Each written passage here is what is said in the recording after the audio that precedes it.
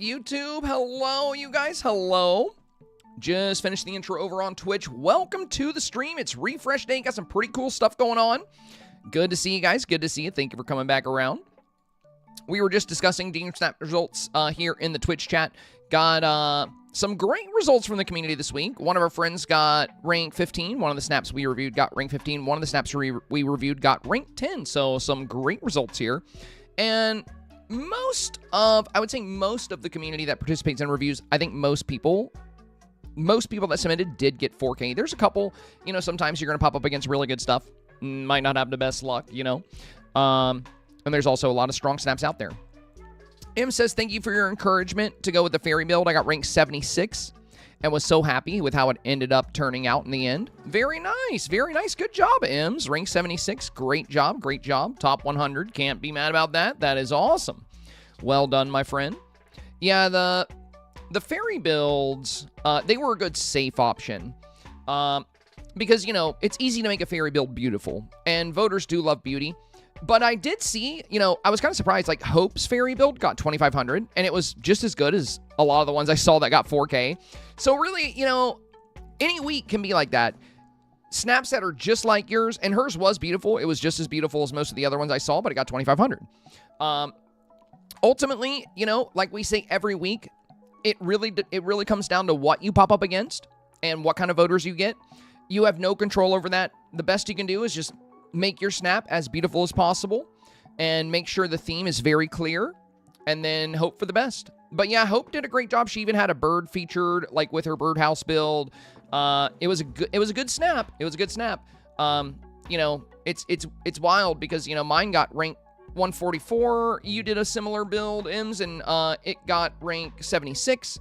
I saw a lot of people on Facebook that took my guidance from the Thursday video that I did, and they also did fairy builds, and most of them got 4K, but for some, you know, for unfortunate circumstances for Hope, because you got 2,500. But 2,500 is still really good, still really good.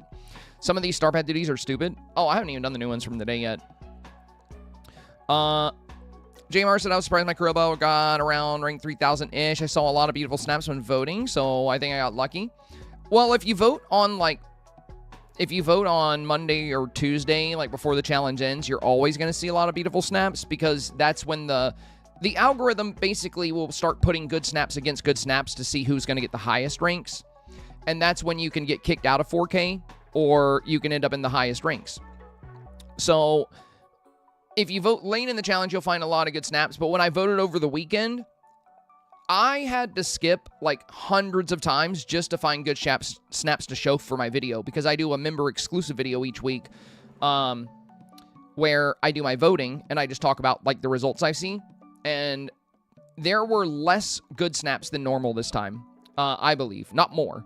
So for like, let's say Cozy Dreams, that was a theme everyone seemed really excited about. And that was also a really competitive theme because of that. There were a lot of really good snaps that didn't get 4K that usually would have, easily would have.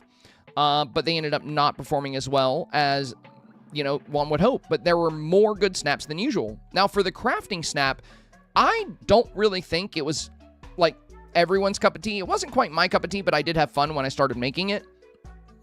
But a lot of the snaps I came across of people trying to do the theme, it was more or less like they would just pose with some crafting benches and call it a day. Like, there wasn't as much effort there. And I had to struggle to find, like, 10 really good snaps to showcase for my video. And usually when I make those videos over the weekend, it doesn't take me long to find 10 really good snaps. I do have to skip a lot. But this week, I had to skip way, way more to find snaps I wanted to show for that video.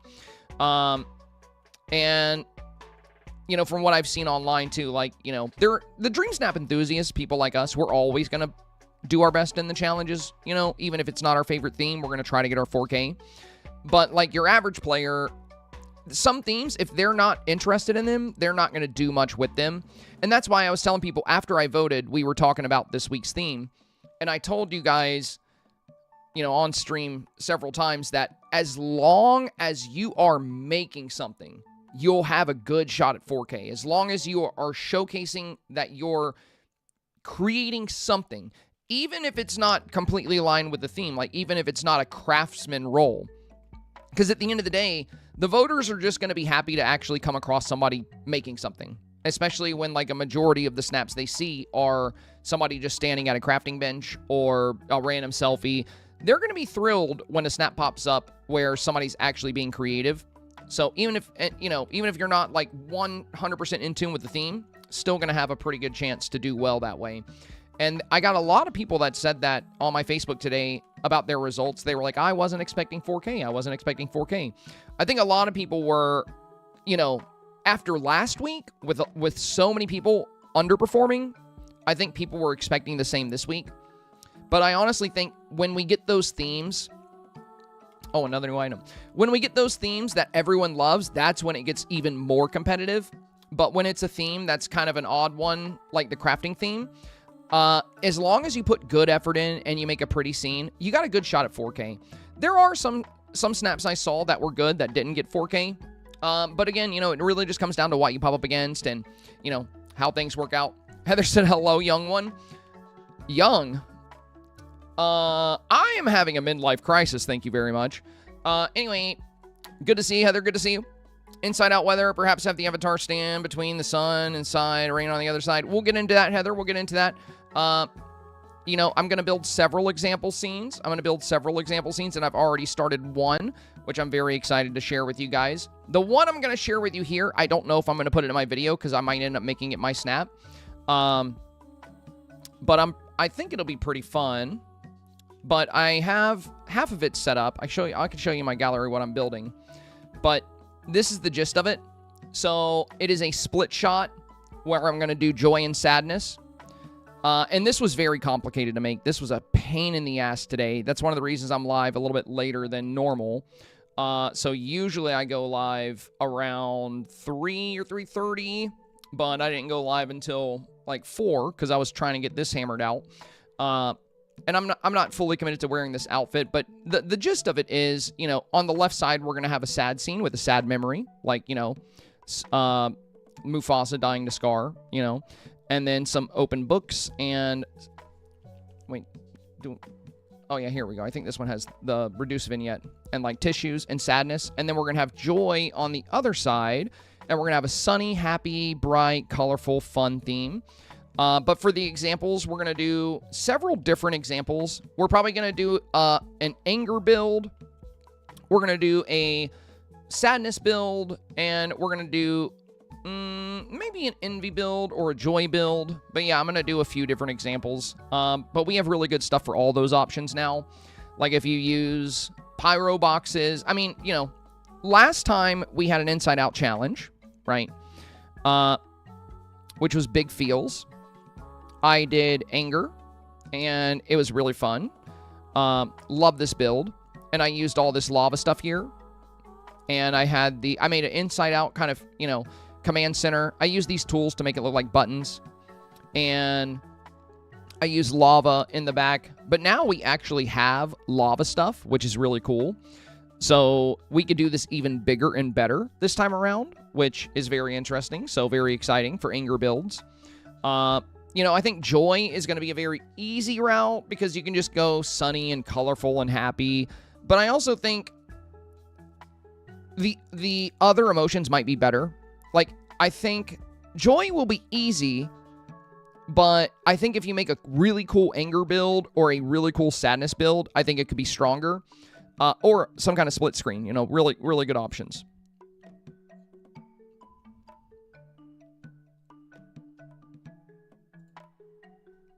But yeah, we'll get into that. The first thing we need to talk about are snap results. So on Wednesday, and I'm thinking about this house too. This one's kind of cute. Wait, does it not show us a demonstration? Is it not going to show me the house?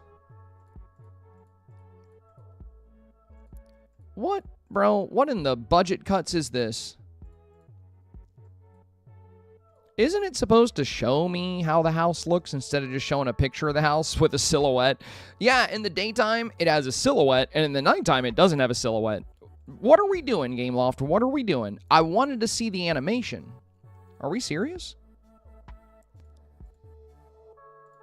Okay, anyway. Did anybody else notice that they, if you buy the new clouds, did you guys notice that they messed up the pictures on them? So if you go here, we have the thunderstorm cloud, but it's a picture of the rain cloud. And then we have the heavy storm cloud, and it's a picture of the thunder cloud. If you click it, this is the rain one. And if you click the rain one, it's the lightning one. Anybody else notice that? It's pretty funny. Pretty funny. But yeah, the clouds are pretty neat. They're pretty neat. Can Gameloft get it together? Yeah, that's weird. I don't know why that's not working. Kind of strange. Kind of strange. I had to look up a video to show it. I have it. It looks great.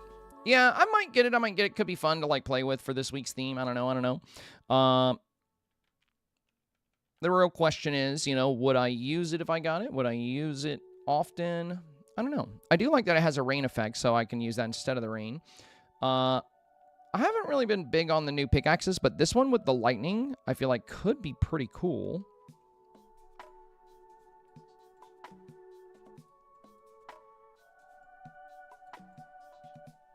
That could be kind of neat.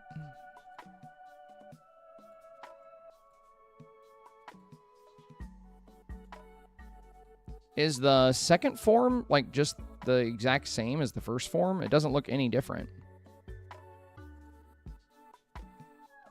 Well, at least the final form has the lightning. Kind of cool.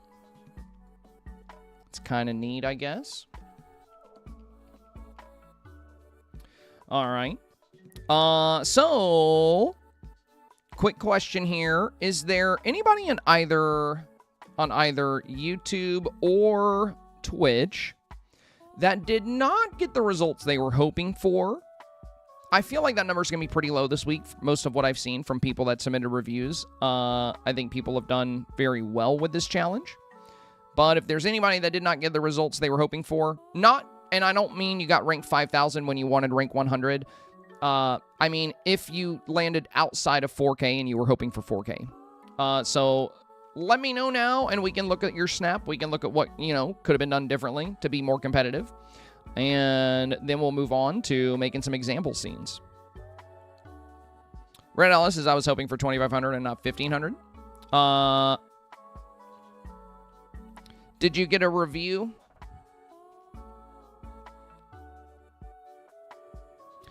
Mr. Ernest Guy has a video showing the house offices frozen. Yeah, I know there's videos of it out there. Yeah, a lot of, you know, every Wednesday, a lot of creators cover the premium shop. But yeah, I know there's plenty of videos of it out there. Ella says, I have 4 of my 6 recommendations in the shops are houses. Way too many Moonies.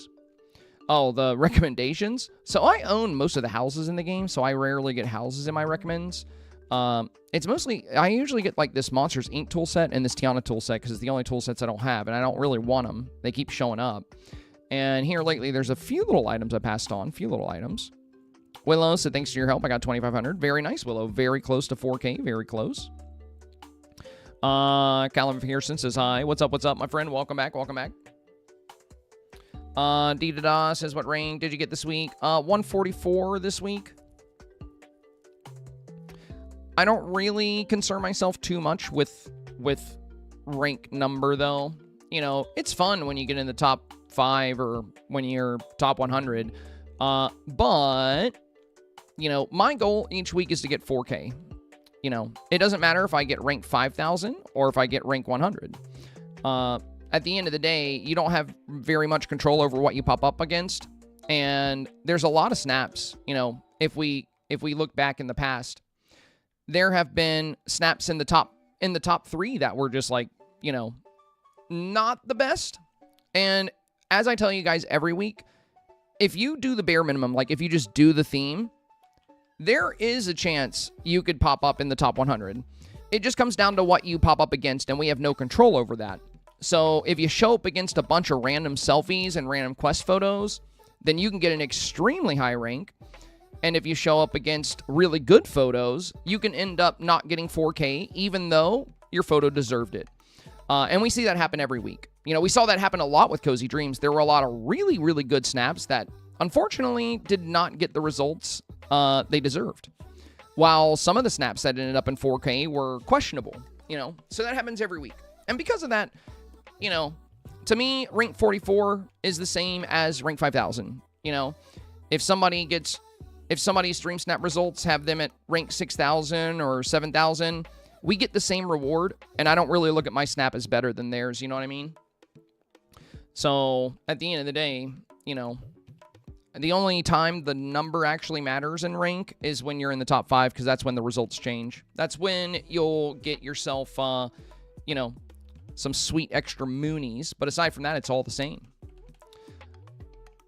And if you get too caught up in, like, you know, wanting to be top 100, you'll drive yourself crazy. Because oftentimes, it'll be the snaps you don't really expect to do that great that end up there. That's happened with a lot of my snaps, you know, like, a lot of my best performing snaps are not the ones I would expect. They're not the ones that I would say are my best work. Sometimes, though, you know, sometimes I'll make a really good snap and I'll expect it to do really well, and it will do really well. But it's very hard to predict where a snap is going to land. You can't really control very well the number or the rank beside your snap, but you can control the range.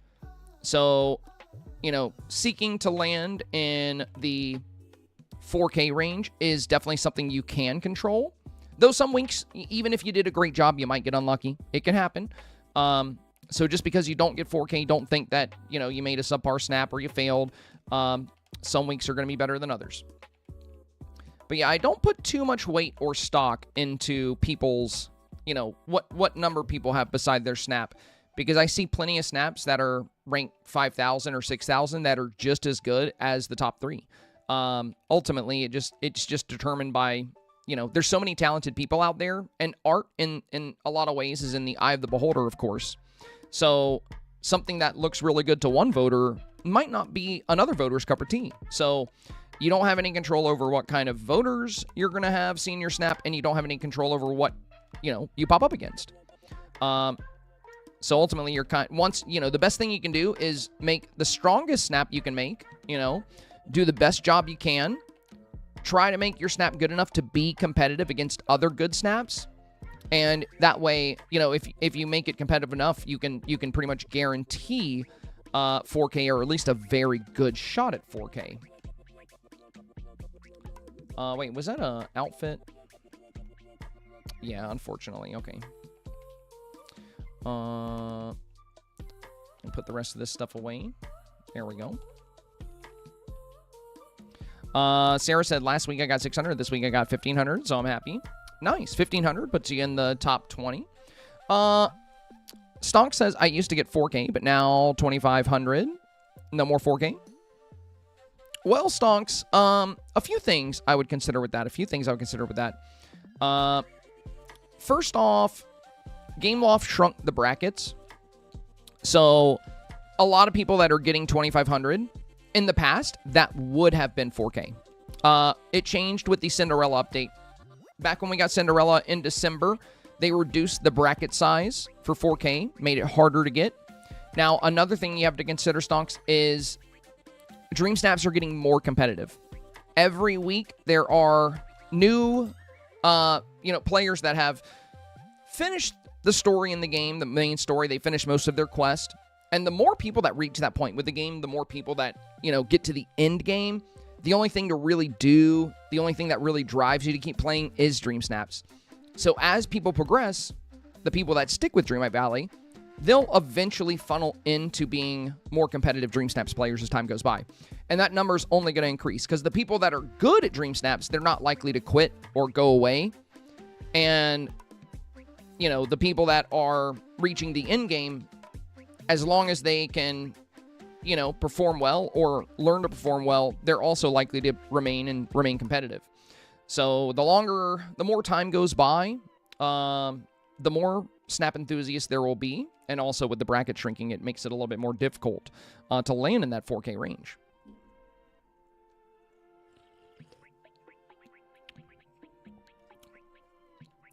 But yeah, Stonks, if you want me to take a look at your Snap, I can take a look at it. You can send it to me on Discord. Are you in our Discord server? I can take a look at your Snap. We can see if there's things you can do differently. Or, see if maybe you just had a rough week with voting, popped up against some other Snaps. But since you are telling me that you have been consistently getting 2,500, I'm pretty sure we can find ways to elevate your snaps. Because if you're getting 2,500, you're already doing a very good job. Like you're very close to the range you need to be. So maybe there's a few little, tips we can give that can help push you over the edge there. JMR says, also always encourage people to submit even selfies. The more that submit, the more get 4K. I try to tell that to somebody in my YouTube comments. A video I made that was, I think it was like 5 things I do every week in Dreamlight Valley, or 10 things I do every week in Dreamlight Valley. I had this very angry person on YouTube comment, and they were like, I'm so sick of creators telling people to submit dream snaps when they're not going to take dream snaps seriously. Like, you shouldn't tell people to submit selfies. I hate it because when I vote, it's all I see. And I'm like, okay, first of all, your beef was with Gameloft, not with me, okay?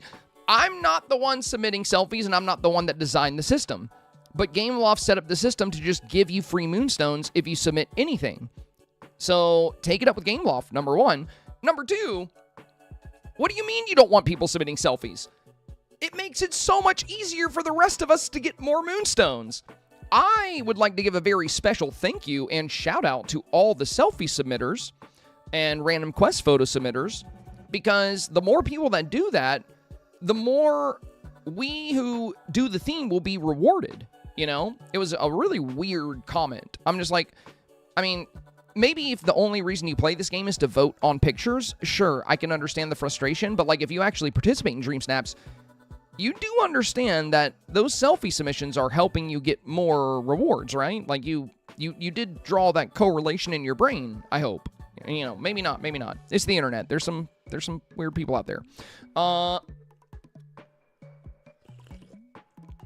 I said people stay mad about everything. True. I think they crawled out of their hole on Reddit to come over to my page and give me a hard time. And I hope I can beat the selfies. Yeah, you can.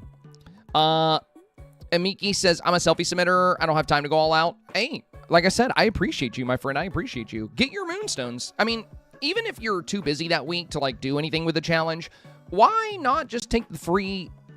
At the minimum, you're going to get 300 moonies. Minimum.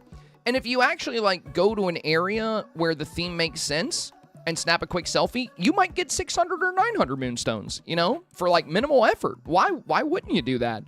And also, like I said, I love the selfie submitters. Imagine if this week none of the selfie submitters submitted. Imagine the thousands upon thousands of selfies were just gone. Dream Snaps would be so sweaty, dude. It would be so ridiculously sweaty. We would have to like, to get 4K, you would literally need to be like, just going absolutely all out on your snap. Max beauty, perfectly executed theme. I'm good, bro.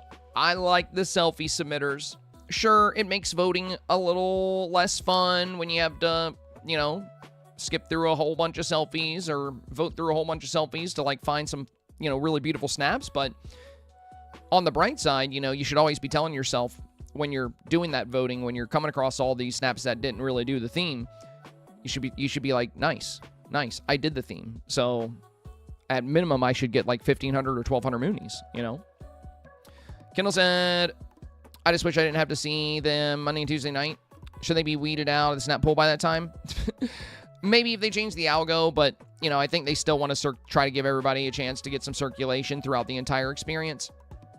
I do know Monday and Tuesday night, you are more likely to see good snaps. But yeah, you'll still see the random ones from time to time. Oh, Digital Darlin', the forbidden word.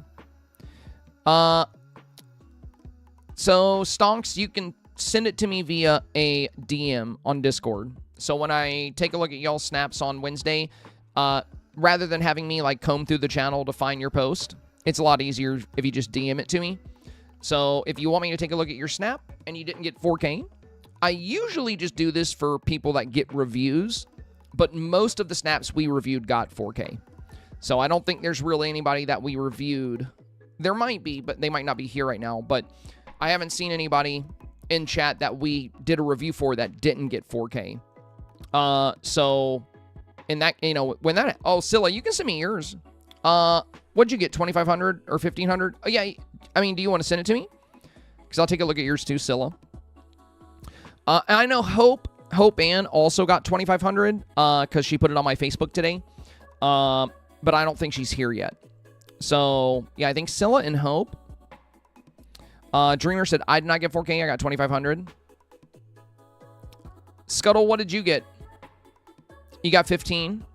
All right, so Scylla, Scuttle, and Dreamer. And I'll take a look at Stonks as well. So, Stonks, you'll want to DM it to me on Discord. What you're going to do is you're going to go into our Discord. Just go to announcements where I always add everyone to go live. Click on my name, and then you can just send me a message here. Just send me a message over here. It'll go to my message request, and I'll take a look at your snap. And then once we get through these snap reviews, we'll start working on some example scenes for tomorrow's YouTube video.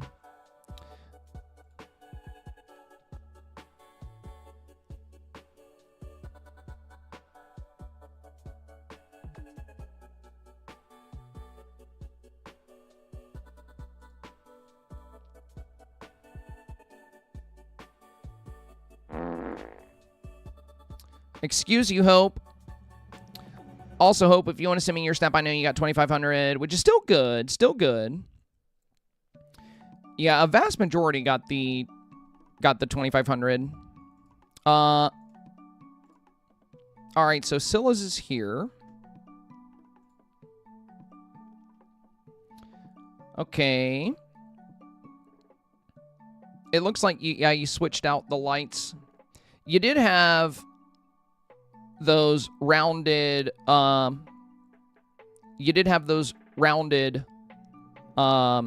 were they? Alice in Wonderland lights on the left and right. I remember this snap.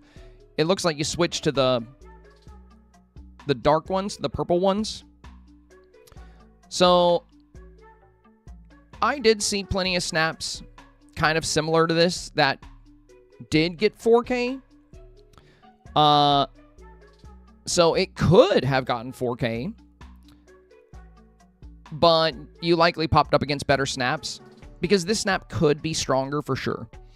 Let me also pull up Facebook as like a reference here. I'll show you guys some of the snaps people have shared with me over there because there's a lot of good indoor snaps that got 4K. And we can kind of cross compare here. So the strengths, the things you're doing right here, Scylla, you do have a good interaction with your current project, which is great. I don't think the purple lights and pink walls may be the best aesthetic for, like, the environment you have here, for one. Not that it's a bad aesthetic, but against other rooms that feel a bit more balanced, if you pop up against them, I think it's going to be more challenging. Give me 1 second here.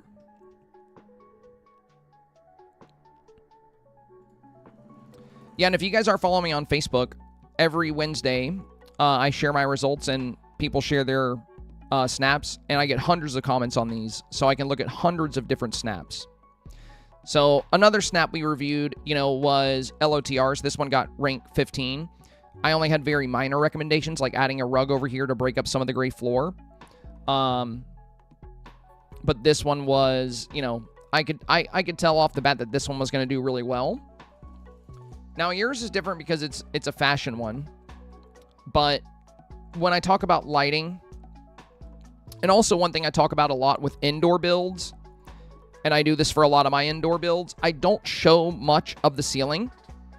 And if you do show the ceiling, you want to decorate it a bit. So, like, look at the inside out snap here, how I have all these orbs hanging from the ceiling. So the ceiling is fully decorated. Think of the ceiling as your sky. A great example of this would also be if we look at one of the top submissions here. So this one, we barely see any ceiling, right? They've angled the camera to where we can hardly see the ceiling at all. And then if we go to this one here, where we see more of the ceiling, you see how thoroughly they decorate it. They have the vines. They have these hanging vines here. We have these hanging lights here.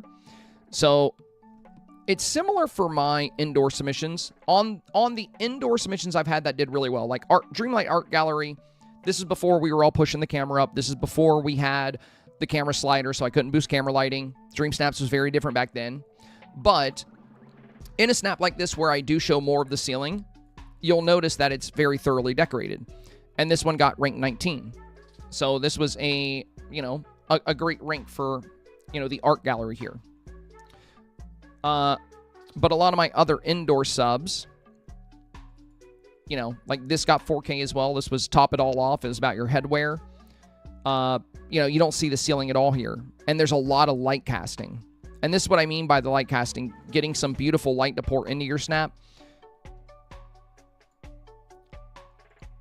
So in the case of your Snapzilla, if it popped up against the right things, sure, it could have got 4K. Anyone who does the theme can get 4K if they pop up against the right things. But for a lot of the other fashion snaps out there, I think the rooms felt a bit more cohesive. And I don't think the chandeliers you chose, these like gothic chandeliers, really fit the aesthetic of your character and of the room. So you're wearing this bright golden dress, and your character doesn't look, villainous or nefarious. So these particular chandeliers, I don't think were the best choice. And then also, if you're going to show this much of the ceiling, you definitely want to add a bit more to it. I had an indoor submission myself that I considered submitting. I ended up going with my fairy submission, though, because I caught a really good shot of the bird. So for mine here, I wasn't going to use this one, but I got a great shot of this lovebird here with the aurora behind him, and he really stood out. And then we have the birdhouse. So I went with this. However, I think I still have it in my photo gallery. I hope I do. Yeah. So in mine, you'll see I'm more towards the middle of the room, so I only show a little bit of the ceiling. And notice how in the open spots of the ceiling here, I'm hanging plants. So finding ways to fill out your ceiling is going to make your indoor snap more competitive, or showing less of the ceiling in general. So keep that in mind for future snaps. When I review your snaps, you also got to consider, we have a lot of snaps to review. I can't, I'm not really going to be able to point out everything you could be doing better.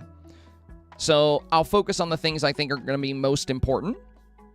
And then as people get better, those mistakes won't, or those oversights won't be present anymore in their snaps, and then I can help them focus on other things, kind of like what we were talking about with Panda yesterday. So in your original snap, the main thing we were talking about was getting the lighting adjusted, because lighting is extremely important, especially indoors. But other things you can do to be a bit more competitive with this, if you look at the items you're using a lot of the Cruella-themed fashion items, right? You also have the fabrics back here from, Encanto, and then you have the Cinderella fabrics here. But in the foreground and on the sides, you are using a lot of the Cruella stuff. So maybe going with an aesthetic, and you have the Cruella art. Maybe going with more of a Cruella aesthetic, if you're going to use a lot of the Cruella stuff, would work a little bit better. It's not always about bright and flashy colors, because if you recall, when I reviewed this one has white brick wall, but I had no problem with it, right? This one I was like, keep it exactly as it is. It's very good. It's very strong, because they've broken up a lot of that white with a lot of detail and color. So, they have the clay stoves here. We have the big pot here. We have the shelf here. They put a window here. So they broke apart a lot of that white, and they balanced it with the avatar as well. So it's not always just about using like bright and flashy colors for your scene. That's not necessarily what is going to make it beautiful. So for this one, which I believe was JMR's, this one ended up getting 4K, around rank 3000.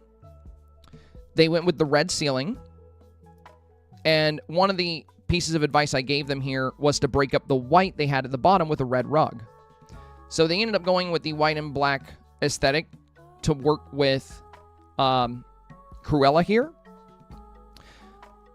But we broke up a lot of that white, swapping the ceiling to red, adding the red carpet here. And they have good light casting here. You see how this light is warming up the entire wall? This was kind of what I was recommending for you, was to have your lights cast onto the wall. I didn't really intend for you to switch to a purple light, because I don't know if that's going to be the best for like a Cruella aesthetic. So my advice on a snap like this would be to try to be a bit more intentional with the decor you're using. Like these chandeliers you ended up choosing don't really match the avatar or the Cruella aesthetic. And then if you're going to use like, you know, the Cruella paintings, the Cruella board, the Cruella table right here, the drafting table here, this, you know, all of these are the Cruella items. So going with, and using Cruella herself in the snap, I think going with more of an aesthetic that works with that would have been a bit better. Now, like I said, this could have gotten 4K if you popped up against the right things. But I think this snap would struggle against a snap like this, where everything feels a bit more cohesive.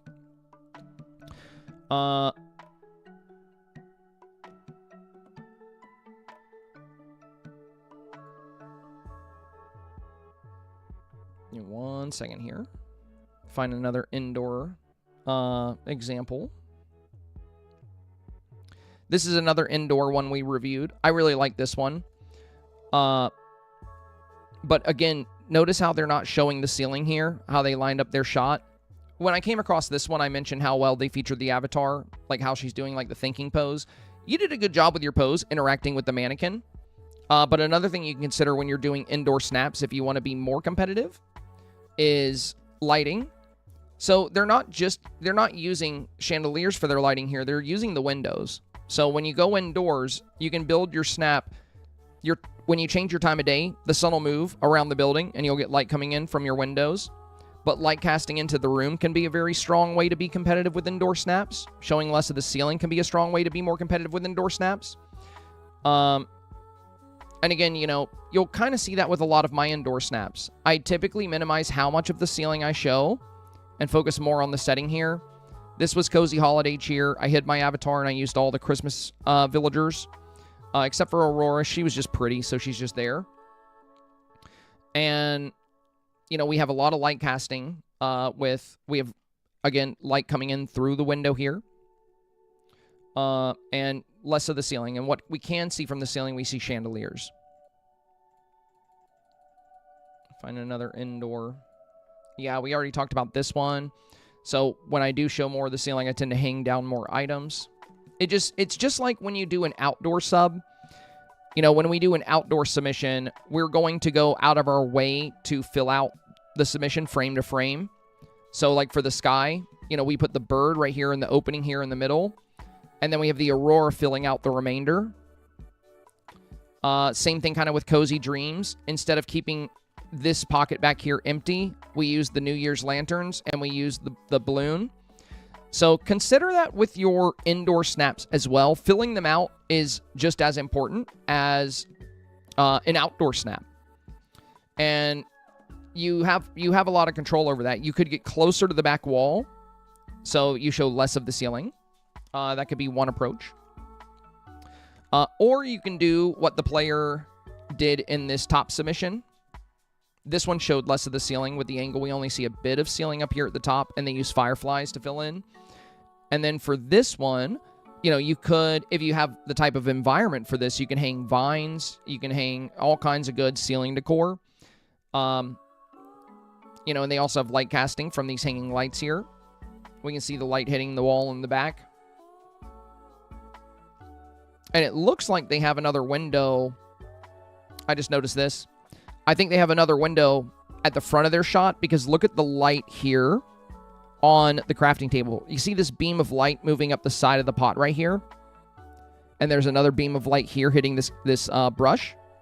So this player is also using windows to bring more light into the room. Most of that is hitting this table right here. But, you know, oh, and we see light back here too. I see light on the wall right here from this window. So yeah, we probably have one more window at the front of the scene that we can't see, beaming light here, and then we have a window here, beaming light. And that's something we've talked about a good bit when it comes to indoors. But yeah, overall, you know, your submission was capable of doing well because you did the theme. You have a good pose. You're interacting with your environment. You're interacting with your crafted item. And you've laid out your furniture, I think, pretty well here. You got your mannequins with items on display. I just think that there were, you know, once you start getting votes on Saturday, Sunday, Monday, and Tuesday, you're very likely to start popping up against other snaps that are getting votes. And I think the snaps you popped up against were likely more cohesive. They probably had more light coming into the room. And they probably either decorated the ceiling more or showed less of the ceiling. So keep those things in mind for your indoor submissions. Like I said, this could have gotten 4K, but ultimately it comes down to what you pop up against, and Dreamsnaps can be competitive. All right, now we had Kimberly.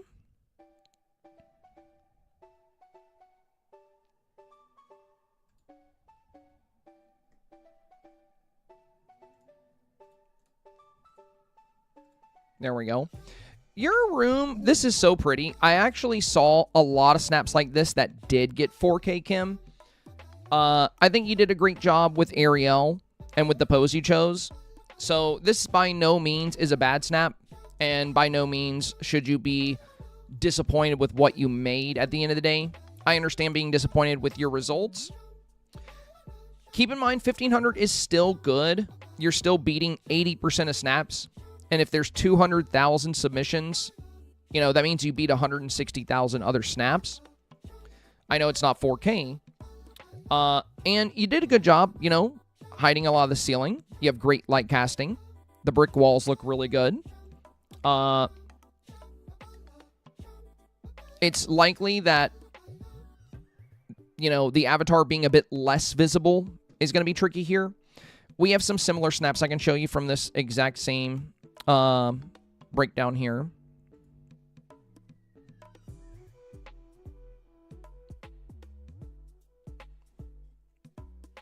I have somebody doing a very similar pose.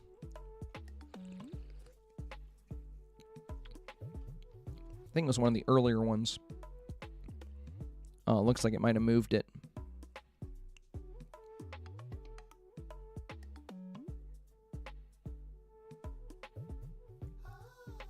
Give me a second to find it.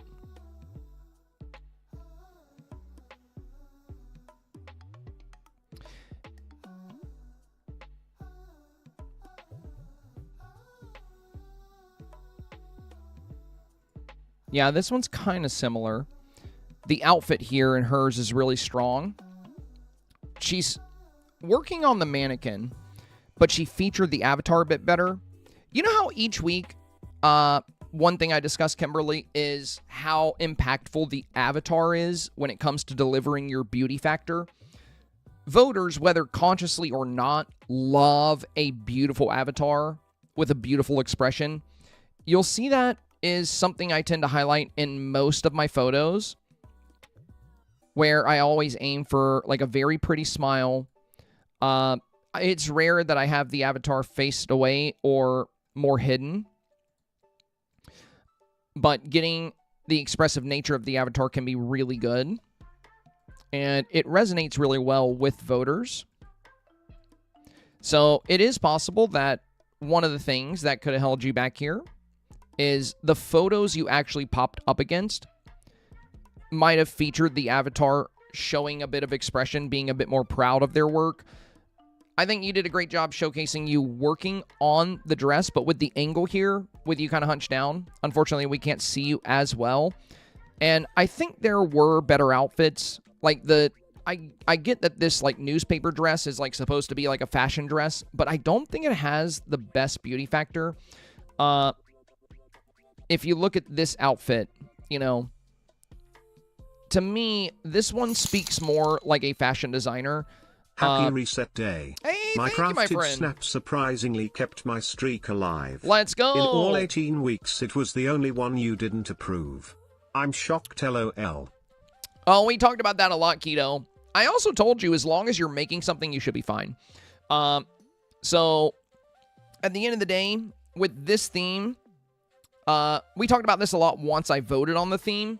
There were more snaps than I think I've ever seen of people that just kind of, like, it was, I'll put it this way, it was really hard to find people actually making things. And then when you did find people making things, it was really rare to see a beauty factor. And I voted for like hours. And because I do my YouTube membership videos where I showcase, 10 good snaps that I find. And I struggled to find 10 good snaps while voting. I saw so many people just basically posing with crafting benches. I saw snaps of people in a room with like 6 crafting tables, but like they weren't making anything. And I think, and we talked about that while voting was live for this challenge. I said, even if you're not directly performing a role as a craftsman and you're going more of an artisan route, so potion brewing, cooking, baking, I think all of those things have the potential to get 4K this week because a lot of people aren't making anything. Painting included. So, and those snaps did indeed end up getting 4K. Now, on the flip side, had this challenge been like Cozy Dreams, that could have been, that could have hurt if it was as competitive as Cozy Dreams, but it wasn't. This challenge wasn't nearly as competitive as that one was, mostly because everybody seemed to absolutely love the Cozy Dreams challenge. It was busier than normal. We had a lot of very beautiful submissions coming in for that one. The beauty factor was extremely high. And more players were just genuinely interested in the theme and actually working to, communicate the theme. Whereas this week, there's a lot of people out there that did the theme well. But there were more people than normal that just did not show themselves being creative or actually creating something.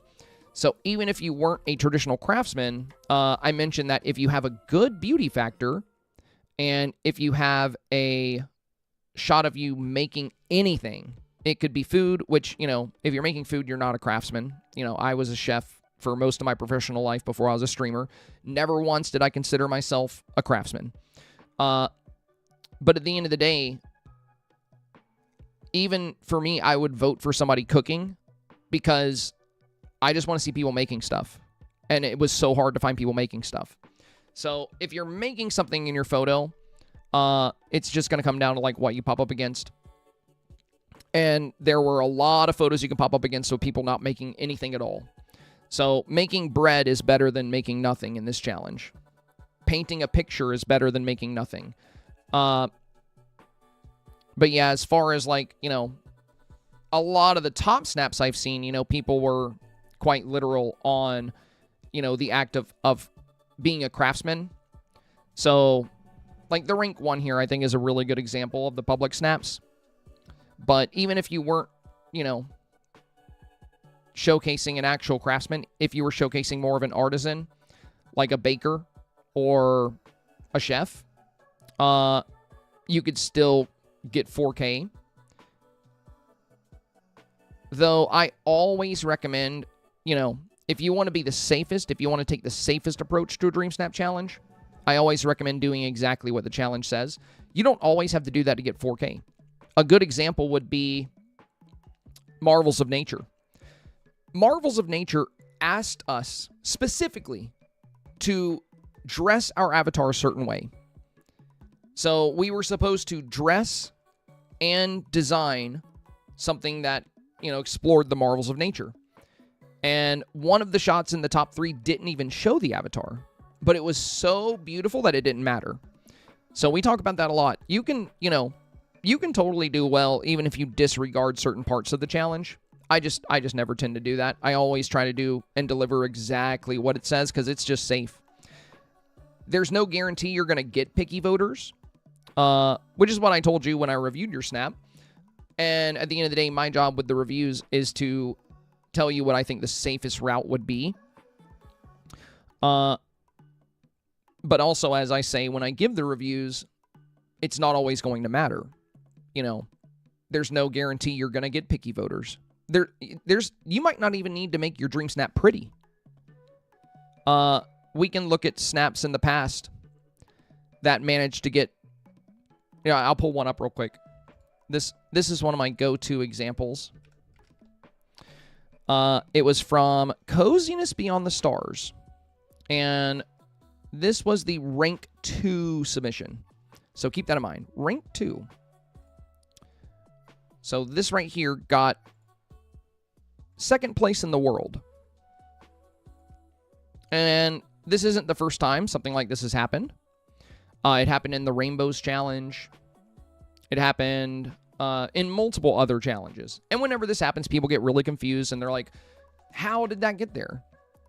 But you shouldn't be too surprised, because if you go vote right now, you're going to see how. There's a lot of people that don't attempt the theme at all. And if you pop up against those that don't attempt the theme, you're very likely to get a good result, even if you don't make something that's laser specific to the theme or beautiful. So I always tell people to make their snaps as beautiful as possible. But clearly this shows you that you don't have to do that to get 4K. But if you want to be consistent, you should do it. If you want to consistently get 4K, you should do it. And I look at the theme the exact same way. You don't have to do exactly what the theme says. This one said this challenge is all about craftsmanship. So if I see a Dreamsnap in my review stream that's not an actual craftsman and they're not actually crafting, then yeah, it's my job to be like, I don't think this is a great idea. But you can still get 4K, just like this player still got, rank 2. Now, your snap was a lot better than this, and you had a good beauty factor. But yeah, at the end of the day, y'all know when I do my reviews, I'm always looking for the specifics of the theme and beauty. But you don't have to have those to get 4K. They just give you the best shot possible. Because if you're unlucky enough to get very critical voters that are looking for every aspect of the theme, or if you get voters that are specifically looking for the most beautiful picture to vote for, if you have both of those elements, you're safe with both of those voters and the regular voters. So I will always, always, always advise that. But it doesn't mean you can't get 4K without following the theme directly. It's just a safe play. Just a good idea. For Kimberly, like I said, you had a beautiful scene here. I think this one was, the walls are very nice. You're not showing much of the ceiling. You got great lighting. You even have light coming in from the window here. So you're doing a lot of things right. I honestly think it's that the avatar is a little bit hidden, and I think maybe a better outfit would have pulled this together a little bit more. Ultimately, I think you got a little unlucky because this... Did you get 1,500 for this or 2,500? Let me see what you said. Yeah, you got 15. I could, I feel like at the least this deserved 25 because I think this is a good, strong photo. But this would be a good example of why I avoid having my avatar a little smaller in my scenes. And I always go out of my way to show some kind of expression. I do love that you're storytelling, and you don't always have to show expression. I mean, I have a rank 2 that I was facing away from the camera in. There is a storytelling element here where we're waving, but the reason I think this worked is because this was a hiking challenge. It was called Take a Hike, and we only have one really good hiking wardrobe item, which is the hiking backpack. So I really wanted to showcase that. And I think the outfit I came up with was very strong, and it just worked out. Notice me, senpai. Notice me. Hey, thank you. Thank you, my friend. Much appreciated. Much appreciated. Kimchi, thank you for the big 5 hundo. Keto, thank you for the big 3 hundo. 1,000 biddies on the board. 20% through the goal. Let's go. Let's go. LOTR said, yeah, I only voted for those actively working on something, so I was pretty strict. Yeah, voters like that exist for sure. I voted for anybody that was making anything. Personally, I voted for people baking. I voted for people cooking because I voted for hours and it was so hard to find people making anything. So I was less strict with my votes this time. And I think a lot of other players were too, because it was just hard to find people actually attempting the theme. Since the theme was crafted with care at its core, you need to be creating something. That's the whole premise of that theme. Now, if you want to get very specific and technical, the opening sentence said the theme was all about craftsmanship, which is a specific thing.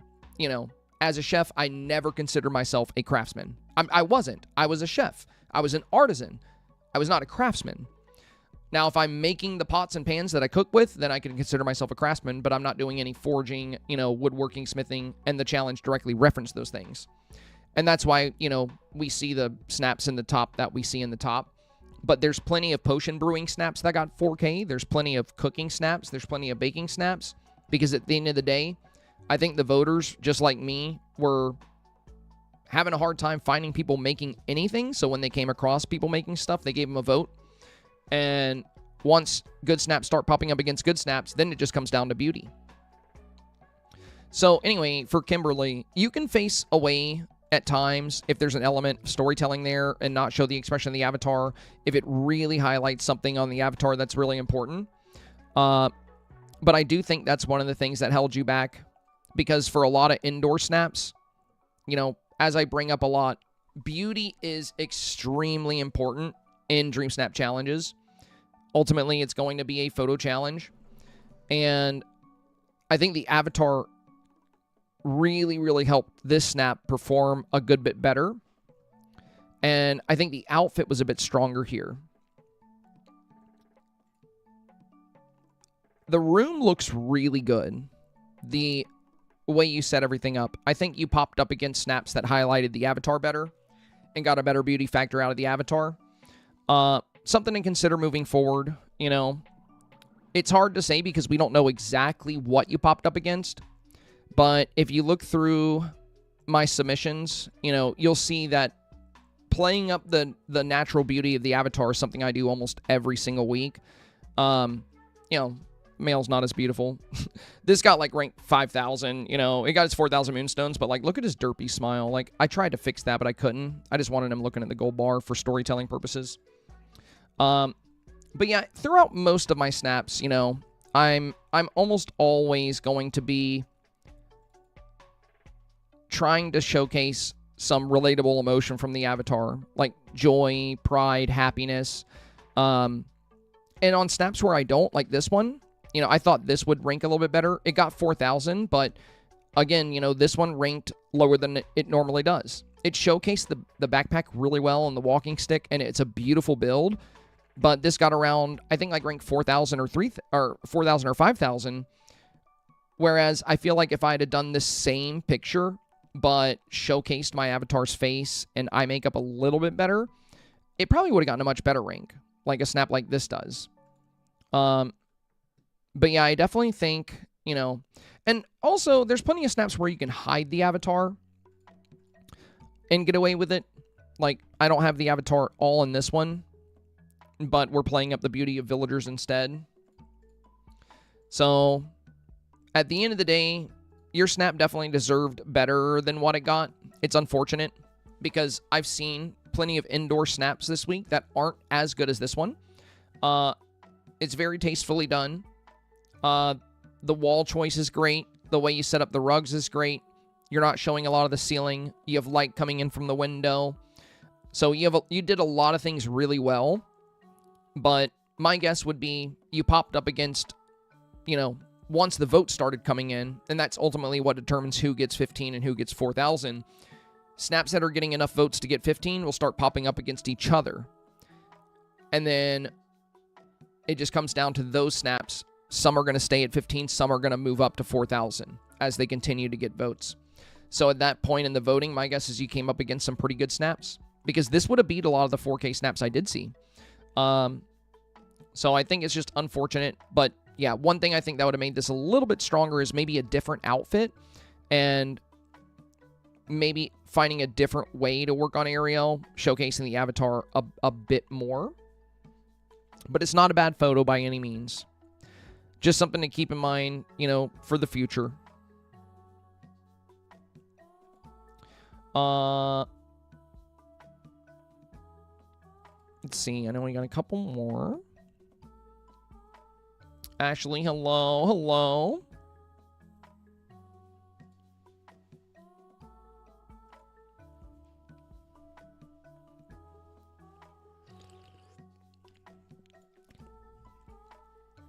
So Dreamer said I only got 2,500 for this. Only?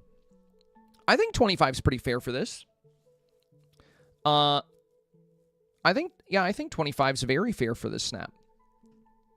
I mean, it could have gotten 4K, but I mean, if, you know, like, I feel like this got less than it deserved for sure. So I think they, you know, popped up against some pretty good snaps. But okay, so here's what you're doing right. Here's why you likely got 25. You're not showing a lot of the ceiling. You've spaced things out pretty well here. You got some fun wall choices. Plenty of color in the snap. The avatar is a little dark here. And you went with a smaller build for your room. If you want to do less space, you could always just have wider space and then get closer to the wall. So let's look at, you know, a snap like this. The wider space feels a bit more natural for the workshop. And then also we can look at JMRs, which I think is a great example. So here's another player. I want you to consider this. Caroline Murphy here. They said, I'm so pleased I got 2,500 moonstones. I keep improving with your advice, and I will keep aiming for 4K. They are very excited to get 2,500. And this is actually a photo I think that's, you know, very strong. They did a great job. The main thing I think that could have been improved here is the time of day, because if they would have got these lights on and got a little bit of detail on the ceiling here, I think this could have been 4K. But, you know, whereas you're saying, I only got 2,500. This player is like, thank God I got 2,500. How exciting. You know, they highlighted the avatar a bit better. And again, this is something I highly recommend. You don't always have to be this close, but you know, you've been watching my reviews long enough, Dreamer, to know that I rarely set my avatar back like this. The only exception recently would be in Bellinate Romance. I'm a little further away. But that's because this challenge was all about the puppers. So I wanted them at the forefront instead of my avatar. But either way, you know, most of the time you're either going to want, unless it's a challenge like Valley Views or Limitless Landscapes, where it's all about the setting. You know, in this case, the avatar, you don't need it at all. And you don't really need villagers either, because it's specifically about the landscape. So on occasions like this, you don't need either. But in most cases, you want either villagers or the avatar to bring a lot of your beauty into the scene. If you wouldn't have changed this, Dreamer, if you would have gone with your original, you probably would have gotten 1,200 or 1,500. So your Dreamsnap did improve a lot from where we started with it. Because in your original snap, the setup wasn't strong. You were holding a pencil like up in the sky by the tip. Like you basically snapped it while you were switching out to the pencil, which was it was a very unnatural pose. You also didn't have anything you were working on up front. But with the advice I gave, you were able to fix those things. But this is why, you know, each week, Dreamer, like things like lighting, how I you know, keep on reiterating those things to you. That's why it's so important to try to get those right before you submit for a review. Because usually you'll submit your snap for review like the day a new challenge comes out. You won't wait for the tip video. And you are, you know, if you were constantly getting 4K, I would say you don't have to. But if you're trying to get 4K consistently, you want to take the safer route. You want to consider the different angles. You don't want to rush. Since we have like 60 to 70 snaps to review, I can't spend 30 minutes talking about everything we could do better, like, you know, widening the room a little bit, setting up the avatar better. I have to focus on what is most important in that moment. And with your original snap, the lighting was a huge problem. The way you had the mannequins was a big problem, and the pose was a big problem. You fixed all that, and you got better results because of it. So you got 2,500. But what you need to do is take those things I'm telling you and apply them to next week as well. The issue is that you usually don't. Like, I'll point out that you're standing in the shade, you don't have lighting, and then you'll fix it, but then next week you do the same thing. We can help you get 4K consistently, but you have to take what you learn each week and apply it to the next week when it works, and that's where you're kind of falling short. You should be very happy with 25 for this.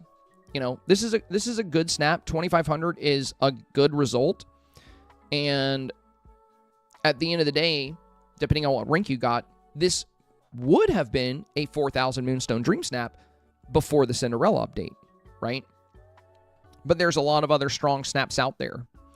And I wish we still had the original, because I would love to show chat what I mean.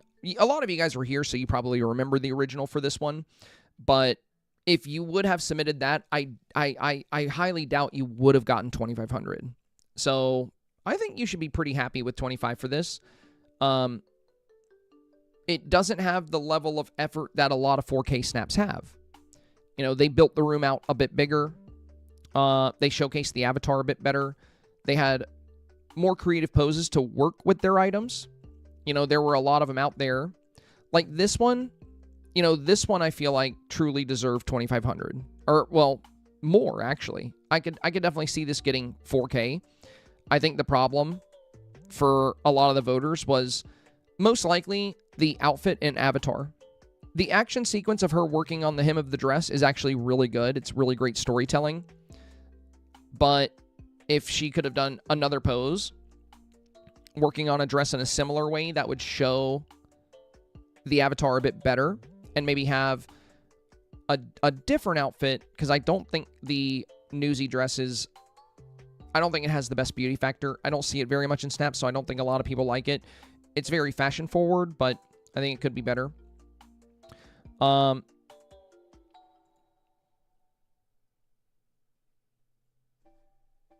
So yeah, you know, overall, you did good on this. And you should be proud of 25. You should be proud. I would say, you know, instead of having the mindset of, I only got 25, I would say the mindset is you should be very happy you got 25 for this, because you've had a lot of results where you've gotten 1,200 and 1,500. You should be thrilled for 25. But you should also be excited about continuing to improve if you want to consistently get 4K. Just as one last quick thing for this snap. There are a lot of other, you know, indoor snaps. Like this one here, got 4K. This is another indoor build.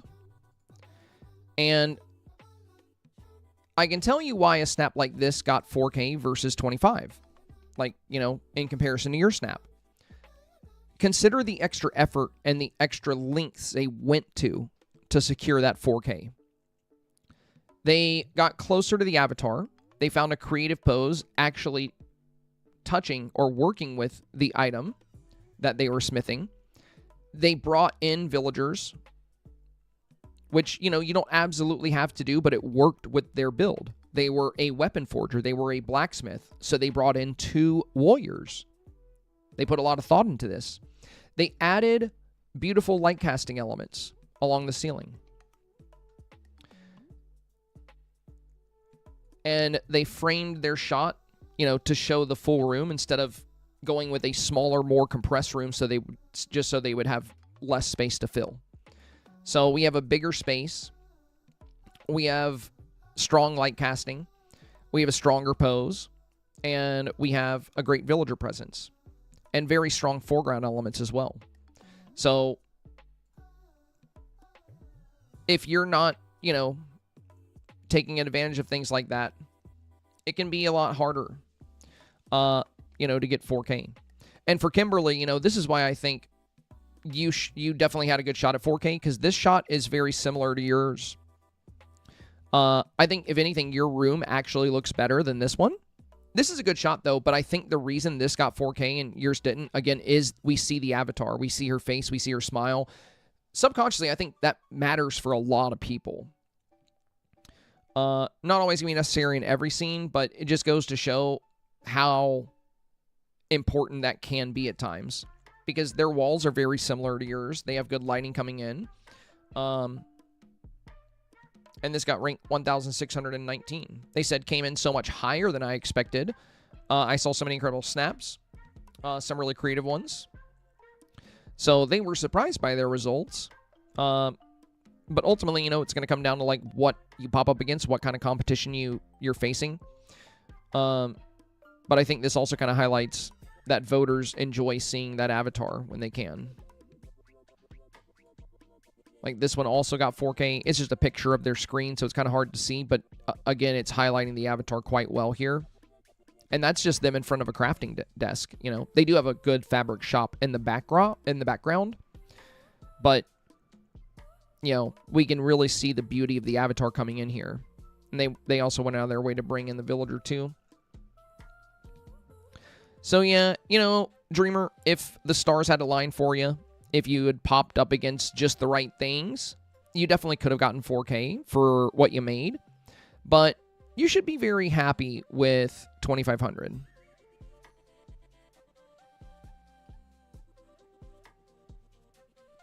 Amanda here said they got 1,500 for theirs.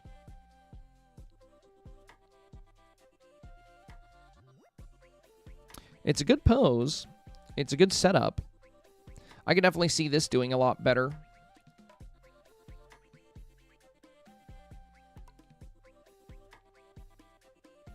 I think it might be a little bit too much yellow. Beautiful snap, though. Had it popped up against other things, I think it definitely could have done better. And this is a player that's gotten 4K for 7 weeks straight, you know. Sometimes, you know, you win some, you lose some. So they definitely have the talent to make snaps. They filled out the room very well. But there are two things I would consider with this one. The framing, I try not to have any tilt on my indoor shots, because I had a snap very similar to this that I think would have done well. Oh, dang it. Which was this one. But the big difference between the way I set this up versus this snap that got 15, we have the tilt here, and we see a lot of the ceiling. And look at all that light flare on the ceiling. So we have all this yellow here. We have the yellow in the dress. And then we have these yellow sparkly walls on the sides and the yellow on the rugs. I think for a scene where you're going to use this gold dress, you're going to want to nail the lighting, nail the makeup, and notice how there's no tilt. You know, we have a perfectly straight wall here. And instead of going with bright yellow for the walls, you know, we played up brown, because brown goes really well with gold. So, like, this snap is very pretty. I could see this getting 4K if it popped up against the right things, but I think they overdid it with the gold. And when you cast light onto a gold wall, it's going to be extra bright. And then it's also extra bright here. We also see a lot of ceiling, but no items hanging down into the scene. So I think if they'd have chose different walls to break up some of that gold, because I have no doubt that if I had submitted this one, I firmly believe this would have gotten 4K as well. I almost did submit this one. I went with my fairy one because of the bird at the end of the day. I really like how I captured the bird in that one. But yeah, for indoor, you know, you really want your photo, not just indoor, for all your photos, you want it to feel balanced. Balance is extremely important when it comes to beauty. And that doesn't mean it has to be symmetrical. This is clearly asymmetrical, because we have some symmetrical elements like the chandeliers at the top and the plants. And then we have the two mirrors. But completely different stuff here than over here. But it's balanced. You know, we have a mannequin on this side. There's the mannequin on the crafting desk. And then these two here. We have the drafting table more towards the back. And then we have the item she's looking at in the foreground a bit closer.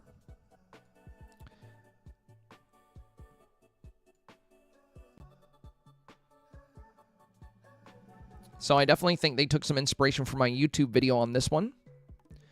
But if you look at the lighting, there's a pretty big difference there.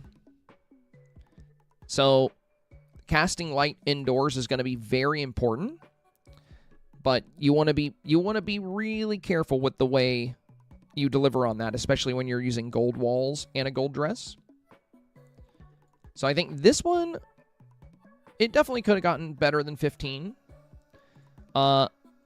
But I think one of the big drawbacks for them was the gold dress with all the gold on the walls was just a little bit overbearing. And I think if they'd have paired that with some brown instead, it could have done better. But yeah, for yours, Dreamer, you know, not a bad snap. I think this is pretty solid, and you ended up getting 2,500, which is great. There's a lot of people out there that are absolutely thrilled to get 2,500. I think you should take this as a win, and you should take the things you learned, because, again, I don't think your original snap for this would have gotten 25. And that's not me being rude or mean. That's just my 100% honest opinion. Because the beauty factors weren't there. The pose was Notice me, senpai. a little wonky. Notice me. Scylla, thank you, my friend. Thank you. Scylla coming in with a big 500. Let's go. Thank you so much, Scylla. Thank you so much. Greatly appreciate it. Greatly appreciate it. 1,500 on the board. Nice, nice. So yeah, there's definitely elements with the first one that I think would have held you back a lot more. So if you take the things you learn and you keep applying them to future snaps, you can get to a point to where you're a bit more consistent with your results. All right. Now, Hope. This one is surprising because I saw a lot of very similar snaps. Yo, Jen, thank you for the 469, my friend. 1969 on the board. Big goal number 162 today. Thank you, guys. Thank you.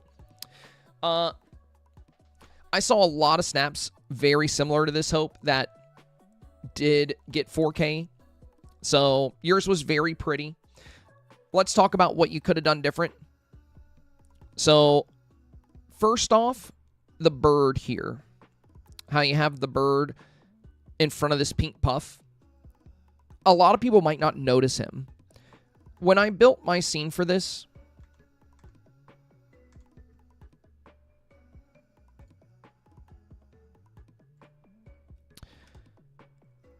I intentionally I had a roof here behind him. I moved that entire building away as he kept coming back to the spot, so I could capture him right up against the backdrop, so he's impossible to miss. I have all these other birds here too. So there's 1, 2, 3 birds, but most people probably didn't even see these.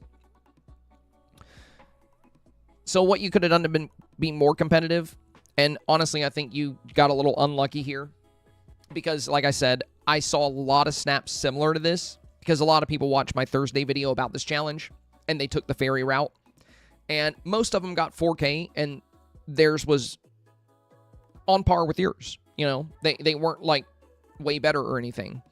So you had a strong snap here, but you probably popped up against better snaps. 2,500 is still really good, but you definitely could have gotten 4K. So what you could have done differently next time to be more competitive, we can compare snaps here because we're doing a very similar concept. Number one, the light. You see how I have a silhouette on my avatar? The silhouette's going to boost the beauty factor.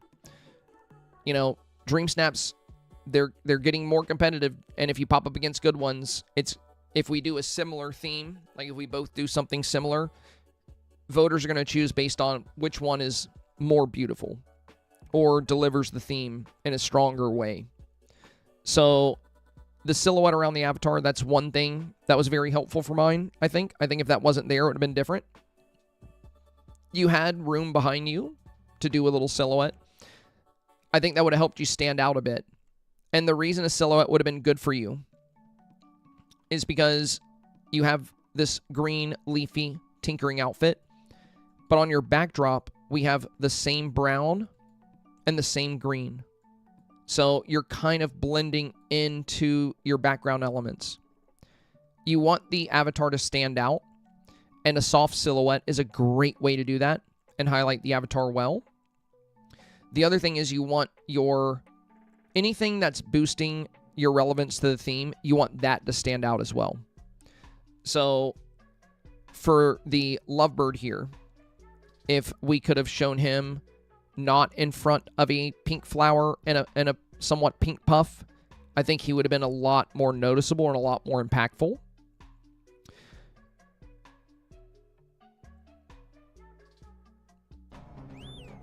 Overall, solid snap, though. Oh, and the last thing, you know, when you use the Aurora, I would definitely try to get it to run across the full shot when possible. Not always possible, but, you know, overall, it was a good snap. Another thing I did in mind was, you know, I have, like, a lot of resources around to showcase that, you know, we have a little workshop. You're using the fairy crafting bench right here. And then you have a table here with some finished products. But I think building a little bit more of a crafting space. You don't have to have these tools, of course, but, you know, barn wood, acorns, some good pocket items can really work wonders. Pixie dust is great for a fairy build. And then you can also show other birdhouses. I use Tinkerbell's house because it's so tiny it looks like it could be a birdhouse. So we have this birdhouse I'm working on, this birdhouse back here, Tinkerbell's house. And then we have a big bird nest here. So I have all these bird elements built into the scene. If anything, I actually wasn't expecting this to do as good as it did, because usually I have a little bit of an opening in my scene like you did, like a pathway. But I wanted to squeeze in all these bird elements where I could. And if you look at these tables here, you know, we have like a lot of different materials. There's different ropes. There's the acorns. There's barnwood, pine cones. In yours, I think playing up the bird vibes a little bit more to where they weren't kind of, you know, popping into your background. Adding a silhouette to the avatar. And potentially showcasing a bit more of a workshop site. Since the crafting table is here and your finished products are here, if you look at a lot of the snaps that did well, they felt like workshops, like the whole environment was a workshop, and I think that's another thing that made it a little bit less competitive. Still, surprised it didn't get 4K, because I saw a lot of snaps like it that did, but that just goes to show how little control we have over that. There are going to be weeks where you just pop up against really good things. And my guess is you came up against snaps where some of these elements were a bit more clear, and the environment had more of a workshop environment and less of like a fairy walkway environment. So we have this nice pathway here. You have the tulip flowers here. There's like a flower wheelbarrow here. And then we have this house pretty close up. And then the Tinkerbell house. But it doesn't feel quite like a workshop. And I think that would have been helpful in this case. Because my guess is you popped up against some snaps that had more of that workshop feel. So perhaps if you would have leaned into that a little bit more. Again, your snap definitely could have gotten 4K, but by, you know, utilizing more resources, putting an open book down so it looks like you're following instructions, having more of the elements that you're building towards, like these, you know, this birdhouse back here, all these extra little details are going to help you be more competitive. But yeah, it was a strong snap, Hope. It was a strong snap. 2,500 is still very good, so of course you should be proud. But, you know, you can keep those little extra tidbits in mind for next time. Scuttle. Oh, yours was the one I was just looking at on Facebook. No way. I was just looking at this one. Okay, so you're a man on Facebook. Well, that's good because now you already know kind of where my head's at. We were literally just talking about your snap. That's crazy. I didn't even know this was yours. So yeah, you were on a 7-week streak, but now on the bright side, you already know, you know, I can't believe I was talking about your snap. That's so crazy. You did a great job, you know, with the framing of the avatar. I think it was just a lot of light and a lot of gold. I think if you would have broke that up a little bit, it would have done better. This is really pretty though. But, you know, just like, that's crazy. That's crazy. Just like we were just checking out a moment ago, if we look at the comparison here between the two. Hang on, I know what I'll do. what we're going to do is we're going to minimize and put them up next to each other. So it's because if I click back and forth, you won't see them both at the same time. And I think that's going to be a good way to kind of communicate what I'm pointing out here.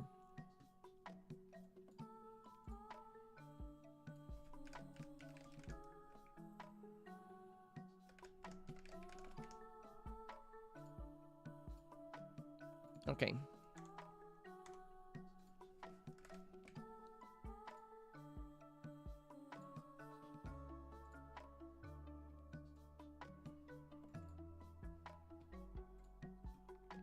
So very similar pose. And a similar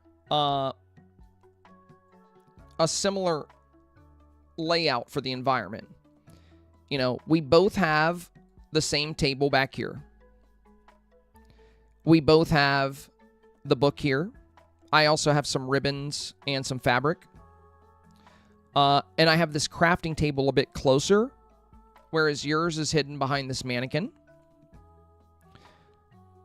But the main difference between these two is the definition. And what I mean by that is you know, if you look at both of these snaps, everything is going to be more crisp and clear in this one. Not because of graphics or anything like that, but because of the way the lighting is used. So just like you, I'm casting light over here and over here. But I'm using the brown walls here. And I also have the default vignette on. I think you might have gotten rid of your vignette here. When you have bright elements in the corner, it's usually not a good idea to get rid of the vignette. And then if you're, you know, when it comes to gold, it's going to pair really well with warm yellow light like this. But also it's going to pair well with brown. So I think having the pink walls and the gold walls and the pink and gold ceiling and pink and gold on the floor and pink and gold in the outfit here, I think it might have just been a little over the top. Especially in terms of brightness. Because with the way you have the light set up, you know, it's very bright right here with the two lights. And it kind of makes it a little off balance. The other thing to consider is when you're indoors, unless you have a good reason for a tilt, I pretty much always flesh out my scene where we have a nice straight line. It makes the scene very balanced. And again, voters love balance. Everybody likes balance. It doesn't, again, balance doesn't mean it has to be symmetrical. It just needs to kind of weigh the same on both sides. So most likely for you, you know, this is still a very pretty snap. It could have gotten 4K, but my guess is what held this back would be balance would be number one.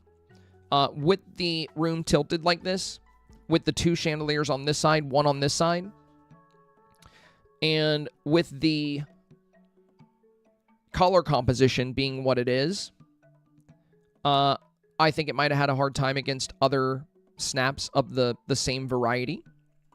So again, if we look at some of our other 4K indoor snaps on Facebook here. So this one, first one I came up across, this got 4K. And I think potentially your snap could beat a snap like this too. Just depends on the voter, honestly. But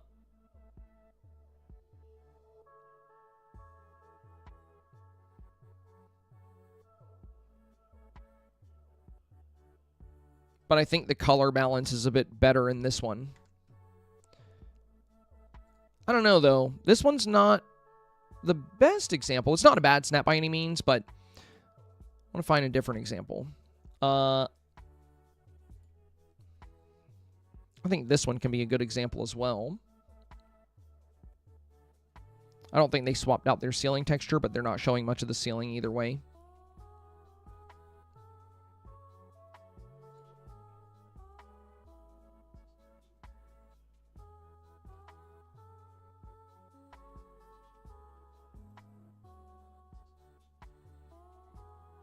This one got 1,500.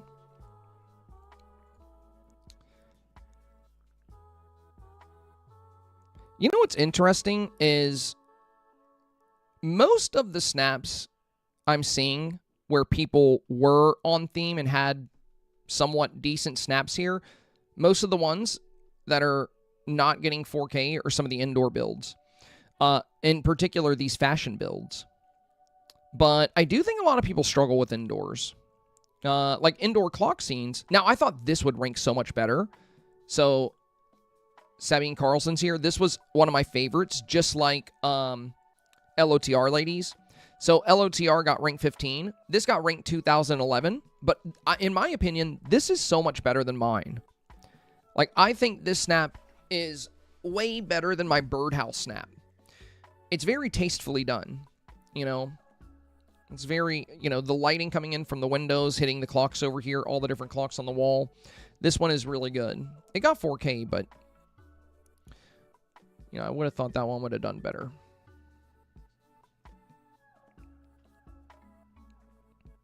This is another indoor fashion one that got 15.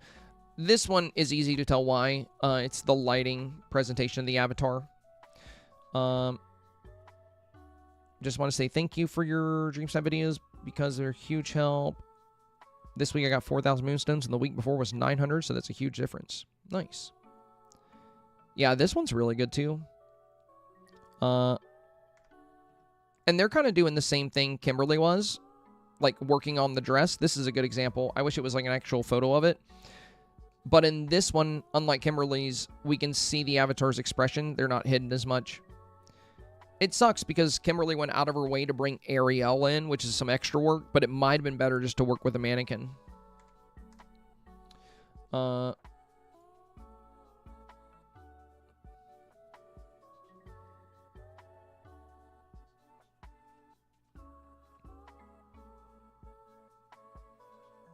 yeah, there's a lot of strong 4Ks. We'll use this one as an example again. So if we go to yours here, Scuttle, this is what I mean about lining up the shot. Wait, where did it go? Oh my gosh.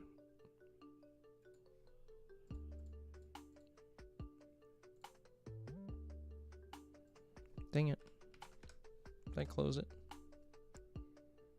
I didn't think I closed it. We'll just go back to it.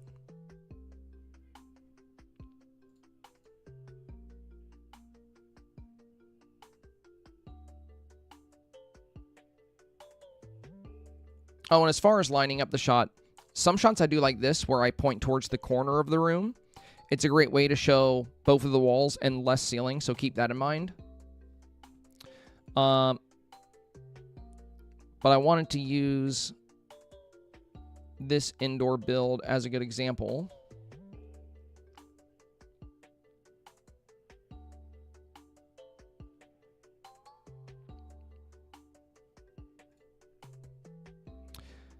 The framing of this one, I think, definitely helped it. And this was what I was talking about when I was talking about the alignment of your camera and the balance of the shot.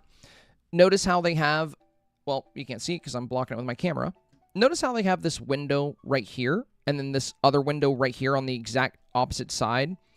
And the back of their shot is the wall running all the way across. And the line of the wall where it meets the ceiling is straight across the entire shot.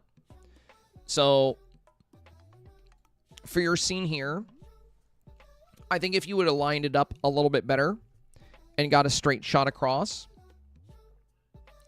and if you would have done something different with the lights and walls to kind of balance all this gold, I think it could have done better. It would have been a bit more of a balanced shot. The other thing you got to keep in mind is fashion scenes did seem to be one of the most popular submissions. There were, I've seen a lot of these this week. There were other types of scenes that I think were popular just on the basis of that they can offer things a bit differently. I think if this had popped up against a lot of the other fashion scenes we've seen, it could have done well. ultimately, you know, you have no control over what you pop up against.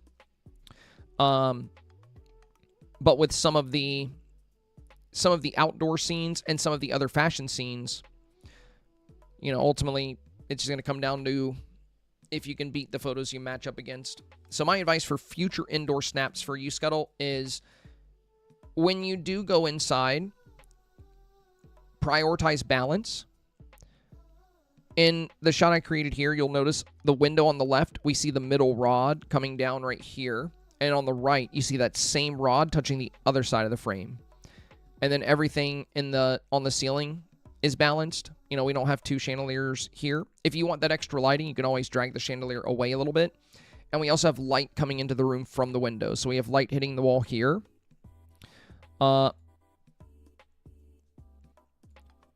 Lastly, I think it would have been better to have the crafting desk not blocked here, because these scissors and, you know, this mannequin right here, I think are better to showcase than another mannequin directly behind you. That's why in my shot I put a mannequin behind this table, because this is a crafting challenge. So having the crafting table featured, I think, is a bit more important than having another mannequin right behind you. You know, overall, it wasn't a bad snap, Scuttle. It wasn't bad. There are definitely spots where it can improve to be more competitive. Overall, it was a good build. You know, you structured the room well. The drafting table back here, the sewing machine, the engagement with the foreground items, with you looking at the items here. But as far as areas for improvement, getting better balance, I think would be very helpful. If you're going to cast light, be careful about what you're using. Casting light tends to work better on darker surfaces. If you cast light onto a bright yellow and pink wall, you'll see it's just going to become very bright in this upper pocket here. And if you cast warm yellow light onto a wall that's already gold, you're not going to get much of an effect from that. It's just going to make it extra bright. So, again, I like to pair, personally, you know, and what matches with gold very well would be brown notes. So I have a brown ceiling, brown here, and then I use the fan walls on the side. And we have the Naboo floor, which features two different shades of brown. So I think balancing your colors a little bit better would have been very helpful. And structuring your scene a little bit differently and balancing your scene, I think all of those things would have made your snap more competitive. Ultimately, it could have gotten 4K, you know, if you popped up against the right things, but can't always count on that. So always look for ways to improve whenever, you know, you've gotten 7 weeks of 4K. And even my streaks will come to an end. It happens to everybody. There are going to be weeks where you just pop up against really good things. And it's always a good opportunity to learn and improve your snaps even further.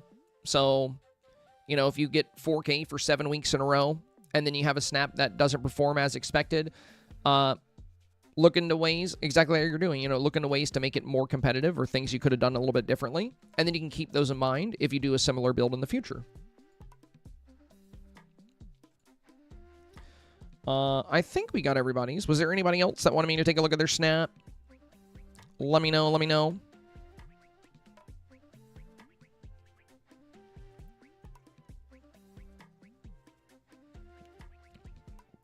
Holly said I have fairy fatigue. Yeah, I mean, I did a fairy snap, and I did well. I think at the end of the day, you know, when it comes to fairy fatigue, because I feel you there, because we just did, for small wonders, fairy builds were very popular. But a lot of people did get good results with fairy builds this week. My friend Beyblade got rank 10. Stonks, did you send it to me in a DM? You asked me earlier. I already told you, Ink Stonks, if you want me to take a look at it, you need to send it to me in a DM. I took the time to show you how to do that. I still don't have a DM from you, I don't think. So you asked, do I just put it in Discord? And I said, no. I don't want to have to go looking for it. Just do the same thing everyone else did and just DM it to me. So all you got to do is just go into our Discord, go to the announcements tab. You're going to see my name there. Just click on my name and then send me a photo. So yeah, if it's just in the Discord, I'm not going to look at it. You have to send it to me in a DM, please.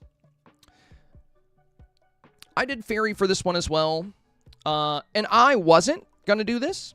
I was also pretty fairied out. I ended up using this because I made it for the Thursday video. It wasn't this exact scene. I made a lot of changes to it because I never submit exactly what I put in the videos. But when I was kind of fine-tuning it, when I got the bird here, I really liked it. And I also really, really enjoyed the Tinker outfit. I think it's very good for a craftsman. And I really like the Pluto pose with the birdhouse. So I thought this one just had a really good beauty factor. And even if people are kind of burnt out on seeing fairies, I think most voters will overlook that if you have something, if you give them something very beautiful. And a good example would be Beyblades as well. It's not letting me. Okay, so what you need to do, Inkstocks, first, send me a message that says hello. So you won't be able to send a message right away sometimes. But if you click on my name, it's going to have a chat box. Just type hello, and then you're going to get to a chat window like this. You're going to get to a chat window like this. No way, Varda. You got 15 for this? This one was so good. Wow, that is a head scratcher. Oh my goodness. This is the most surprising one to me. That's very surprising. This was a very good snap. A boat builder.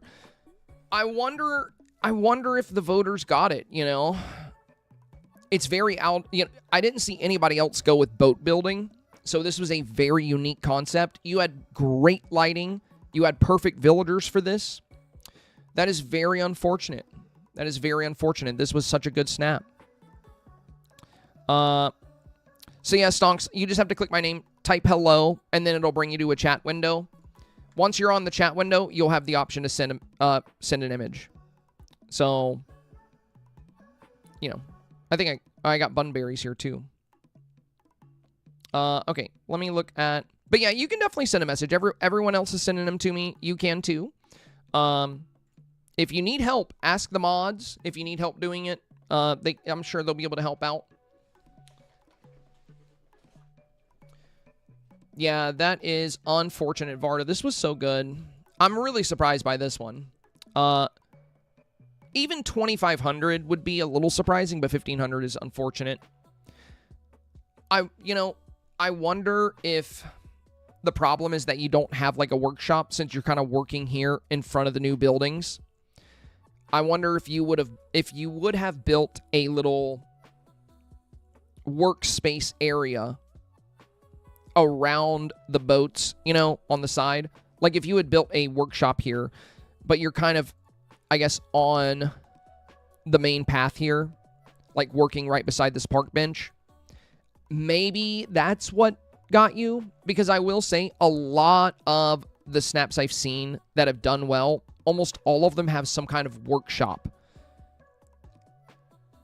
And maybe that's what got you. But you did a great job with this, with the details. The avatar is beautiful. You have all the different types of wood, like your petrified wood here. You have the tropical wood floors. You have the rope. You have all the things you need to make the boats. This was very clever. But yeah, I would say, you know, there's a chance you got voters that didn't quite understand it. You know, maybe they didn't pick up that you were building boats. I feel like it's pretty obvious, though, with the boat right here.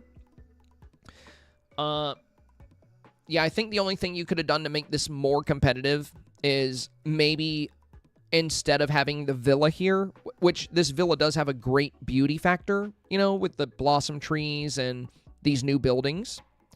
They're gorgeous. But like the park bench and the tulips, like maybe if this had been a work site instead with like more tables and crates and stacks of, you know, things up. Is that making sense? But that's the only thing I can think of that I think would have had this perform a little bit better. But yeah, you even had the little Mickey cloud up here. Yeah, very surprising. I thought this one would do better. This is probably the most surprising one I've seen today. There's a lot of great snaps out there, though. It's hard to say what you popped up against. You might have just had an unfortunate week where you consistently popped up against some really good snaps, it can happen to the best, you know, it happens to everybody. There are going to be weeks where it just doesn't work out. But this one is surprising. Yeah, only thing I can think of is that a vast majority of the 4K snaps I've come across dedicated most of their scene to making a work environment or a workspace.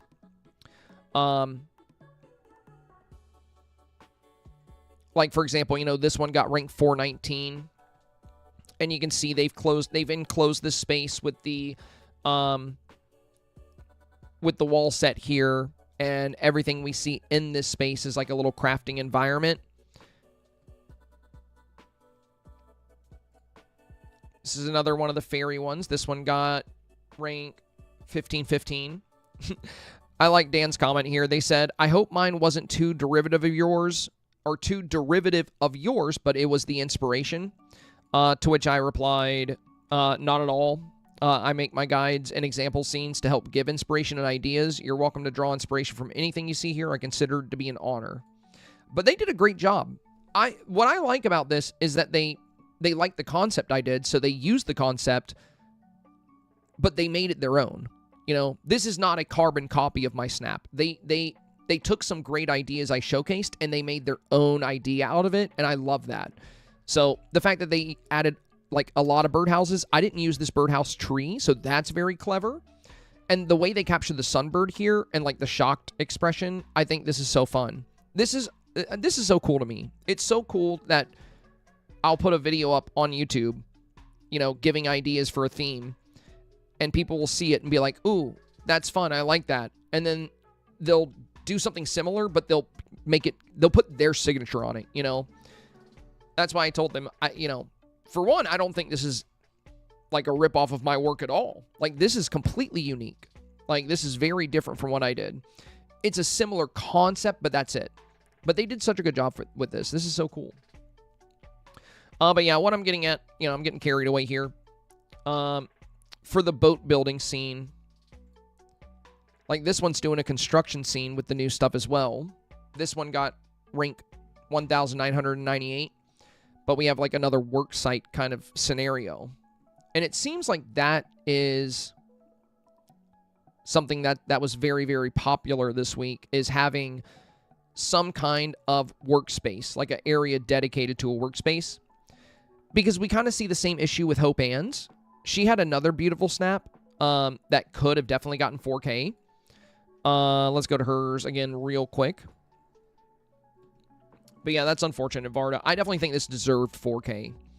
And I think it would have gotten 4K if you would possibly have built like an area specifically for the boat building instead of using kind of like a seaside spot like that. Hard to say though. But yeah, I think it might have been the same thing with Hope's. She got 2,500. And for hers, you know, she's showcasing the birdhouse, and she has the bird, but we don't have much of a work site, and I think that's why she fell short of 4K. We've got some finished projects here, but, you know, there's not, like, a lot of extra resource. It's just the crafting bench. Like, that's the only, like, you know, workstation. And a lot of the snaps that appeared to do quite well were the snaps that showcased, you know, those areas dedicated to building. So that might have been why. Bunbury, you got 2,500 on this. Okay. Well, it's a solid snap. You know, make no mistake, 2,500 is still very good.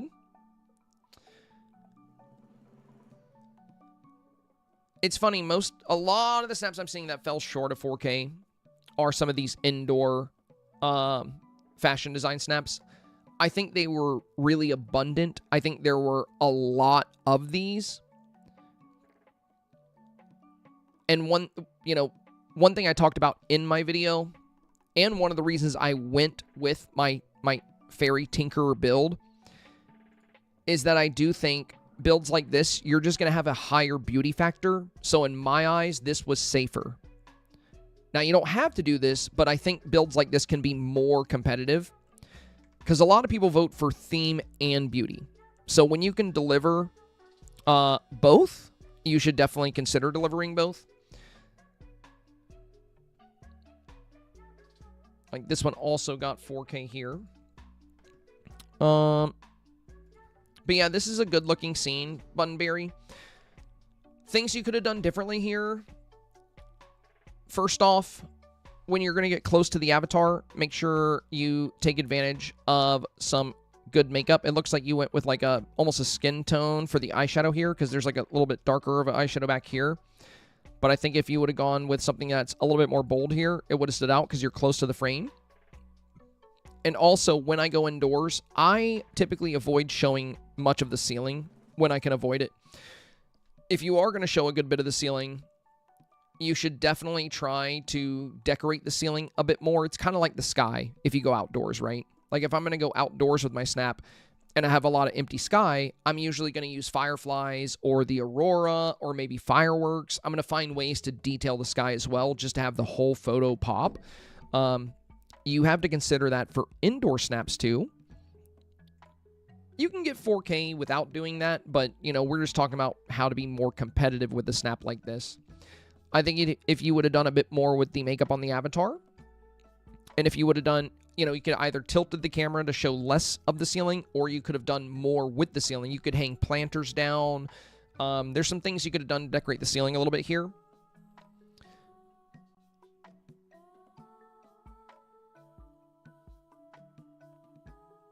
And again, I think the other issue is just that fashion snaps seemed to be very abundant, and usually that won't matter.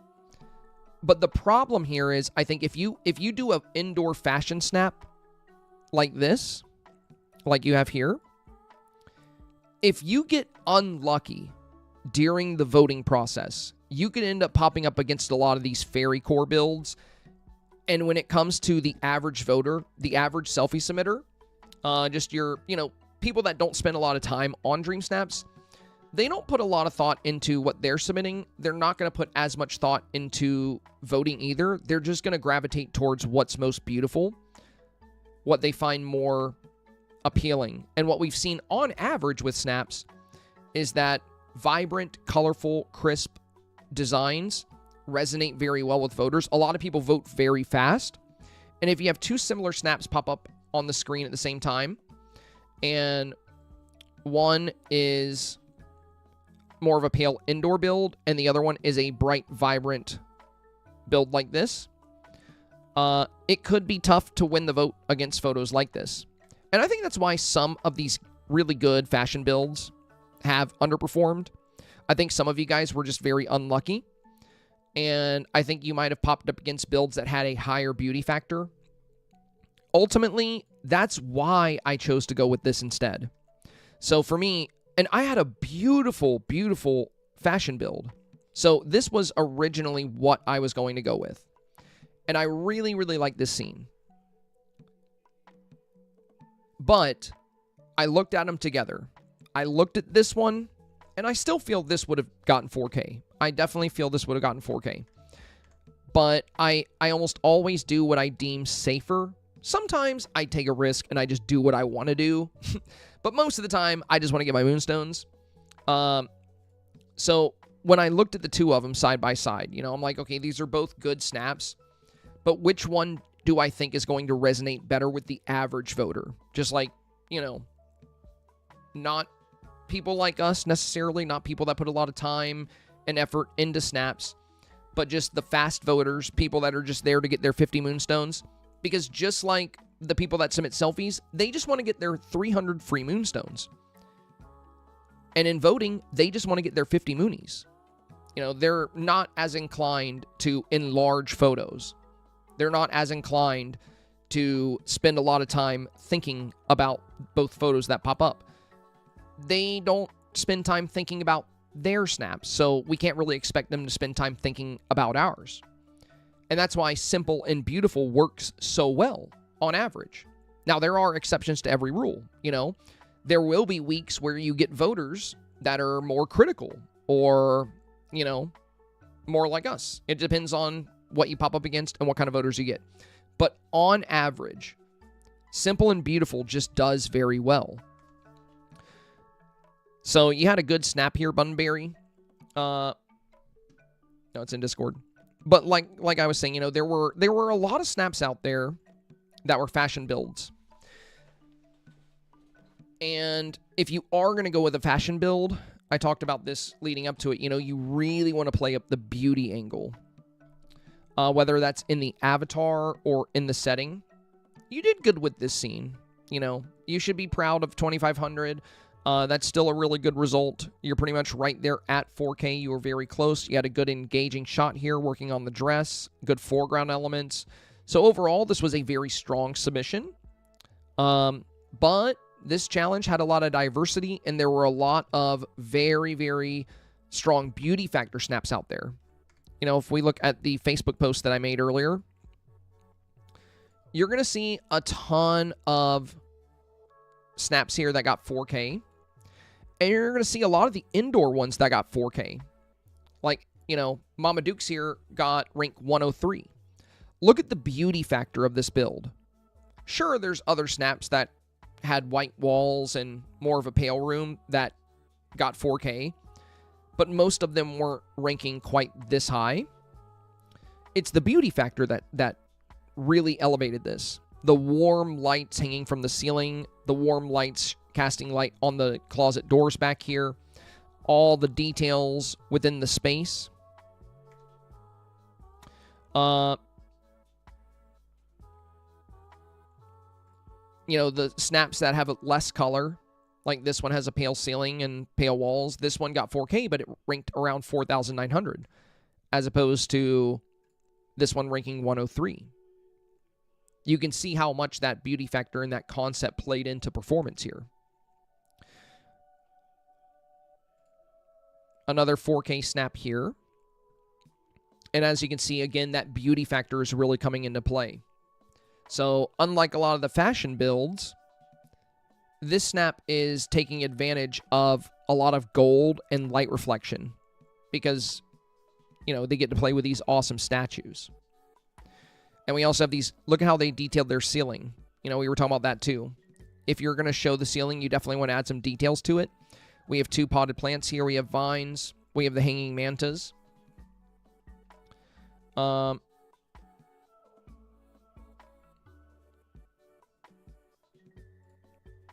You know, here's another 4K snap.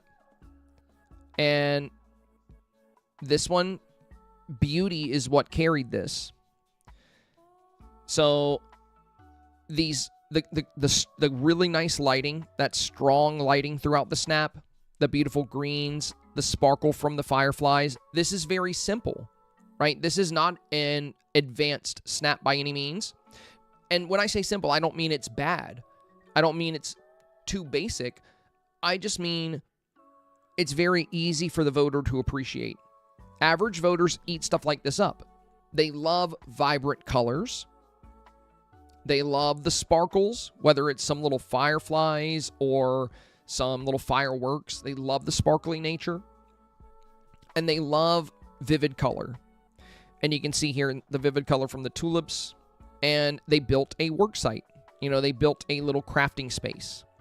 So we have pottery. We have the little clay pottery station here. We have the sewing machine. We have the fabric.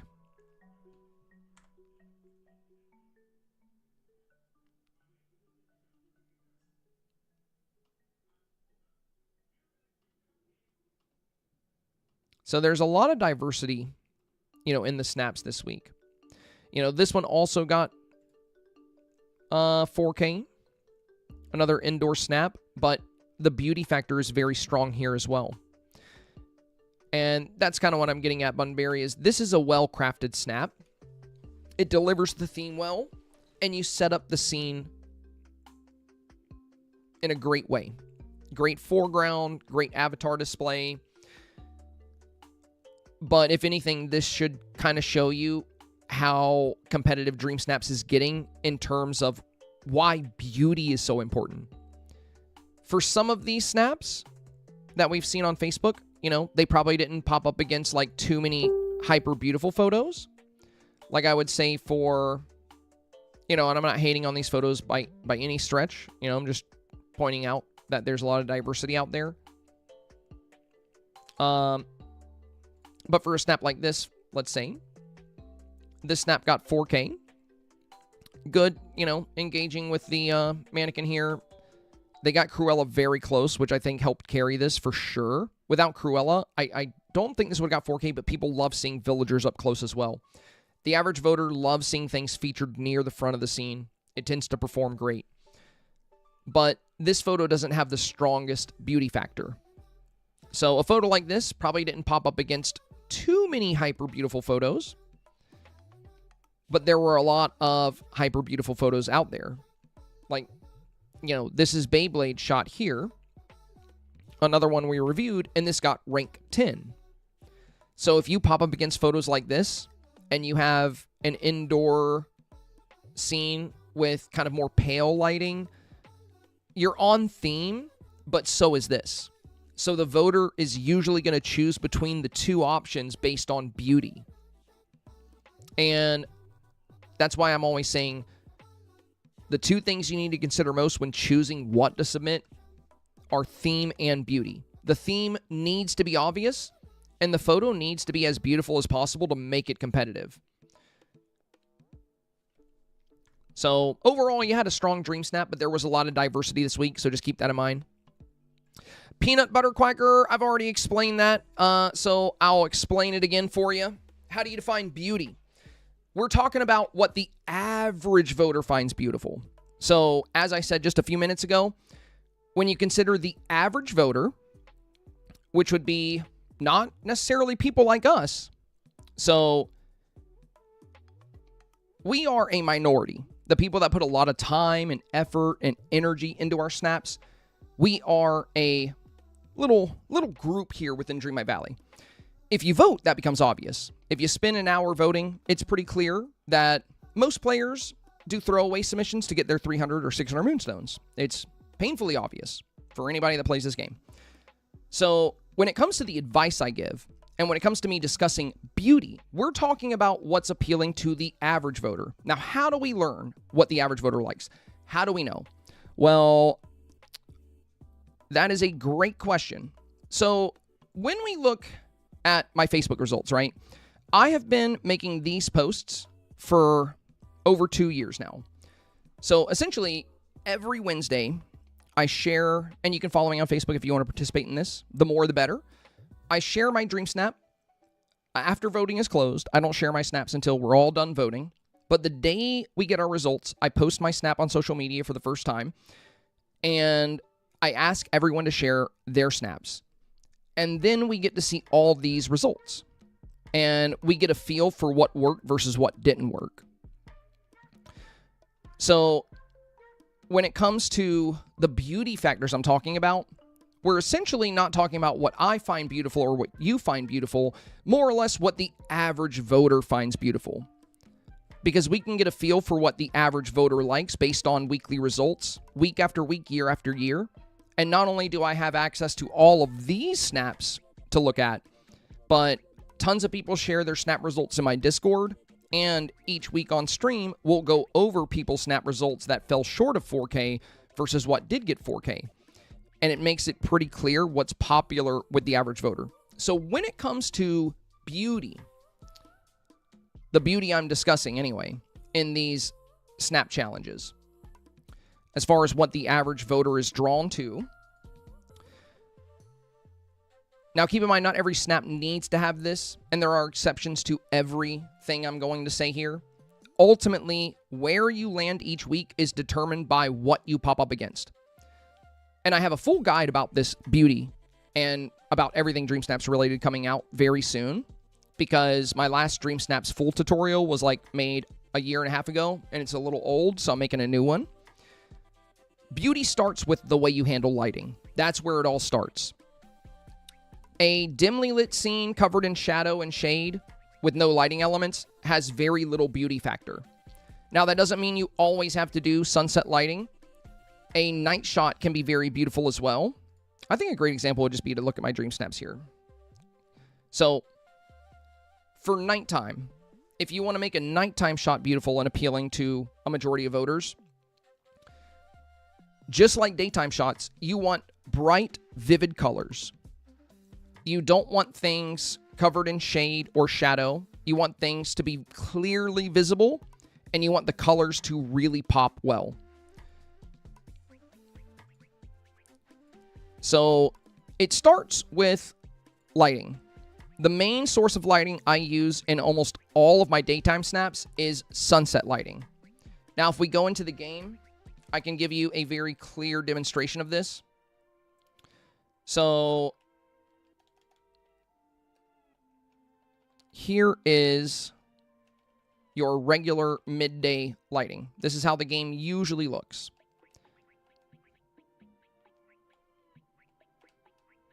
And here is the same exact environment with the sunset time of day. We get a bolder, darker blue sky. We get warm notes across all the decor.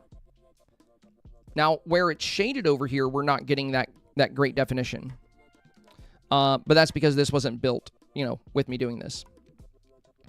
But the color and lighting, pay very close attention to this lantern set right here. You'll see that it's a lot more pale here. It's a bit more whitewashed in the midday lighting. So the bolder color from the sunset lighting is very popular among Dreamsnaps. And if you look at a lot of the... I wish we had last week's top 3. This week's top 3, a lot of them are inside. Well, this one, here we go. Can you tell what time of day this is? This is also the sunset time of day. You can tell by the shadow. So the lighting and colors are very strong here. Notice how none of the scene is covered in shadow. They don't have anything obstructing the light source, which is the sun. Notice how prominent the colors are. They're also playing up nice glowing elements. Now, if we look at the rank 1 this week, notice how we have the nice sparkle of fireflies at the top. The average voter loves vivid, well-lit, sparkly. It doesn't always have to be sparkly. And well-defined photos. And by well-defined, I mean featuring the subject of your photo very clearly. A lot of people vote fast, and a lot of people vote on small screens. They're voting on Nintendo Switch. They're voting on Apple Arcade. Making your avatar tiny or making the good components of your Dreamsnap small is basically telling them, I don't really care about you in particular. You better enlarge my snap if you want to see it good. Don't rely on that. Don't rely on people enlarging your snap. Build your snap in a way to where you perfectly highlight what you're going for, right at the front of the scene. And then the background is just detail. This one is rank 1. You'll see the character's head comes just a little bit of space away from the top of the frame. And then right here in the foreground, we have these crafting elements. We have a good beauty factor from these fireflies and from the warm light being cast throughout the photo. These hook lanterns, I've talked about these. These are one of the only wall sconces in the entire game that will actually cast light onto a wall regardless of time of day. I have a whole video about lighting, and I talked specifically about this item, so it's very fun to see it here. So there are items in the game that have a very good beauty element. And typically, those would be the items that actually cast light onto the environment. So, when it comes to beauty, lighting is the most important thing. Nothing is quite as important as lighting is in terms of beauty, if you want to impress the average voter. Now, the other thing to consider, like we said, would be vivid colors, color diversity. All of these things are going to be very important. And if you look at my snaps, you'll notice they all kind of carry that trend. They're all using that sunset lighting. There's not a lot of shadows in the scene. I don't have anything in front of my builds blocking the light. The light pours into the entire shot. We see the same thing here. Now, what are the beauty elements here? The avatar is a huge part of your beauty element. I don't care who you are, you likely find the avatar in this game to be beautiful when they're made like this. I would be willing to bet if I ran a poll on Twitch right now and I said, is this beautiful? I would be willing to bet that 99% of people would say yes. So, yeah, beauty is subjective. Beauty is in the art of the eye of the beholder, as they say. But there are some things in the game that can give you a very strong beauty factor. Now, some of the faces from the avatar are not beautiful. Some of the poses are not beautiful. And I think, for the most part, it's pretty clear which ones are. Unless you have a hard time, like, gauging what other humans like. So, a great example of this would be the gummy smile. It's not beautiful. And I think most people would agree. So what we're going to do is we're going to showcase that. We're going to showcase a facial expression from the avatar that's not quite beautiful and how you can change it. But there's a lot of things to consider when it comes to beauty. Lighting is the most important. Vivid colors, magical effects. They're not going to work for every challenge. It kind of varies from challenge to challenge. But lighting is the key. And again, I'll have a whole guide about this coming out in the very near future. We'll just go with this. It doesn't really matter. The lipstick is weird there. All right. So I'm going to do a facial expression that's not very beautiful. I get really close for this. There we go.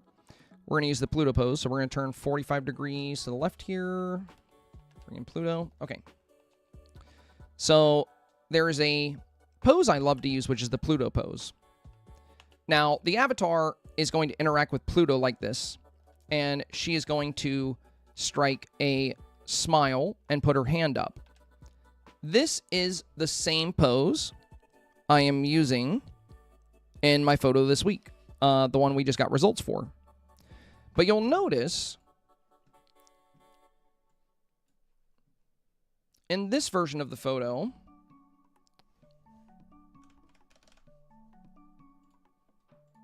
this smile doesn't have the best beauty factor. It's still a beautiful pose to a degree, but it could be better. Okay, why is it bringing up gummy bears? I just wanted to open the same picture I just saved. Bro.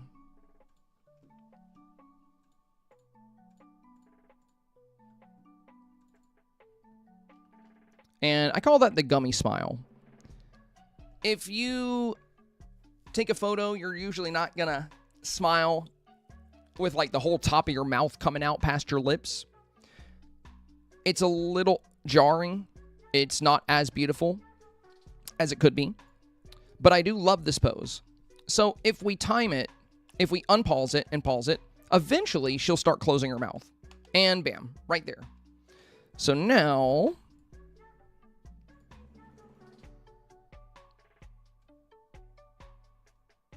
we got this one.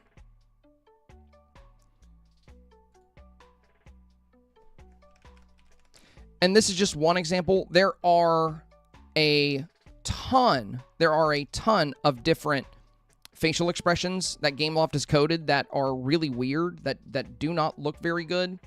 But I think this is a great example. So in this one, the mouth is kind of weird. And this one, the mouth makes sense. It's small. It's a little tiny detail. But the one on the right has a better beauty factor.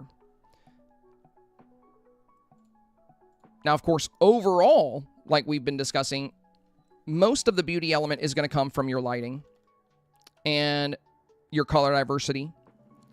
Boosting saturation when necessary.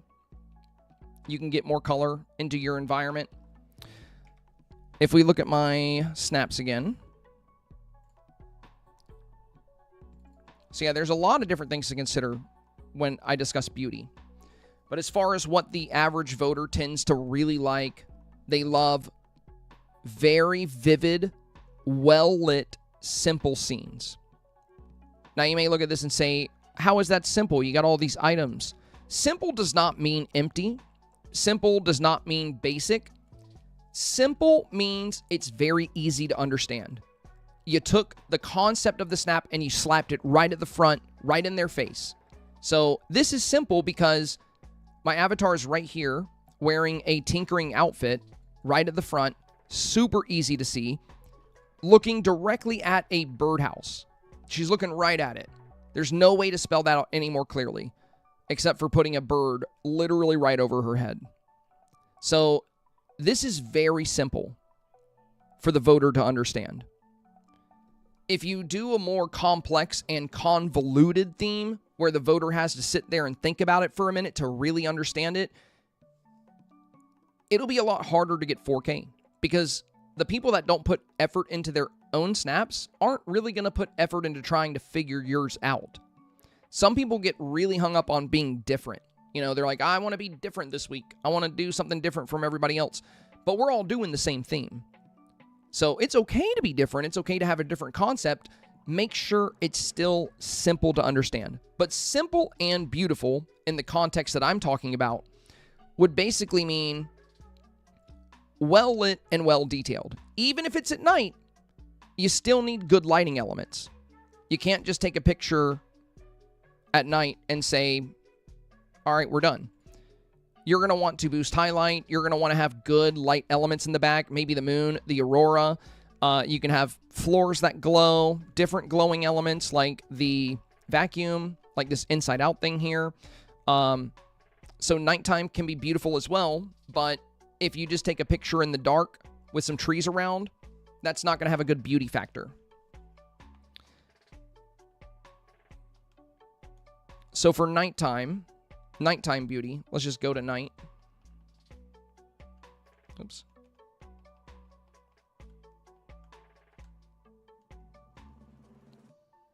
So a lot of people will take a nighttime shot. They'll have a few things around, but the avatar has no lighting on her. All the colors here are completely covered in shadow. Sure, the starry sky is beautiful, but other snaps are going to have a much better beauty factor because they're going to have way better lighting throughout their entire snap. So to fix something like that, first we would want character lighting because, as we've discussed, the avatar carries a very strong beauty factor, so we want her very visible. And we also want the environment more visible, so by boosting highlight, we can bring all these colors in more. And then if we wanted to boost color further, we could boost saturation a bit. So we took our picture, and this is just a picture I haven't even added a single item to, but we're going to save this one. And we're going to take the same photo with none of that. And we're going to compare them on the concept of beauty. So while beauty is something that varies from person to person, there are certain elements of beauty that are going to be pretty much universal.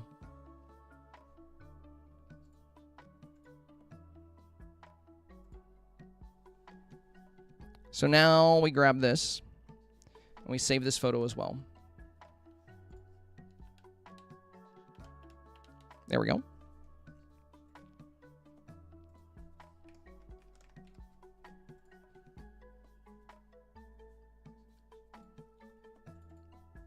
Option 1, option 2. So, what is beauty? Which one of these would you consider beautiful? Which one of these would you consider more beautiful?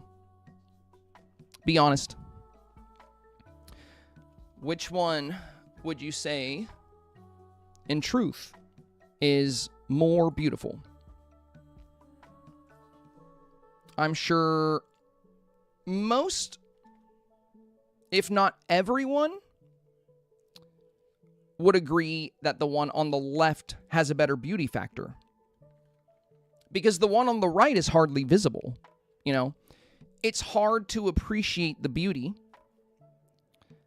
because we can't see much, right? It's hard to see anything. But when we adjust for lighting, when we light up our snap, now we have more beauty. And this is all I mean by beauty is, and this is what voters like too. Also, a lot of people vote fast. So if these two photos popped up, you know, you're voting for a Dreamsnap challenge, you're clicking through, and then these two photos pop up. Which one does the eye immediately gravitate towards? It's going to be the one on the left. There's not really anything happening with the one on the right that's going to capture your attention. But with this one, with the character lighting boosted, we can see the makeup, the details. In this one, you can't really see the makeup at all. You have to zoom way in to see the yellow eyeshadow. Whereas on this one on the left, we can see it right away. We can see the beautiful sky in the back more. We have this blue silhouette in the backdrop. We see this lush green.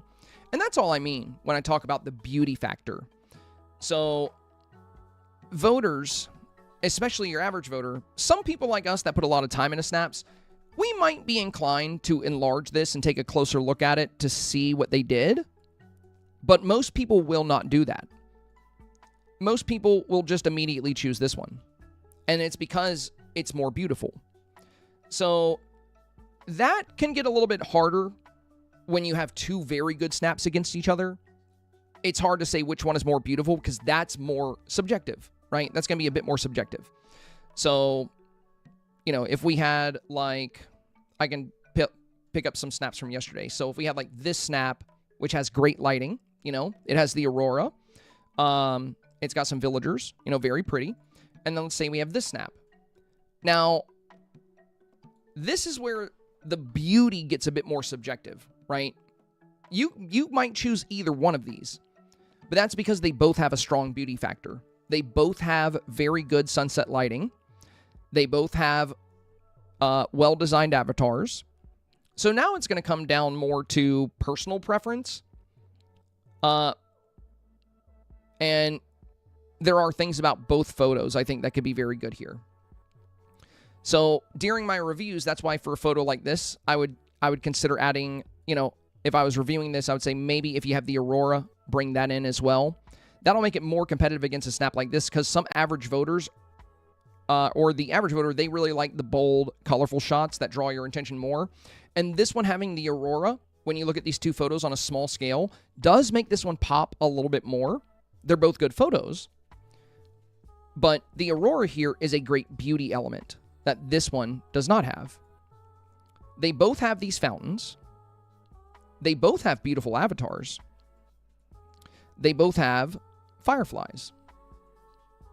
So they've both added a lot of great beauty elements to the scene.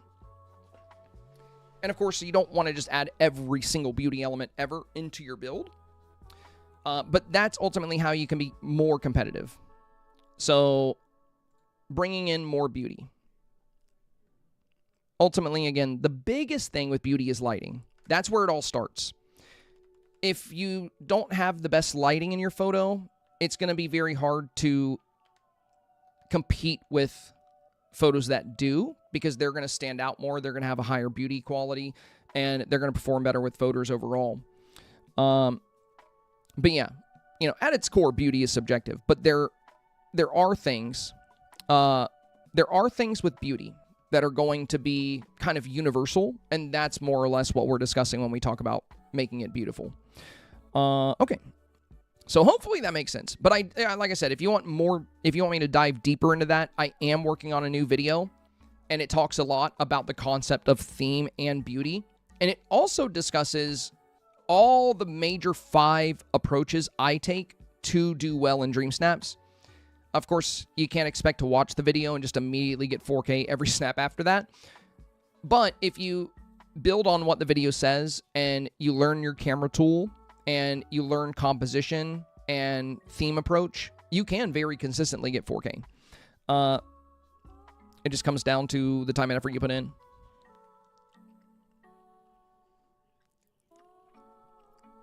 Ren said, I like the left, but both are stunning. Yeah, that was a good example because those two photos were very even, you know. But I believe the photo we were talking about were those lanterns with the light casting from a previous STARPATH? Oh, yeah, they are Vortex, Alex. if you're speaking about the hook lamps, the ones on the wall from that snap I was talking about, if you want to know, they're in my video. So if you go into Dreamsnap Tools in the Discord, there's a video I have called 5 Dreamsnap lighting tips, and it'll give you all the lighting. And again, lighting is a big part of beauty. So if you're looking to get better at snaps, mastering lighting is huge. It's just like regular photography. Think about real world photography, right? At the end of the day, Dreamsnaps, it's just a digital photography challenge. We're using a camera, we have lighting, we have different outfits. So Dreamsnaps is just a photo challenge. Think about real world professional photographers. What do they have? They have nice cameras and they have lights. When you ever got your school photos taken, do you guys ever do the school photos back in the day? You would sit in the chair with the backdrop and they would have these big spotlights pointed at you. So they would intentionally put light on you to make the photo better. And that's also why in photography, sunset and sunrise is referred to as the golden hour.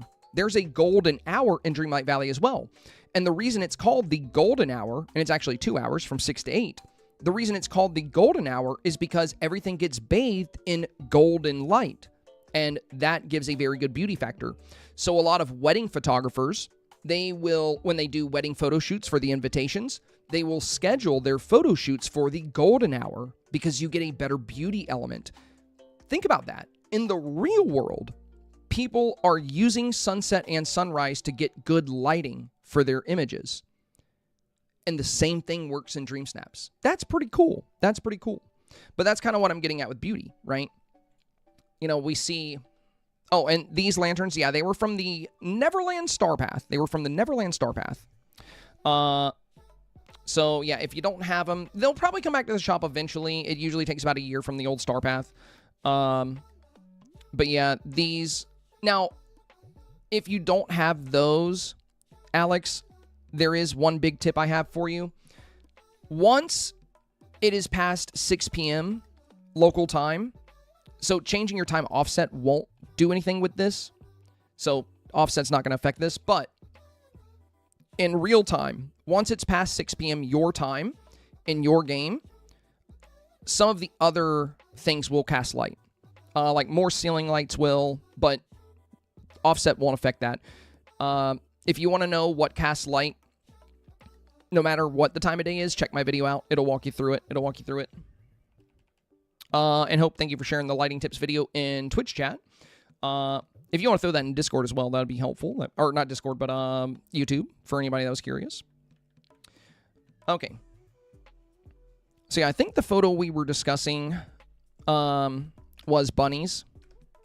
So if I go back to Bunny's photo, that's kind of what I mean when I talk about the beauty factor here. This is beautiful, you know, but for the average voter, there are other photos they might find more appealing because they'll have more color diversity and a bit more saturation and vibrancy. So for example, you know, if we look at my submission for this challenge, if these two pop up next to each other, you know, somebody that's like tired of fairies or whatever might choose this one just because they're, you know, they don't like to see this. But the average voter, the average selfie submitter, they're going to kind of go where their eye draws them. So you want to build your snap in a way to capture attention. And you also want it to be very easy to understand, very simple. So when I talk about the beauty factor with a snap like this is beautiful. Make no mistake. This is a beautiful scene. The avatar is beautiful. They have great lighting. They're casting some light here.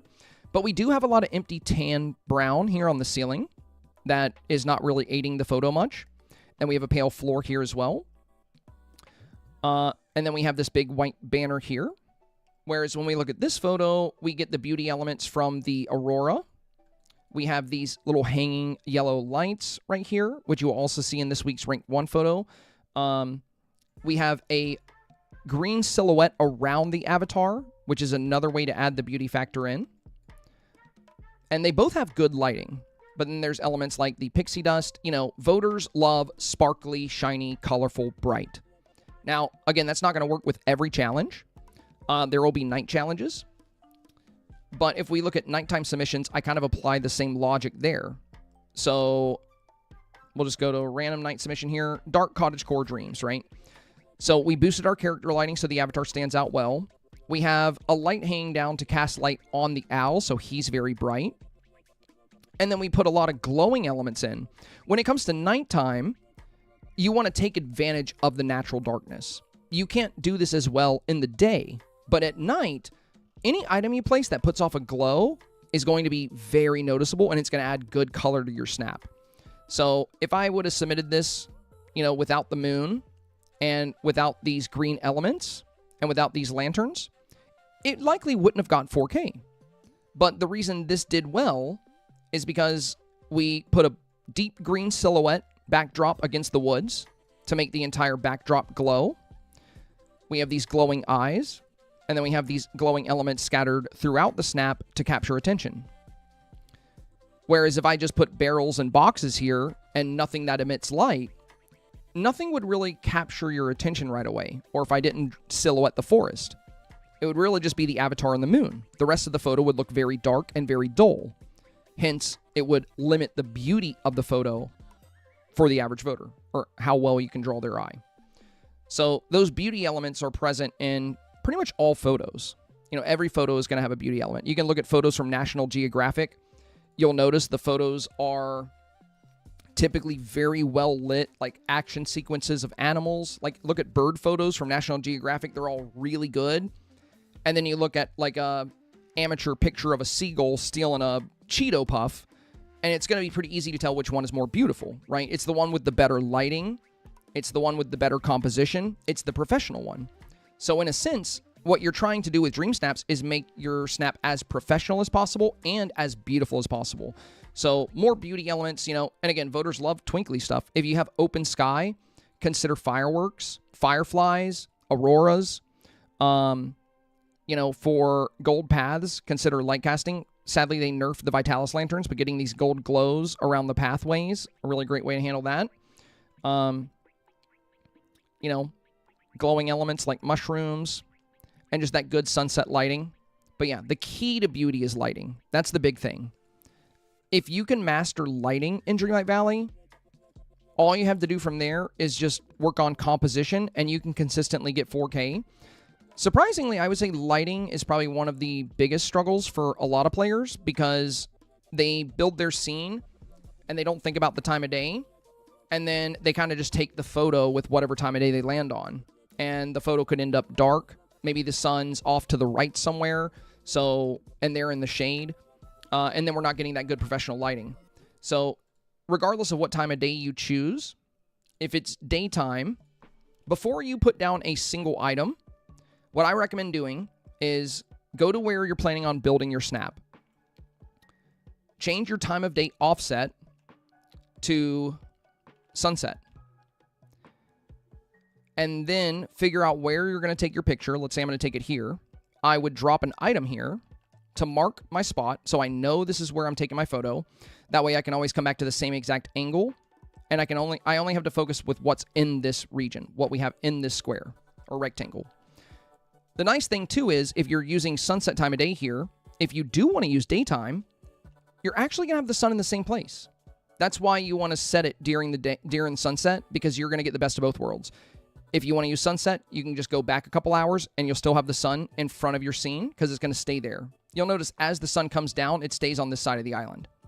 Now, if you come here and build your snap, let's say we build our snap at, I don't know, like 10 a.m. or something. It's more like noon. Here we go.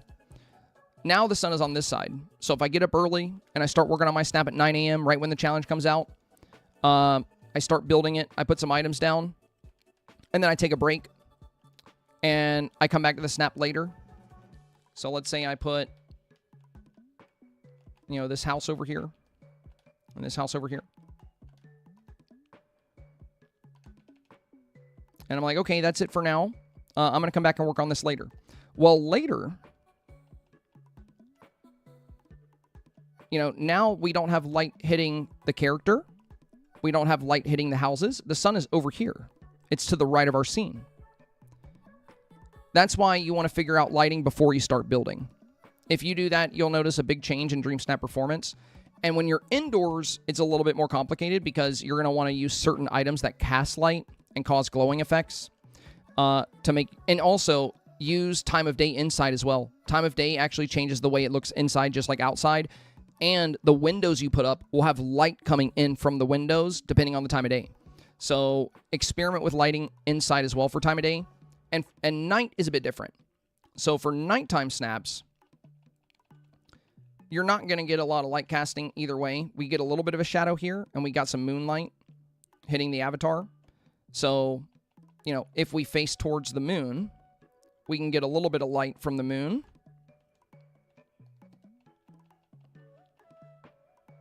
You see my shadow going behind me here, but it's still very dark. So, nighttime, I don't really rely on the moonlight. Rather, I use the camera functionality to get the lighting I want at nighttime. So whereas in the daytime, you can adjust the sun to pretty much handle your lighting for you, night is going to be a bit more difficult. Now, also at night, you can actually get the moon in your shot, which is really cool. So you can plan for that. And then you're going to adjust your highlight to brighten your shot. And of course, your character lighting to make your avatar stand out. And that's also going to make other things in your image pop and stand out. And then, of course, at night, you're going to want to use more glowing elements, more light sources, more silhouettes, you know, to really add a good beauty factor to the shot and impress the voter. Bob says, I'm worried about night submissions about the lanterns. Yeah, it's really sad that the lanterns got broken. I'm super bummed about that. And I agree. Without the lanterns, night shots just aren't the same. They just aren't the same at all. I mean, I think the last... Well, I did this one... Well, actually, no. I think the lanterns were still working when we did this. Yeah, they were, because I have light here and here. So I haven't done a light shot since they nerfed the lanterns. And I always use those lanterns in my night shots. You know, like here. Looks really good. But there were several night shots from Cozy Dreams that did get 4K, but I did notice more than usual, a lot of night shots underperformed. So yeah, the lanterns being gone is very sad.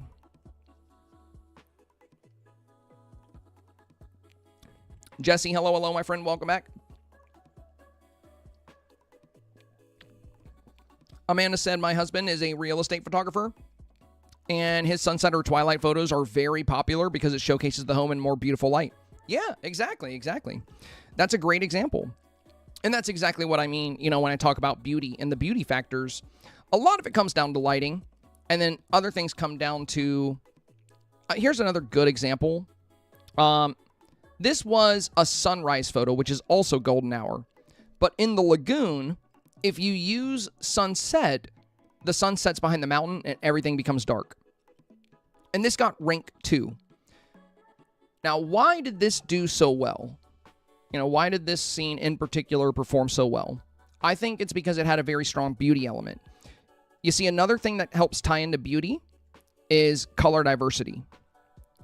Voters tend to like shots that have good color diversity. You don't always have to have this, of course. There are some themes, and the nature of some shots, things are going to be very similar colors, like in this one. I did choose this outfit, though, because the gold pajamas were a bit too harsh with the enhanced lighting. But most of the colors here are like pink, teal, blue. You know, it's a very similar color theme. But with the Take a Hike challenge, I would say like 90% of the submissions were very green forests. And I felt like I might be taking a risk making my forest a bit more whimsical and colorful. But I also was considering the fact that from what I've seen from Dreamsnap results, voters tend to eat up snaps that offer good color diversity. So instead of just using green trees, you know, we used yellow and pink and blue. And we hung down red flowers. And we had the blue waterfall in the back. And then for an extra beauty element, you know, we put some sparkly fireflies here. And this is before we had camera sliders and before everybody was pushing the camera forward and before I could adjust the focus here. But, you know, we have purple, we have gold, we have orange, we have pink, we have blue, we have yellow, we have red, we have green. So we got all this rich color diversity and all this good lighting, and this is before we could boost saturation or a lot of these other things. But, you know, this ended up performing very well. And I think if I'd have just done a generic, like, green forest, it probably wouldn't have done as well. But the beauty factor helped carry it.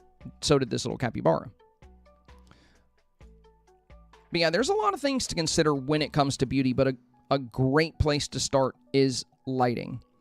And, of course, there are certain items that carry a very high beauty factor, like rainbows. The confetti dust, like this little sparkly dust here. In fact, I have another rank 2 that made very good use of that confetti dust as well. If we look at Topsy-Turvy Tea Party, look at the confetti dust here on the side. Look at these beautiful sparkles kind of all raining down. And then, you know, Cheshire looks very excited about it. So we got a great beauty factor from fireworks, silhouettes, and confetti. Of course, there's a very natural beauty to the avatar, so featuring her up close is going to be good.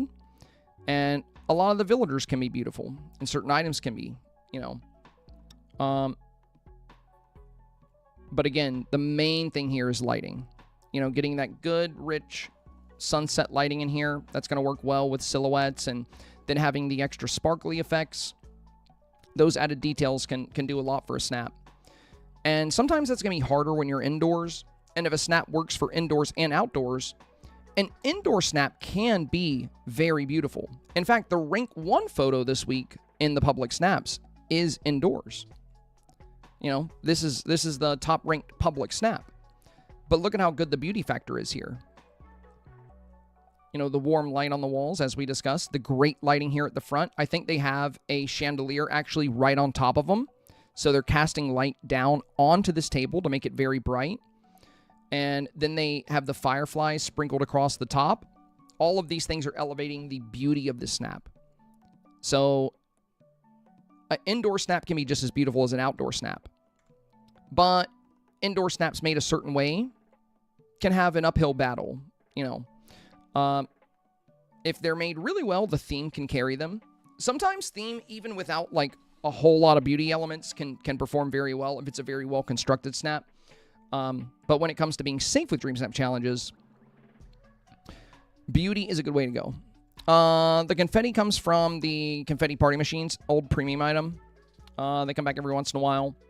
So I think if I type party, it'll come up. I'll give you the actual name of the item. Keep an eye out for it in your recommended tab. Yeah, party confetti machine right here. And the way this works, you can just activate it with the camera function. So you just go to activate visual effects and boom. It's a little bit further away in this shot, but you get the idea.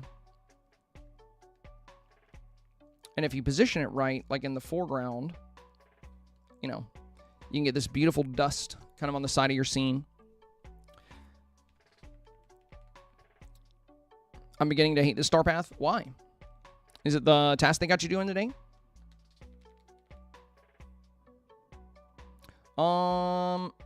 Also, let me check the STARPATH real quick. Rewards. Vault rewards. Oh yeah, I still need to do those.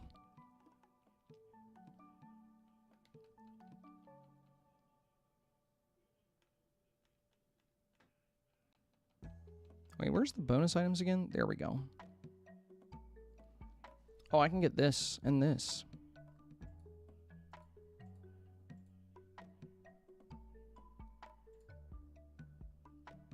Yeah, let's pick that up.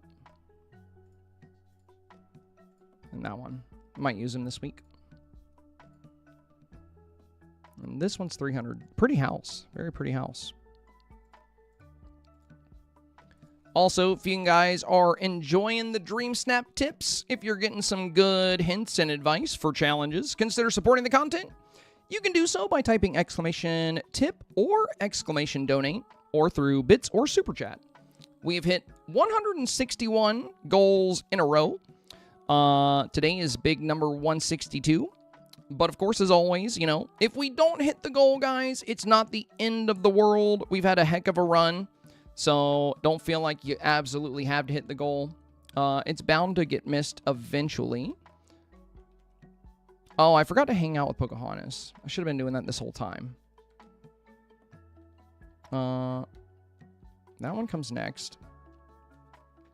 Pet critter. Okay. Pick up what your companion finds. Okay. Well, I'll just pet Pluto 5 times real quick. And yeah, we still got to work on some inside-out builds. Let's claim that as well. Yeah, I think right now we're almost halfway on the goal. And we do need to start working on some Dreamsnap builds before it gets much later. Because I got to make my Dreamsnap video tomorrow on this week's challenge. So I better get started before it gets much later than it is. Because we're going to be here all night if I don't. Yo, Daring, thank you for the bits, my friend. 5 biddies for the Dreamsnap King. Thanks for helping us every week with this, with the videos in the stream. I'm not the Dreamsnaps King, I promise, I promise. I'm not the best at Dreamsnaps. There's plenty of people better than me. I just have a good understanding of Dreamsnaps as a whole and a good idea of what voters tend to like. So, you know, I appreciate it though. Yo, thank you, Takai. Thank you, my friend. Takai coming in with the very generous dono. Much appreciated, much appreciated. Is my chat bot not working today? Usually it tells me in chat what the dono was, and it didn't tell me. I tried to look at it on the screen, but it was tiny. Not the number, but the alert, by the way. That would be so rude. Let me turn my chat bot off and on. Yeah, I don't think my chat bot's showing up on YouTube either. I just noticed it's not saying reviews either. Give me 1 second. Give me 1 second. Because for people that want to get... Dang, let's go. Thank you, guys. Thank you. Yeah, it's not text-to-speeching either. It's Today not... is my one-year anniversary There we go. here. Thank you so much for all that I've learned. Let's go. Happy 1 year in the community. That's awesome. I'm going to reset my chat bot real quick. Give me 1 second. I just got to turn it off and turn it back on again. That's how all tech works. Anytime something doesn't work, you turn it off, and then you turn it on, and then it magically works. I'm going to do it for both YouTube and Twitch. And now maybe the chatbot will behave. Let me check. Let me type exclamation reviews on YouTube and see if it responds. Not yet. I don't know. Oh, there it goes. Okay, it's working now. Perfect, perfect.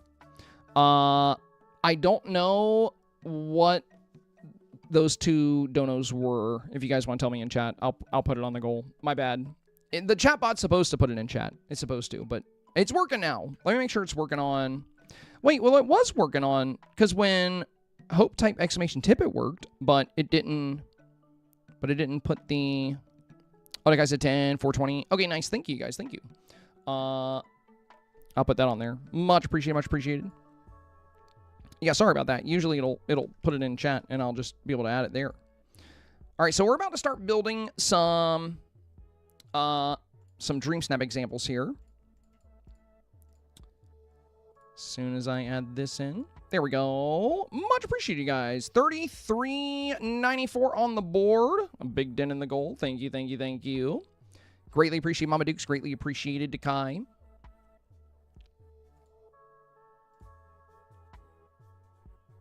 I wonder if we should do the rainy kind of scene first. 33.94.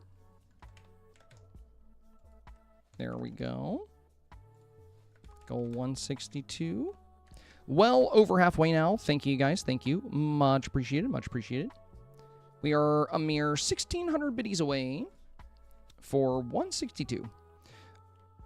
Now, I do have some of the clouds on me. I'm kind of wondering if I should get the... I kind of want to do a fiery scene with, like, the volcano stuff for an anger snap. Notice Let's revisit the senpai. challenge. Notice me. Yo, much appreciated. Thank you, Bobs. Thank you. Bob's a big 500 as well. Less than 1,200 bits to go. Very close to the goal. Thank you, thank you. Okay, Dreamsnap challenge here. Is your valley sunny like joy, rainy like sadness, or green like envy? Bring big feels in this challenge with outfits, decor, effects, and pets to make an emotionally thematic pick. Okay, very cool. Very cool. Yo, Stocks, thank you, my friend. And Vortex, Alex, thank you, you guys. Lee Rat, thank you. I'm pretty sure our goal is done now. Let's go. Thank you, you guys. Much appreciated. Much appreciated. Big shout out to Alex, Stonks, and Lee. Thank you so much, you guys. Alex says, thank you for all you do for us. Of course, my friend, thank you for supporting the content. Thank you. None of this would be possible without you guys. The only reason I'm able to provide insight for Dreamsnaps or make any content at all is because you guys support it. So thank you, thank you, thank you. Yeah, we're well over goal now. Thank you so much. Also, by the way, Stonks, did you send me your snap? I still don't know if I haven't checked in a minute. Because I should probably look at yours before we dive into the build. 51 plus 499. We'll add that in as well. Yeah, we're definitely over. Thank you so much, you guys. Thank you very, very much. 5648 on the board. Let's go. Yeah, next week, I'm going to try to have a special effect when we hit the goal. Like, I'm going to have confetti or something. I got to set it up this weekend. I used to have that on Facebook. Thank you, you guys. Thank you. Big shout out to Stonks. Big shout out to Alex. Lee Rat, thanks again for the big 300. Bob's, thank you for the big 500. Mama Dukes and Dekai, thank you for the very generous donos as well. Dekai with the 10 and Mama Dukes with the 420. And Daring with the 5 bits as well. Thank you, Daring. Thank you. I'm a bit confused. Is it a nature theme, says LOTR? Not exactly. Not exactly. But nature can play into it. So let's break down the theme before we do a build. What it says is inside out weather, right? So if we look at the demonstration scenes, you know, I would assume the weather for a fiery scene would be like sunny and clear, but with a lot of fire. So the weather will play a role. So I wouldn't go indoors for this one because weather is in the title. So, but you know, if we look at the scene on the right here, like this example scene, it's kind of in a town. It's not really a nature build, but it's raining. And there's a lot of blue buildings, right? So they're playing up the blue sadness colors. So weather plays a big role in it, but it doesn't necessarily have to be nature-derived. So going into a little blue town and having it rain and having sadness with you and having the goose with the blue top here, you know, plays up the blue and the sadness. For joy, we see an example scene with like green and yellow balloons to fit with joy, the blue water to fit with joy, and the sunny day as made clear by the beach. And then for this anger build, you know, we see a lot of red, we see flames, and we see sunny weather. This is actually the golden hour, whereas the joy photo is like midday. So weather will play a role, but it doesn't necessarily have to be a nature snap. I think for an anger build, some of the new items are going to be very popular, though. I think people have been looking for an excuse to use some of these cool new volcano items.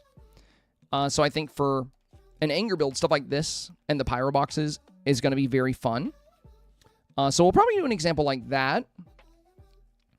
And for sadness, you know, you don't necessarily have to do a forest or anything. You could do a town, a rainy day town. But there's a lot of different options. A lot of different options. Yeah, I kind of like what Mama Duke's saying. Think more weather. Exactly. Yeah, think more weather. Song says, forget it. I got lost. I will practice with Discord. Not familiar with the system. Thank you for helping. My mods can help you out, Stonks. Don't worry about it. You know, Ashley's in chat right now. Ashley said she can DM you, and you can put the photo. You can send the photo to her, and then she can send it to me. So that'll work. But yeah, the mods can help. You don't have to worry about me. You know, it's not going to bother me. The mods are here. The mods are here to lend a hand. Okay. So I think one thing I'm going to do first is we're going to plan out some outfits. I'm going to go to my house in the valley here. I'm going to go to a room with some mannequins, and we're going to set up outfits for each of the different scenes we're doing here. Oh, and I did start building out one example scene, by the way, but I don't know if I'll show this in the video because I'm leaning towards doing this. But I'll show you guys one little scene since you're here. I'm just not sure if I'll actually showcase this in the video because it's kind of a unique concept that I kind of want to do. And if I put it in a video, a lot of people do it. So this was actually really annoying to build, but it's coming together. Let me go to the time of day. Now, I'm not entirely sure if I'm going to do this. It really depends on how it turns out at the end of the day. But I've been... Yeah, sadness is still with me. I've been building a split scene of joy and sadness, which I think will be a really fun thing to highlight the weather on both sides. And as you can see, I've intentionally blocked the sun on this side so it's darker. Whereas this side will have the sun. I wanted it to feel like two different photos. Like I'm kind of going out of my way to make it pretty crazy. I gotta get in the right spot for this. I haven't made the right side of the scene yet, so it's not really ready. But let me get sadness in the right spot, and I'll show you guys what I've made for this one.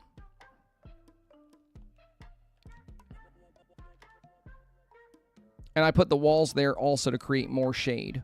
Sadly, the clouds don't create shade. Okay, so my avatar is also in the shade here, so we're going to have to brighten her with character lighting. But we're going to have the avatar split the shot. We're going to boost our character lighting here. And I'm not committed to this outfit yet. It's just there. The other thing we're going to do is we're going to roll back the vignette so you guys can actually see sadness because she's in the corner. So we're going to have to roll the vignette back a little bit. So essentially it would be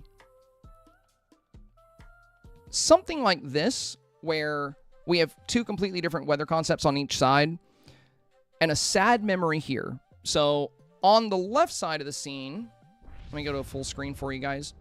On the left side of the scene, we're going to have sadness and a book. There's tissues here, which I didn't position just right, but you see the tissue boxes. There's sad stories. And then we see the death of Mufasa, right? And there's rain and lightning. And we blocked off the backdrop with crystals. And then on the right side, we're going to have joy next to us, a happy memory, and like a sunny, flowery, happy day scene. And I'll probably add like the sun, since the sun's not going to be in the photo, I'll probably use that new sun motif in the right side and rainbows. So something kind of like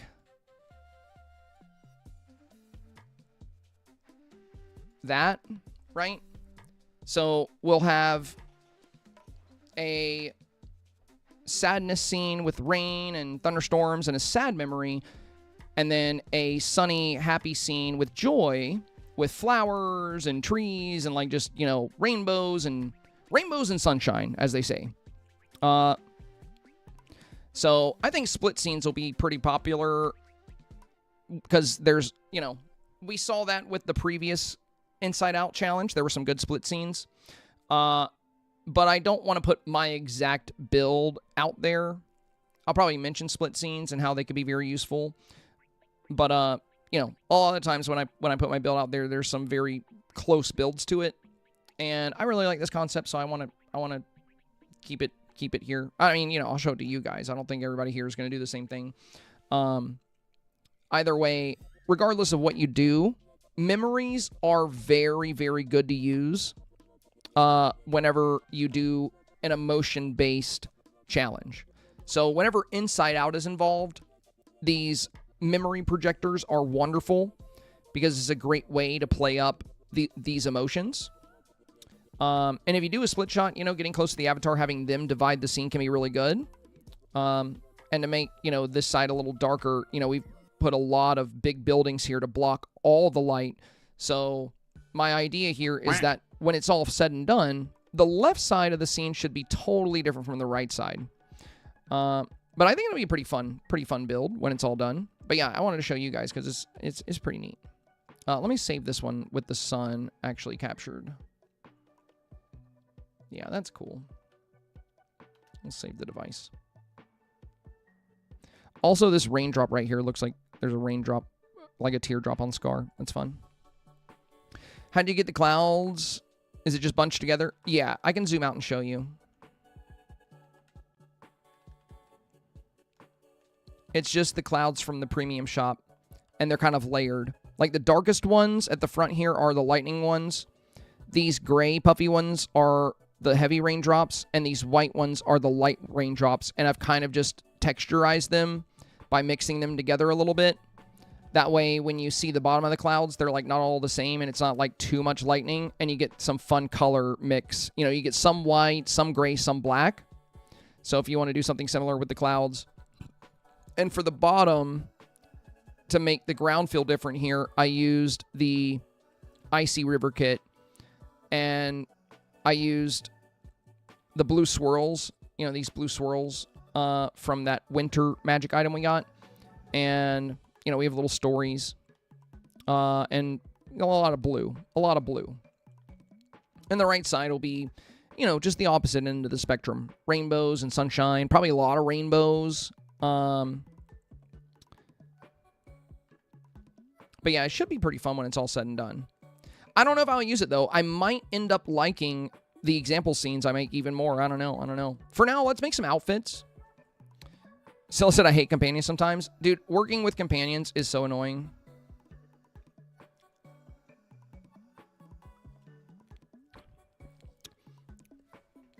Yeah, Bobcat, you can take the clouds inside.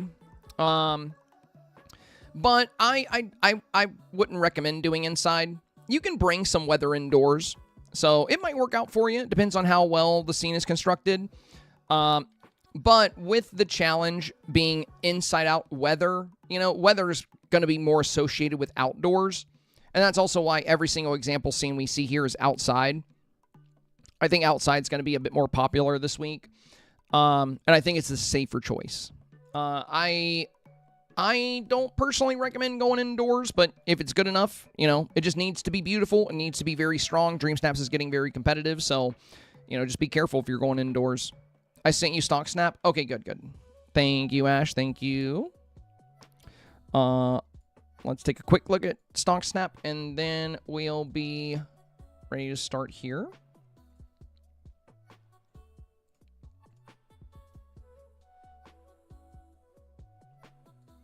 And what results did you get for this one, Stonks? Did you get 2,500, 1,500? What was the final verdict? What was the final verdict there?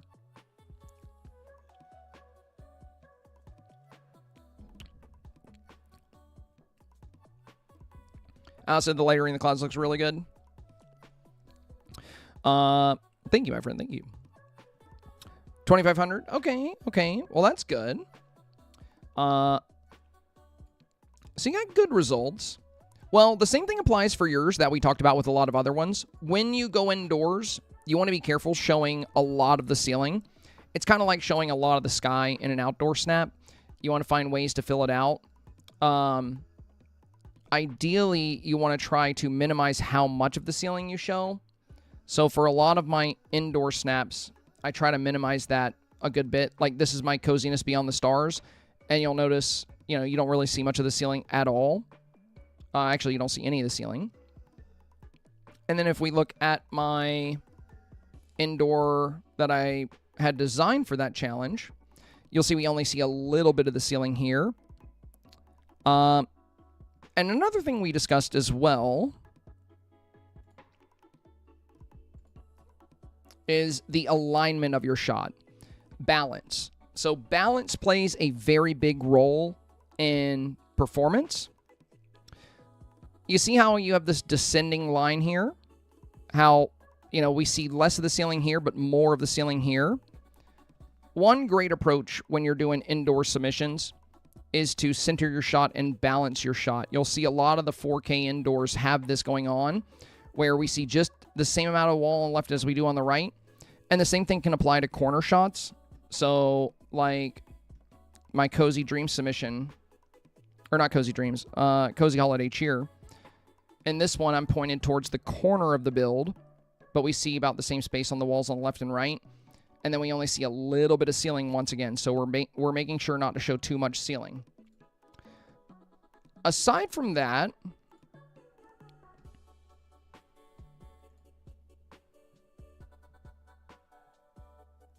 when it comes to light casting, you see how you're casting all this light onto the wall and onto this scene here. When you cast light, it's not the best thing to cast it onto white because it makes the pocket very bright and it doesn't, casting light amplifies color. But when it's white, it just creates a flare. Yo, thank you for the reset, my friend. Welcome back, welcome back. So for casting light, let's look at the rank 1 photo. If we look at this one here, you'll see they're casting light onto these brown walls. So I wouldn't do much light casting on like pockets of white. So again, they're casting light here, kind of like you're casting light on that white painting and that white wall. But you see how it doesn't create a flare, and instead it just amplifies the color of this brown wall. So that's your target when you are casting light. But here, where we have this extremely bright pocket, we're not really amplifying a color here. We're just getting an extremely bright pocket of light. Like the color of the light is kind of the same as the white we have on the wall here. So I would show a little bit less ceiling for indoor builds. And if you want to cast light onto your walls, I would focus on a spot where you have like another item that doesn't have the big white spot here. Aside from that, it's good that you have like an action pose. You put some thought into how you're presenting the avatar, which is great. Your foreground is filled out in the corner, which is good. Now the left side, I would definitely try to balance that when you create any dream snap. For your foreground, you always want to be very conscious of your bottom left and bottom right hand corners. So in this one, bottom right, we have the anvil on the wood block. And then in the bottom left, we have another table with a gear. And you'll notice that in pretty much all my snaps, there's always elements in the bottom left-hand corner and the bottom left-hand and bottom right-hand corners. And that's a very consistent theme here. So for this side, doing something a little differently, I think would have been helpful.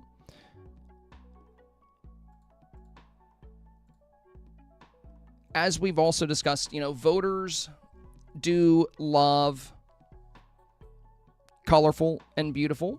So it's good that this got 25. Like, that's as good as it gets if you're not going to get 4K.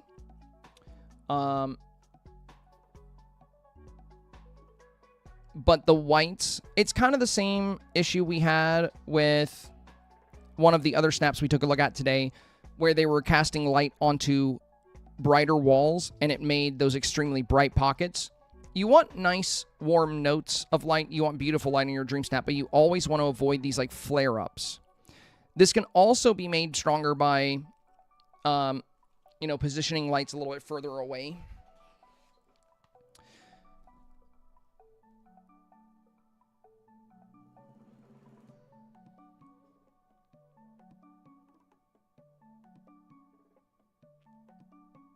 So yeah, the big things I would consider for you when going indoors, I would try to balance your photo a little bit more.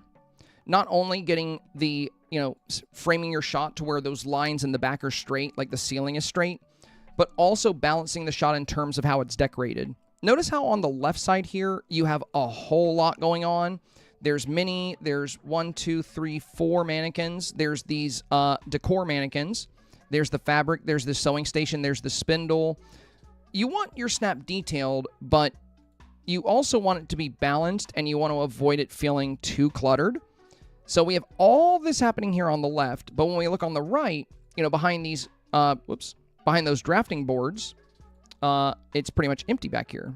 So, the snap is very heavy on the left and very light on the right. Also, when setting up your walls, I would diversify the decor a little bit. Instead of using these two boards on top of each other in this one clock, a handful of smaller decor to decorate the wall a little bit would be good. Same thing over here. Instead of using the same 4 items, you know, we could set up one of these and then maybe the cork board next to it. So there are several ways you can make this snap more competitive. You still got a great result considering you got 2,500. The biggest things I would focus on for you, you know, if you do any future indoor builds anytime soon, really focus on the angle of your shot and try to plan that, you know, as you're making your build. So if you know you're going to be doing a pose like this, try to position yourself in the center of the room so we can line up the shot and we can balance the shot. Try to show less of the ceiling, and if you're going to show this much of the ceiling, be sure to thoroughly decorate it, you know, hanging plants or whatever else may work. If the hanging plants and such don't work for a build like this, then don't show so much of the ceiling. And don't be afraid to go further back in the room. Like this, in this shot here, you know, you're at the front of the room, so you're showing us a lot of stuff going back. In this shot here, they're kind of in the middle of the room. So the wall is closer, they show less ceiling, and then, you know, look at the diversity in the decor here. Instead of kind of copy-pasting, you know, the same items here, we have several different variations. Like you have this little set of hanging hats, you have the antique clock, you have the wall clock, you have the round pocket watch type clock, you have the hook lamp. The diversity in the decor on the wall here is very strong. And voters love seeing that diversity because it makes the snap feel more natural and organic.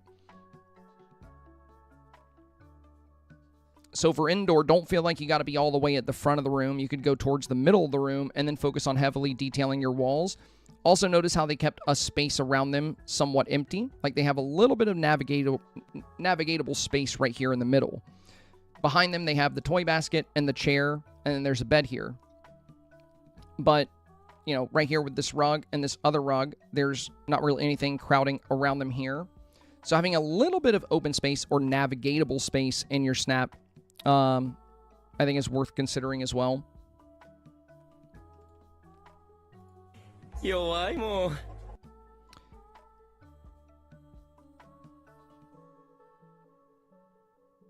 And then another thing we've discussed today that you can consider, it's great to get a good action shot, you know, of you working your craft or working with your items. But voters do love seeing a very clear representation of the avatar. You know, you'll see that in a lot of these top shots here. Like in this one, she's kind of doing something similar to you. She's on the ground, but they've got the camera very close to her.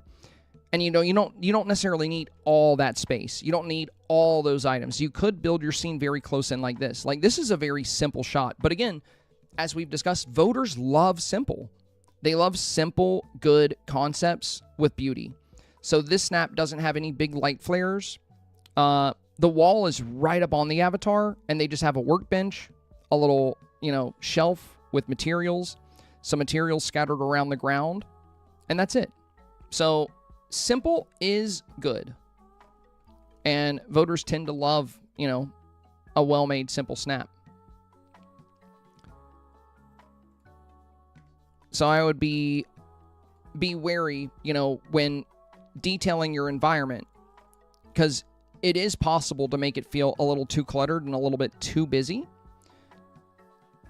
And that, you know, that could be one of the elements that held it back from getting 4K. 2,500, like I said, is still very good. That's still a very good result.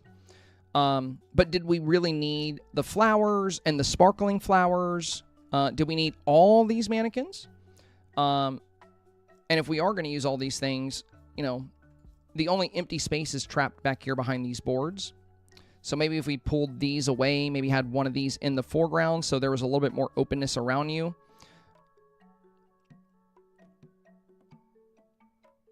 Now, you don't want your scene to come off as empty. You do want it to come off as detailed.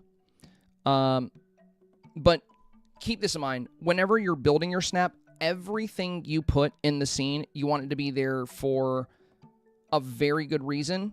So, like, the roses here, the beast roses, I don't think were too necessary. And I don't think you need the sparkles here from these flowers either. You know, if you're going for the fabric and the design, find ways to play that up. Like the fashion design book could have been very good to have down here. Like there were other items you could have used that could have played into your scene a bit more. That would have worked a little bit better than the flowers and the sparkles. But yeah, the biggest thing again, I think, is balance. Like balancing how heavy the shot is one side versus the other. And then try not to show too much of the ceiling.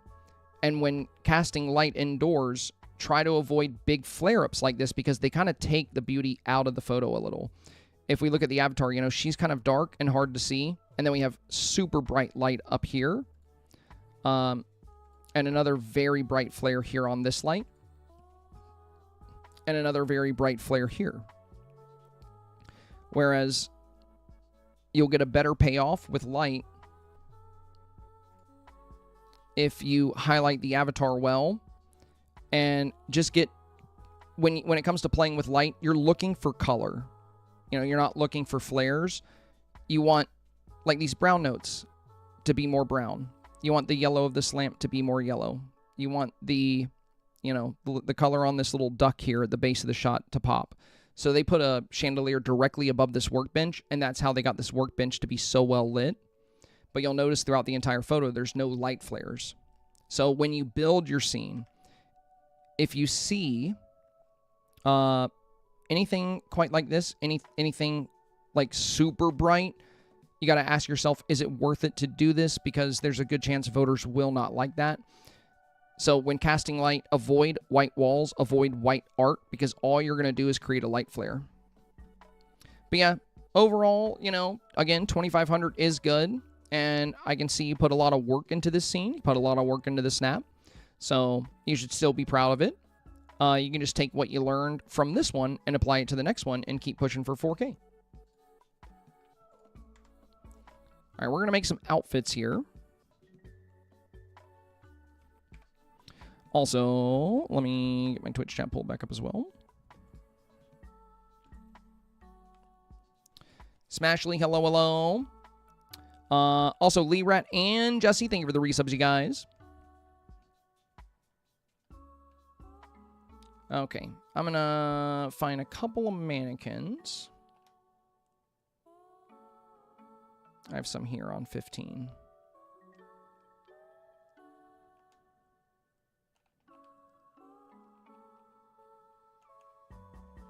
All right, I'm gonna filter by color.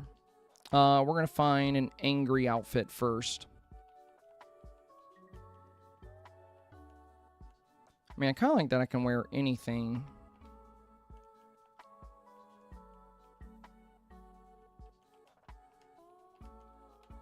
Or maybe I should just go straight into the build, because outfits will be easy tomorrow.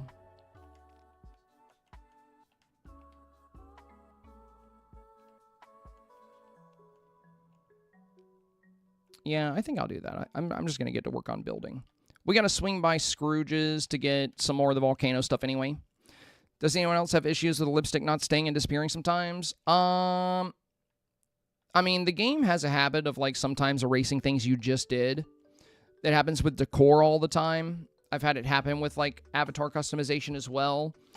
If it keeps happening to you, restart your game. That's what I do most of the time when something's bugging out. If I restart, it tends to work better.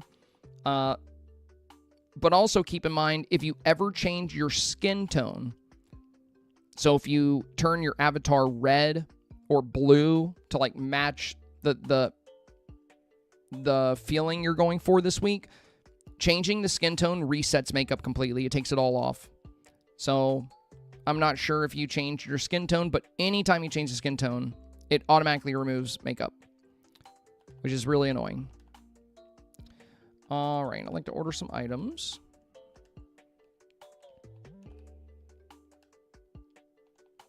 Oh, and if you weren't here yesterday, you guys, at the end of the stream, I mentioned we're very likely going to review some Dream Snaps on Friday. We're going to start reviewing some snaps on Friday for like an hour or two before I play Bokopia, because on Monday, I ended up streaming until midnight. It took us so long to get through the Monday reviews. So for you early birds that like to submit your snaps in, you know, Thursday or Friday, you know, I'll get as many of you done as I can.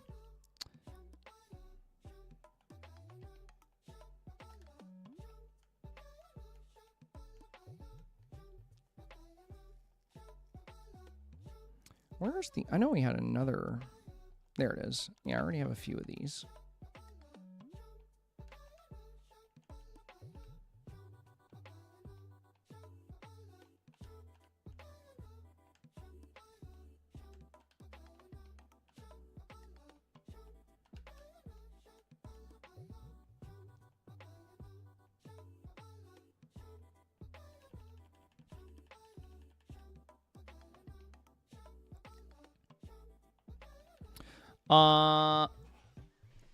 Sydney, hello, welcome.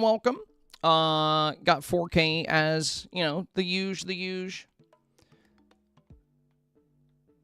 Nothing unexpected this week.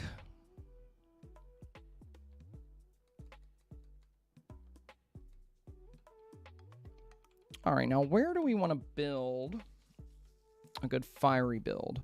I might do Forgotten Island. Then again, I don't know if I want to have... There's like a natural kind of fog here. Oh, I just realized my camera's still off. There's like a natural fog here, so I don't know if I'm going to want to do it here.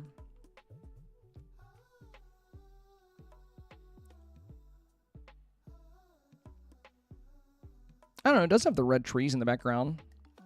Yeah, let's reset the area.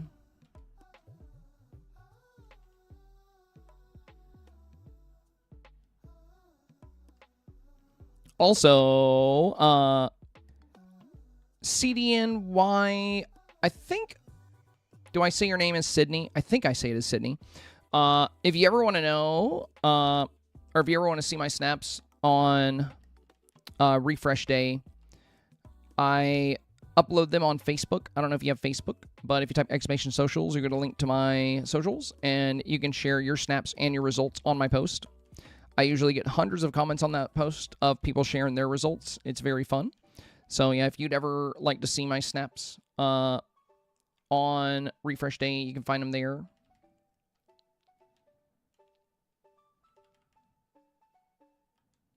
Yeah, I might do something here.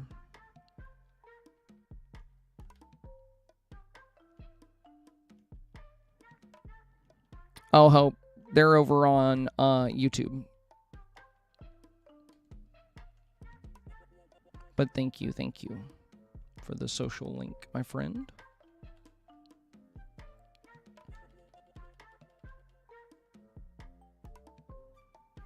Of course, we're not going to wear this outfit. I'm just like figuring out where we want to frame the shot. And yeah, I might not do here because of the fog.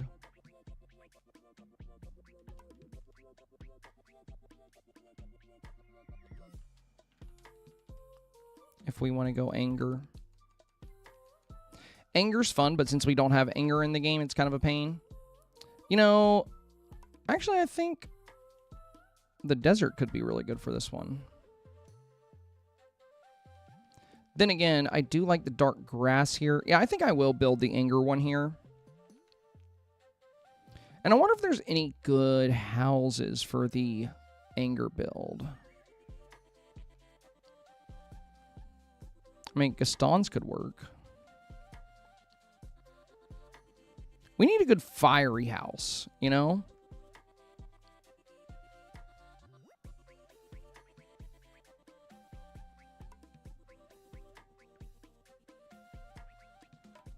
I mean, we have Hades' house, but it's more of that blue fire, and we really want to play up red.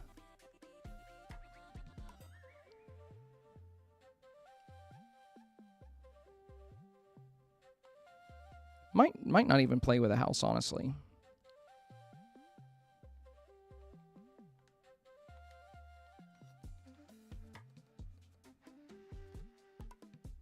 I'm gonna set Gaston's here because it's an option, at least.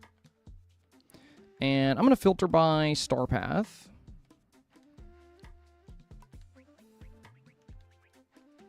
We're just gonna place some of these items. Wait, where the heck did the...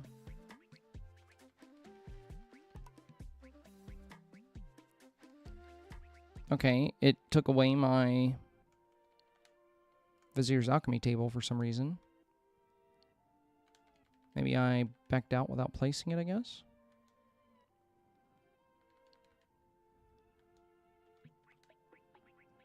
Yeah, we're definitely going to play up pyro boxes. I wish the that the magma rocks were a little lower so we could see into the lava better. I think they might be lower on this side. But I've noticed with this one, the magma is so cool, but like it's very hard to see into it.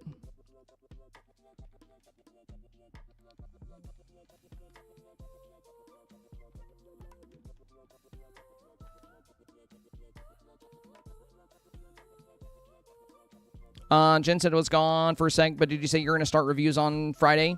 Yeah. Before we play Pokopia on Fridays, I'm going to knock out a handful of reviews for like an hour or two, maybe 1 hour.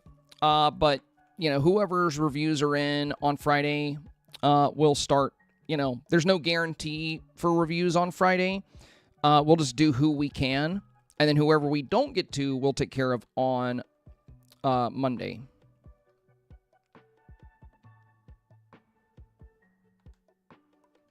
Honestly, having like a burning city build would be kind of cool. Brick buildings. Yeah, we can burn this whole thing down. I think it's a good anger type of build. Maybe we put this on the edge of the scene here and then another one in the background. Let's try to get this on the edge. But I like Tony's restaurant there.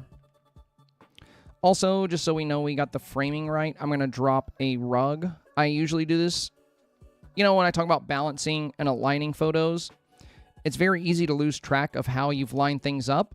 So if you place a flat rug in front of your camera angle, all you have to do is line up your shot with that, and you'll know you have the same exact shot every time. So what we're looking to do is basically make this rug flush across the bottom of the scene.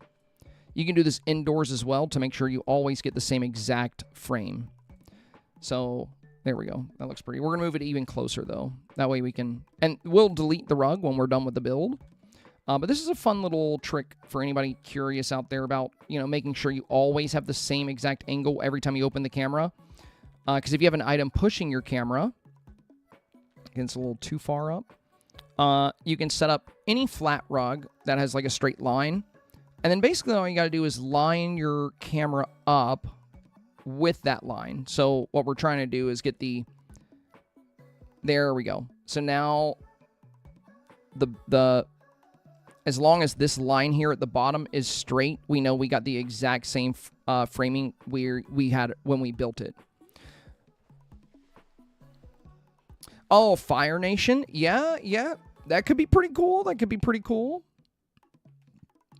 I really like this pink window for the red light. Shinigami Queen. What is up, my friend? Thank you for the raid. Welcome, Cool Cats. Hello. Appreciate the raid, Shinigami. Love the name, by the way. Big fan of Death Note. Great to have a Lord of Death here in the chat. Fantastic. All right, let's see. We're working on some example builds for tomorrow's Dreamsnap video. I think I'm going to do the brick building as well for some more red. I think I'm going to go for a burning city kind of feel. Have a refreshment. We're going to stick this one back here. I think I'm all out of refreshment. Yeah, I finished my drink.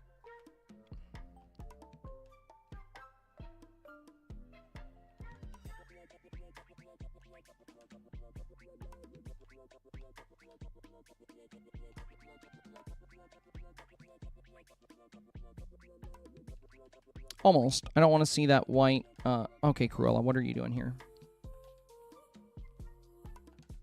I don't want to see the white chimney thing. There we go.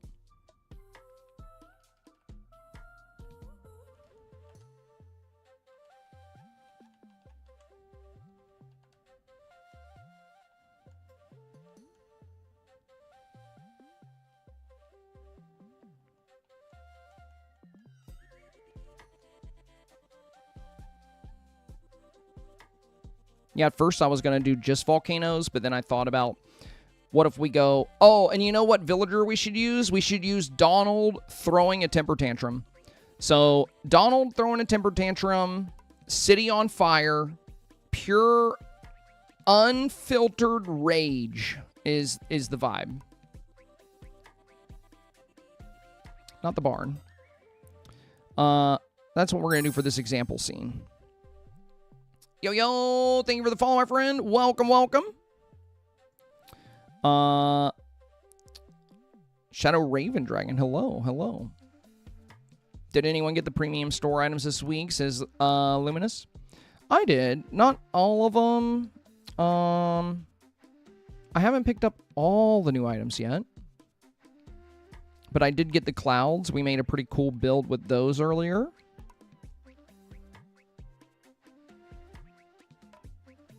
Honestly, the Main Street Emporium is yellow. Kind of vibes with the red. Could be a good background for our city. Yeah, the idea is city on fire, angry vibes. Another raid? Thank you. Hello, Coco. We just got a raid from Shinigami Queen. Hello, hello. It's just PTSD from the Navy days. Must have seen some stuff. Yeah, Donald's definitely seen some things. Okay. Yeah, we'll have a lot of fire in the background, too. Koga said, hey, how's the snap going? Good. This is not my actual snap. This is just an example scene for... I'm going to do scenes for different emotions. So every Thursday, I drop a video on YouTube giving people ideas and inspiration for the challenge. It's been a pretty popular series on YouTube. So what we're working on right now is an anger scene. Oh my god, we get the Storyteller's Fire too. We can make that, I believe, like orange or red. That could be very cool. These are going to be great items this week, by the way. With, you know, whichever emotion you choose. Like if you do joy, you could do the yellow or possibly the green. But yeah, these I think are going to be very fun. I think here we might have to do more of a orange.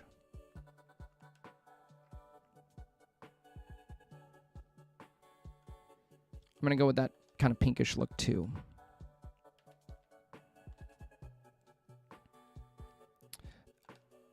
Yeah, feel free to check it out, Coco. The main thing I cover here is Dreamsnaps. I'm very well known for Dreamsnaps. I don't claim to be the best, but I've done every Dreamsnap challenge there's ever been. And I, like, pretty much all my Dream My Valley content is Dreamsnap-centric. Like, it's very, very focused on helping people with Dreamsnaps. Every Monday and Tuesday, I dedicate my entire stream to reviewing community Dreamsnap submissions. So people send me their snaps in Discord, and on this Monday we had so many snaps to review because it's been becoming a very popular stream. I ended up having to stay live until midnight, so I streamed for like a good almost 9 hours. But yeah, it's very fun, something we've been doing for a while, and the review streams have been quite popular, and then the videos I do every Thursday typically do they typically help a lot of people. If you go to my Facebook, I post every Wednesday when I get my results, and there's a lot of comments there from people that utilize some of the ideas for last week's theme and had some good success with it. So yeah, we'll likely bring in Donald. We'll come up with a fun outfit. For this one, I'd probably do the fire hair. Hats is not a tag this time, unlike the last challenge. We won't do we'll take off the sunglasses. I'll probably change, we would change the eyes to a more rage-inspired look for sure. But I'm liking the concept of this so far. Okay, why did that put that back on?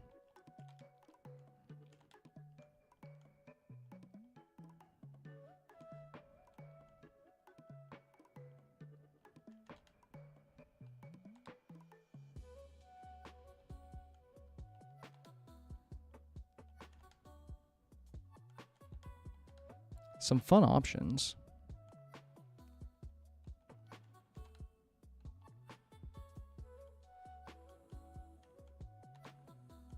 I do love the classic red blazer.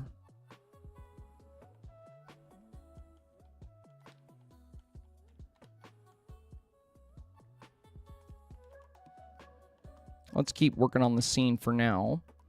Also, for the pose,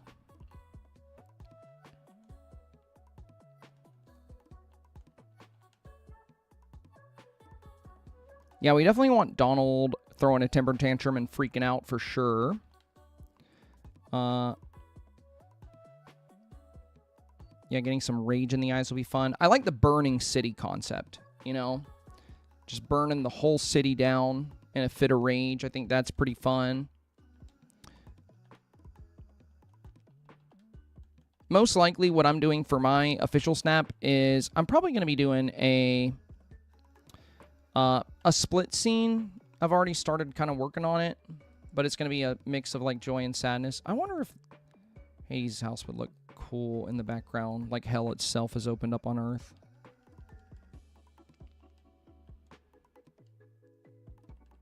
I don't know, it might be a little weird. Might just do buildings. Let's set you over here for now.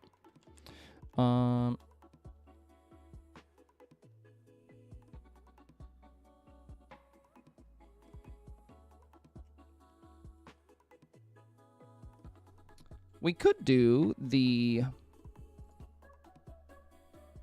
Corella style buildings, the Glamour Gulch buildings to fill in the rest.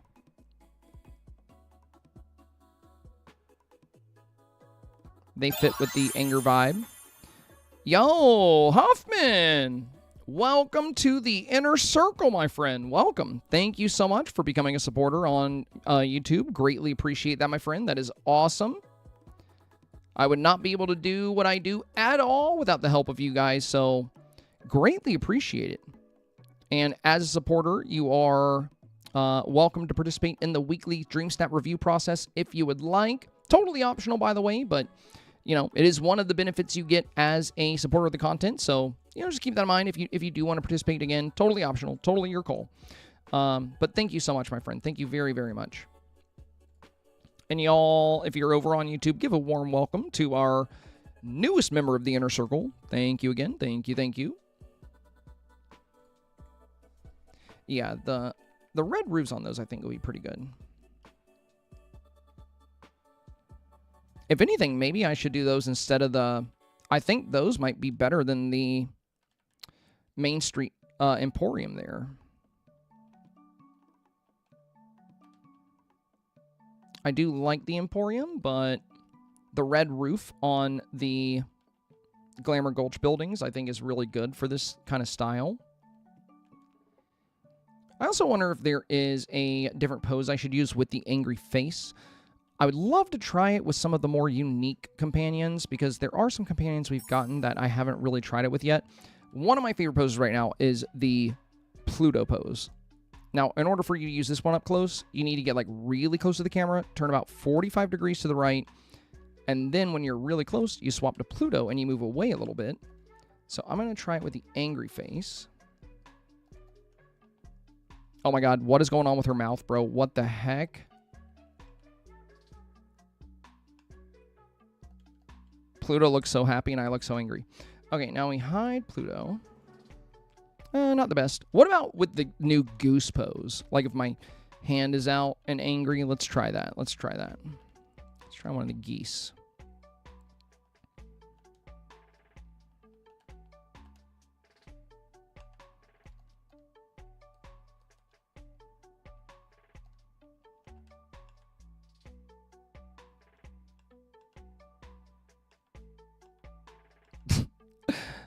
That looks absolutely insane. Okay. Noted. Looks insane. Oh my god, you know what would be kind of funny with this? The BB-8 pose where you give him a thumbs up and he has the lighter. It looked like BB-8 is like burning down the city as well. I for the lulz, I just want to see it. Good job, BB-8. Good job, little buddy. Burn it all down. Sadness in the back, looking a little upset with us. Yeah, that's pretty fun.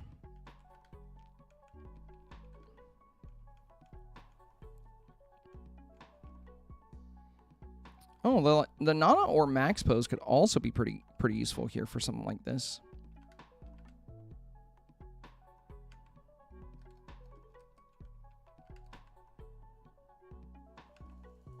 I wish they would fix the angry pose a little bit. Like, what is she doing with her mouth, bro? It's like they're mixing it in with the other. Like, your jaw should not open that much. That's scary.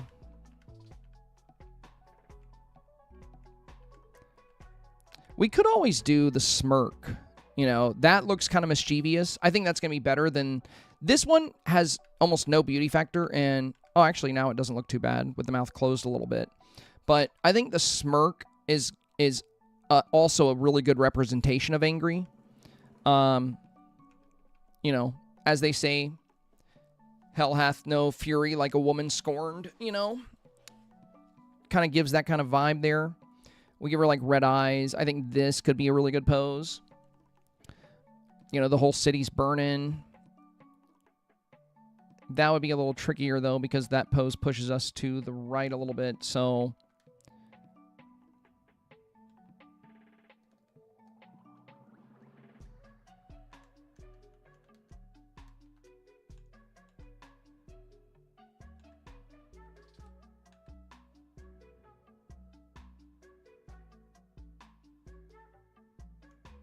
I do think this is one of the more fun looks. Yeah. We're going to use this facial expression for anger. And I love well, you guys can't see it, so let me hide myself. I really like the window right here, given like the purple light. And it balances with the spirit fire light over here. I think a few more spirit fires in the build, so it looks like it's burning. And pyro boxes as well are going to be very useful here. And we're going to do, you know, a lot with magma and fire. Jafar, huh? Well, now that you mention it.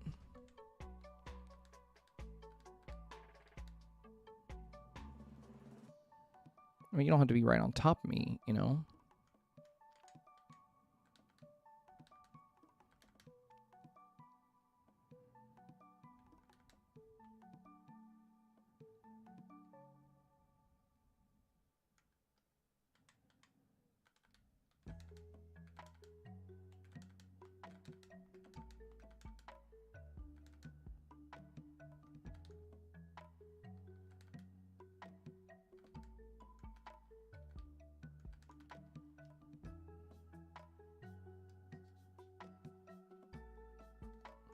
Bro, that's kind of sick. Now just imagine everything on fire. It's kind of dope. Anger builds are going to go hard this week, I think.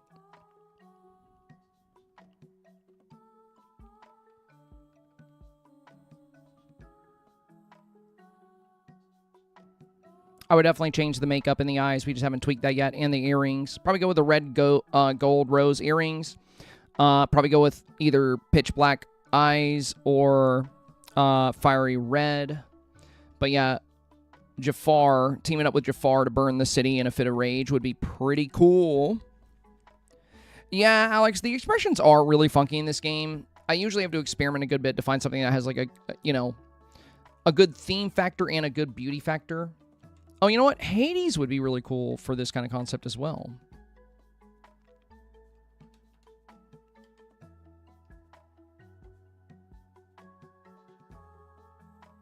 I don't want him there exactly.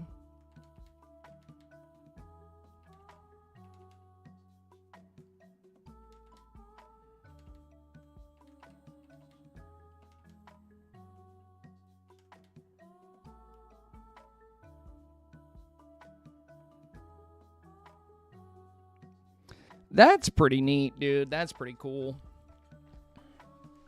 I think that's pretty fun. Well, let's not get carried away here. We got to focus on the build. But yeah, those would be great characters to use. Now, I think I'm at a point where I can get rid of the carpet here. Okay, so left side of the frame needs to come just a hair away from that pink window, like that. Okay, let's go ahead and get rid of the carpet so we can start adding all of our lava details. Wow, it can't go under that. Okay. What about the fall leaf rug?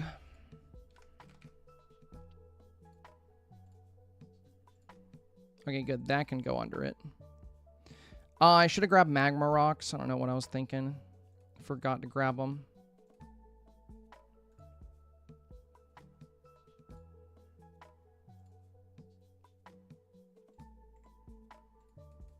Might just have to add those tomorrow.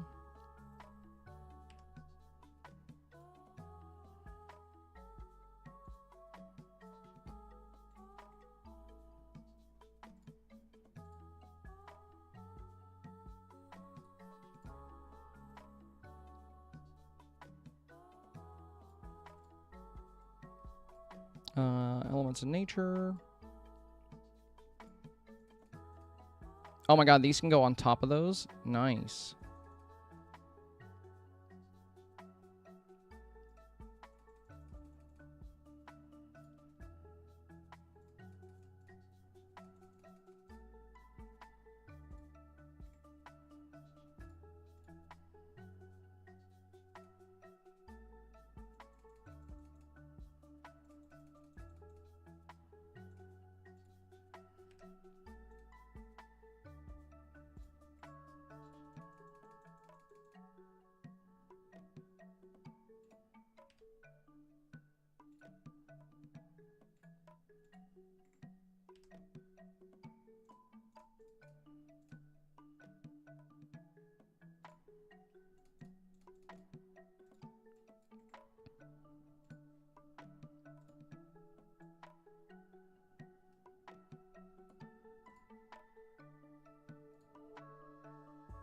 I'm going to have to work on this a good bit tonight, since I want to do several different examples, unless I'm going to, you know, if I don't work on this tonight on my Steam Deck, I will probably be live way too late tomorrow, so.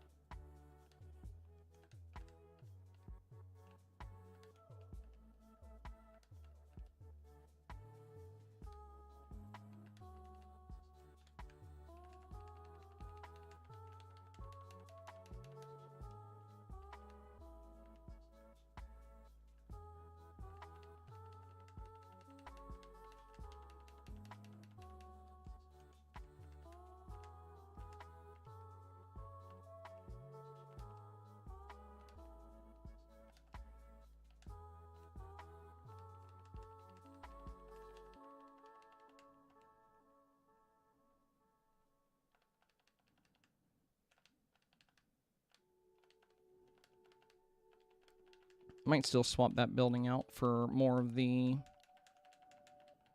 Glamour Gulch buildings. We'll see.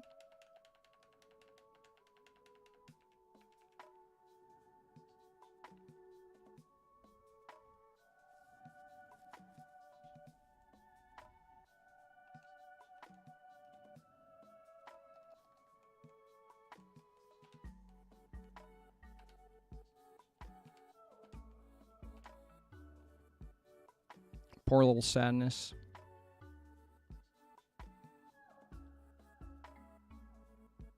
Yeah, I love all the embers rising up. That's so cool.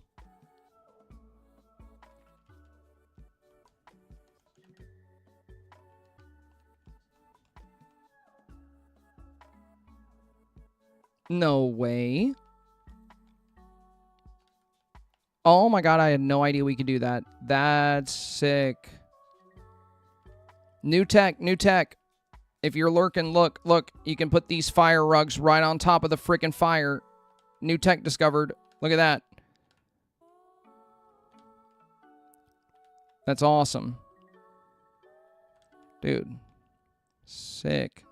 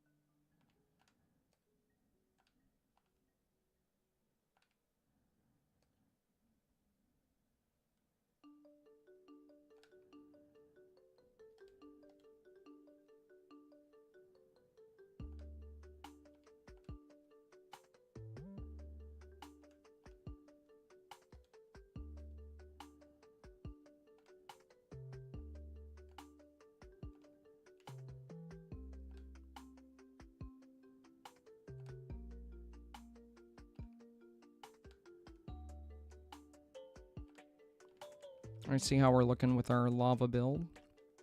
Of course, it has to start raining right now. Fantastic.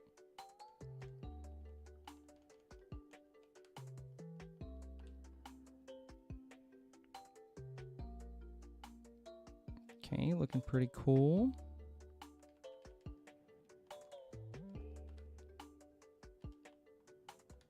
Kind of want to eliminate some of this grass, so we're actually bring this over.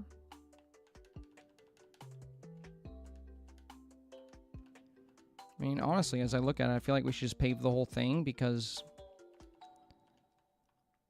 like, these can, all this stuff can go over these items.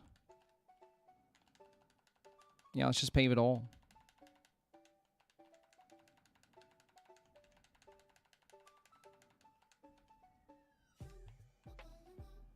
And since we're in this biome, if we use those magma pieces, they'll come up with the Forgotten Lands shade of grass, which is darker and more sinister. So still good that we're here, even if we cover the grass.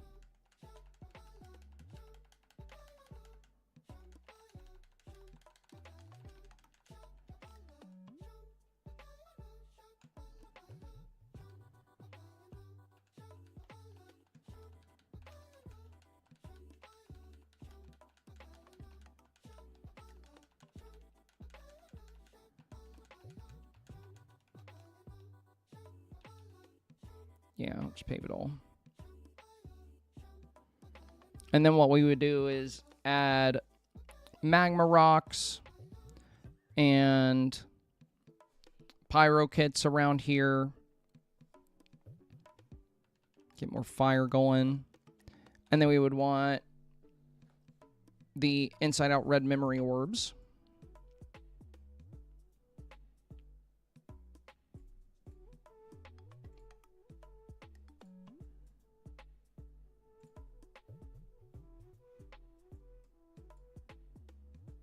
I'll probably put some in bubbles, actually. Have some floating. And honestly, I kind of want to...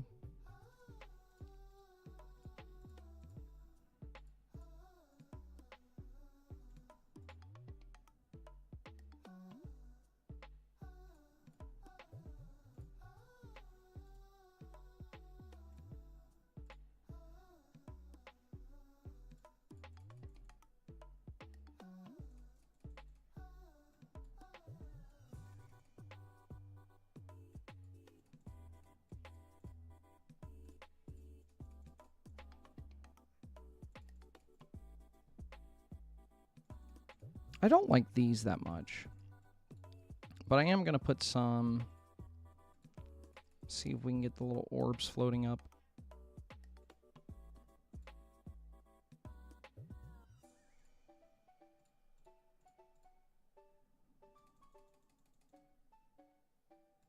I wish these could get closer together.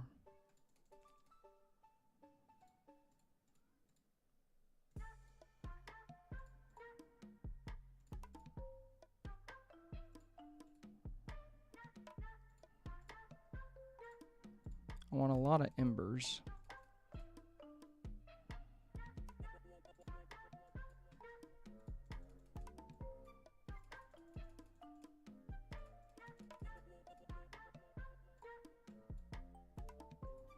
Actually, I think these might serve us best inside the lava.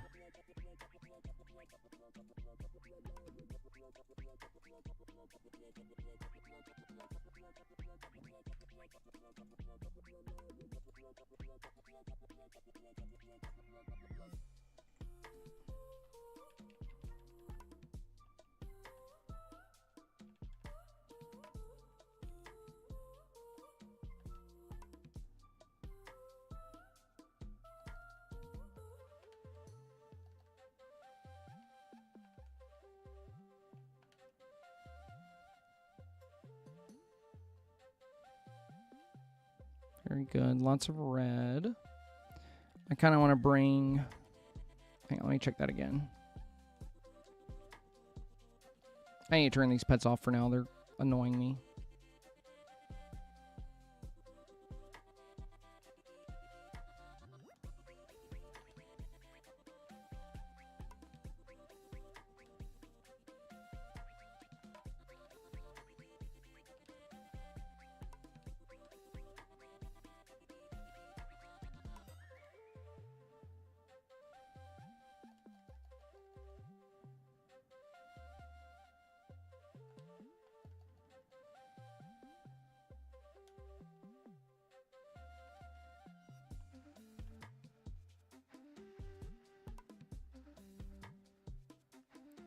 We got all the villains here.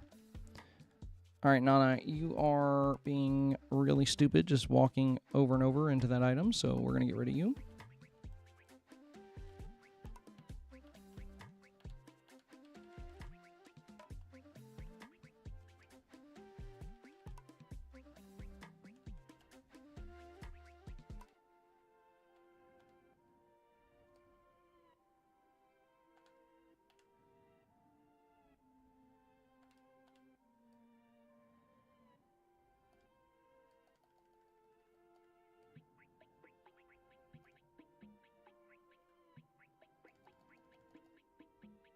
I wish they would make these, like, connect a little bit better.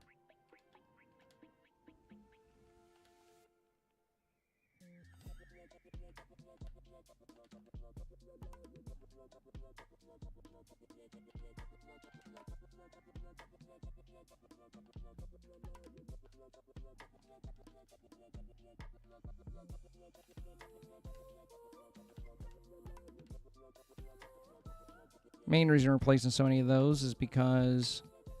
Oh, did they push me back? Dang it. Yeah, I was trying to just get the ember effects from them, like, very heavily.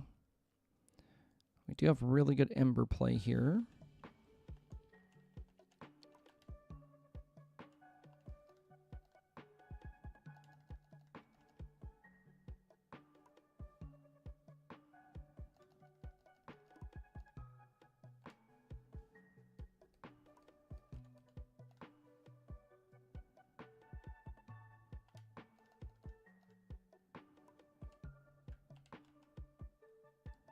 These I'll probably float. Let's take those out for now.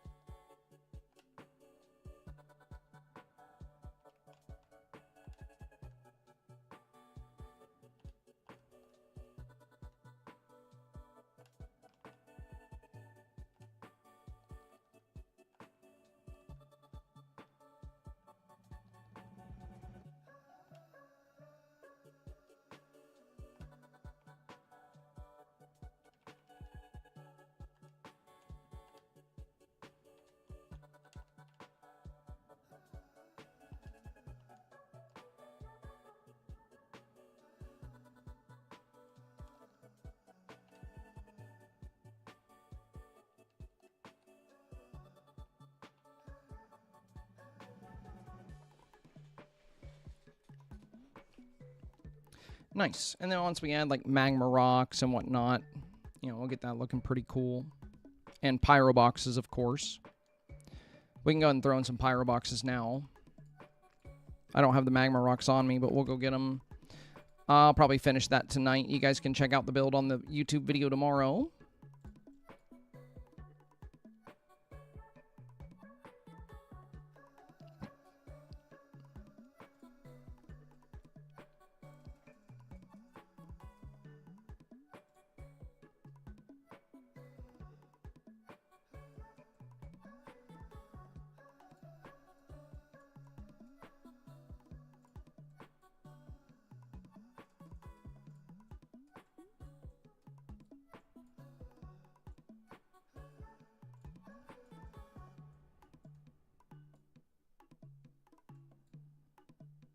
Let's see how that looks.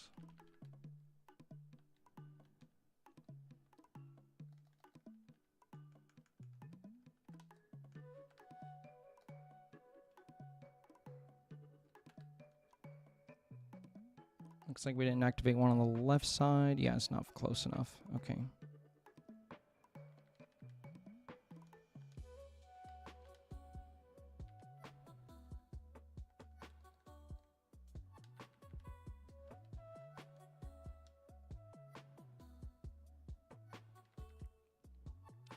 We would need something to kind of hide that one.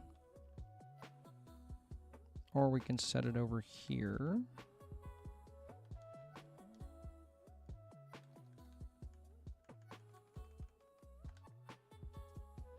Well, we don't want it to block that window.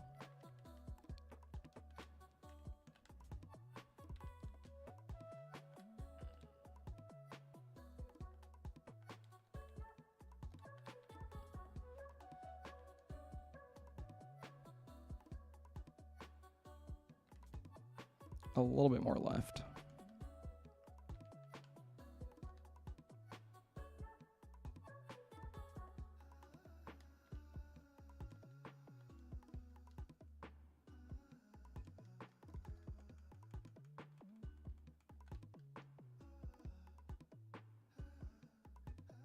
No, it'll have to come over some. And yeah, I think I'm going to get rid of the Main Street Emporium, and we're going to swap to... Yeah, we're going to bring one of these over here. And we should have the corner ones.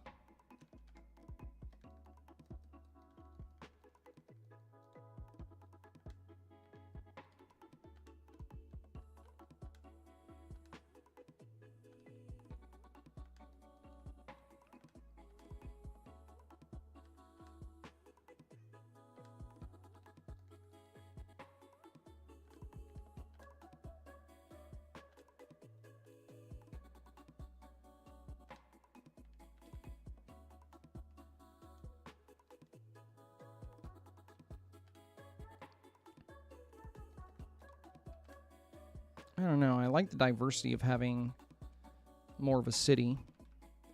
I know what to do. Instead of the Emporium, we'll use Mike and Sully's house because it's a brick building. A little bit more red.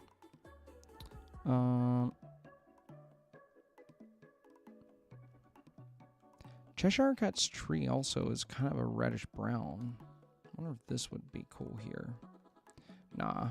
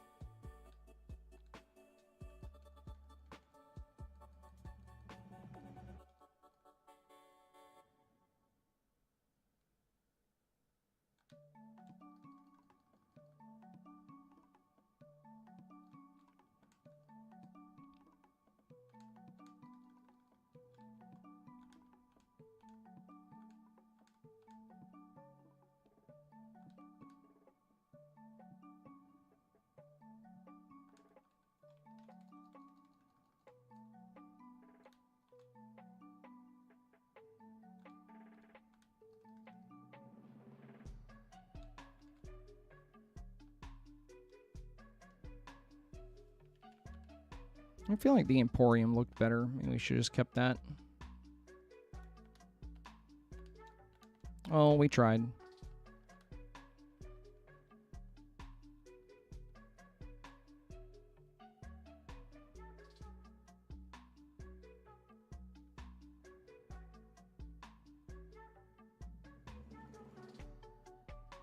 Oh, wait. I wonder if this would be good.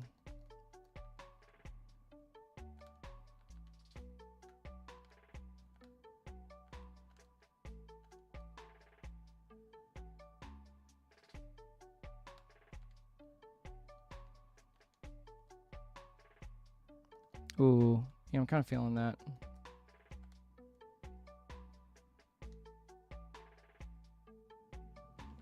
Yeah, that's awesome.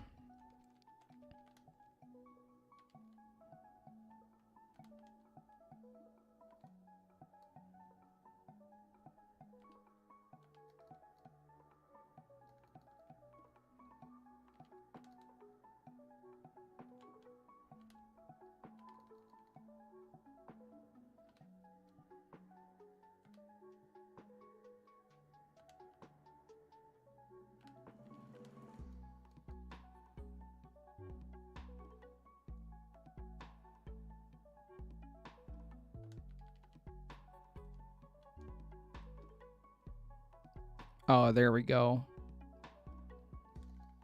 Hell yeah. Literally. Sick. Look at that. That's cool. You've never seen the Pyrobox LOTR? I use it every time I do a magma build. It's like one of my favorite things to use for lava and fire and chaos.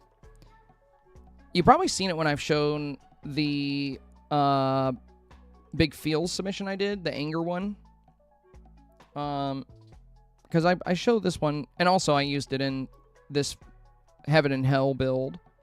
You know, we got all these like flames here. I love using this thing when I do magma builds. But yeah, we have it here in the treasure hunting snap I bring up. For some reason it glitched out on this one though, and it was really pixelated. Usually it looks better. And then for big feels, we have it here. Now what we're going to do around the rugs is we're going to add magma rocks like this and volcanic rock to make it look more explosive, you know. But I think I'm at a good stopping point for now. I've streamed very late the last couple of days, so I'm probably going to work on the rest of this tonight so I can have a good YouTube video for you guys tomorrow. It was STARPATH. So what are the glowing vapor things? The purple and yellow?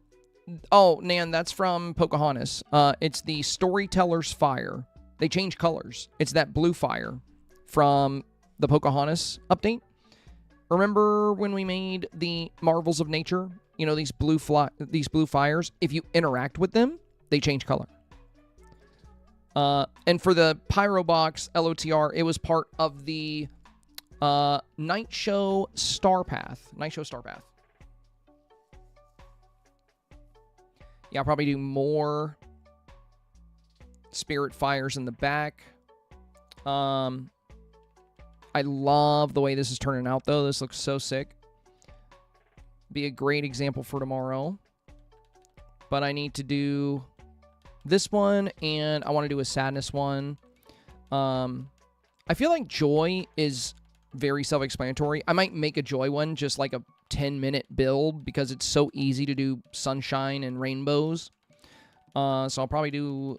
I might even show my split shot tomorrow. I don't know. We'll see. We'll see. I mean, I don't know. You know, like I said, once I do these demonstration builds, I might end up liking them more than my split shot, you know? But this anger build is looking really, really cool.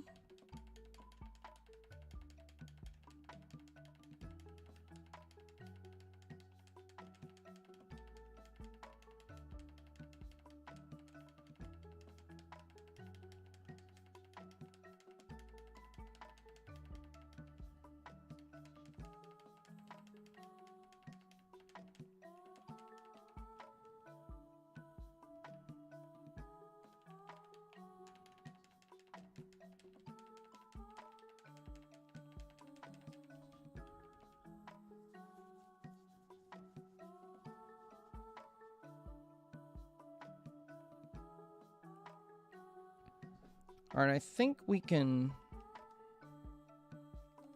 save and quit here. And yeah, I'll hop on tonight and I will add the magma rocks to this and stylize the avatar for it.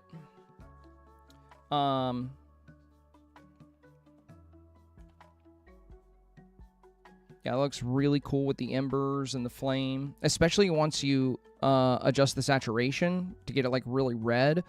This Tony's restaurant building is so red, it looks so good close up. So yeah, if you're doing a anger build, I think Tony's restaurant is the best building in the game with that hot red brick there. And the spirit fires are going to be very useful.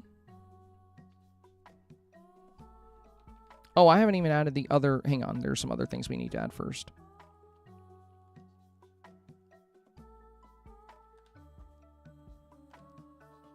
These large lava rocks I forgot about. Oh, can they not go on the rugs? That's very sad. That's okay.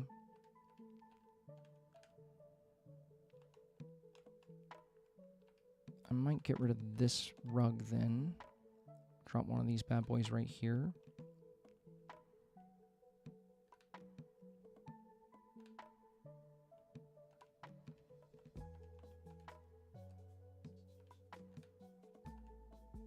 These are great size to hide the pyro boxes, though.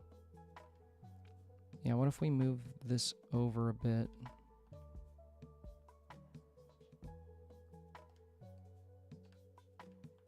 Yeah, and then we can put the pyro box behind it.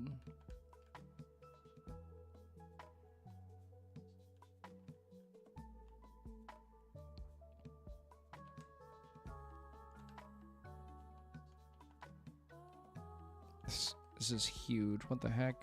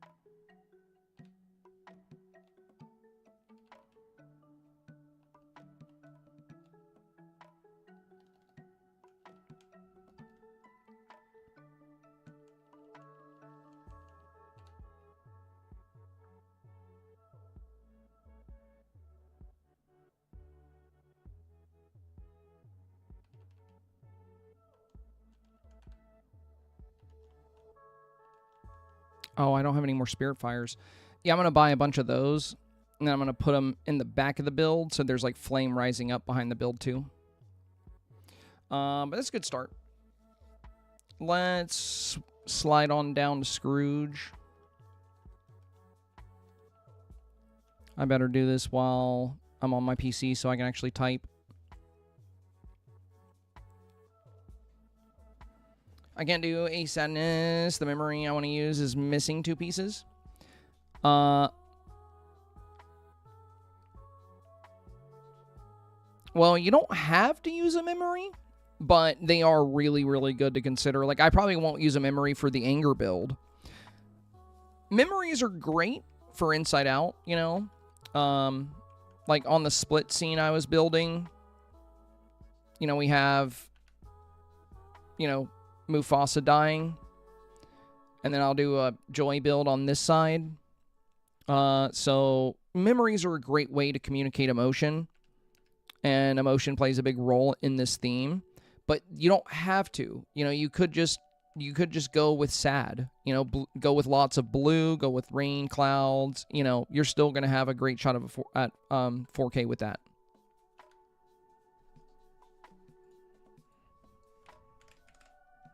Let's find the Storyteller's Fire. Oh my god, 20K. All right, yeah, give me like 500,000 worth, because these are very useful.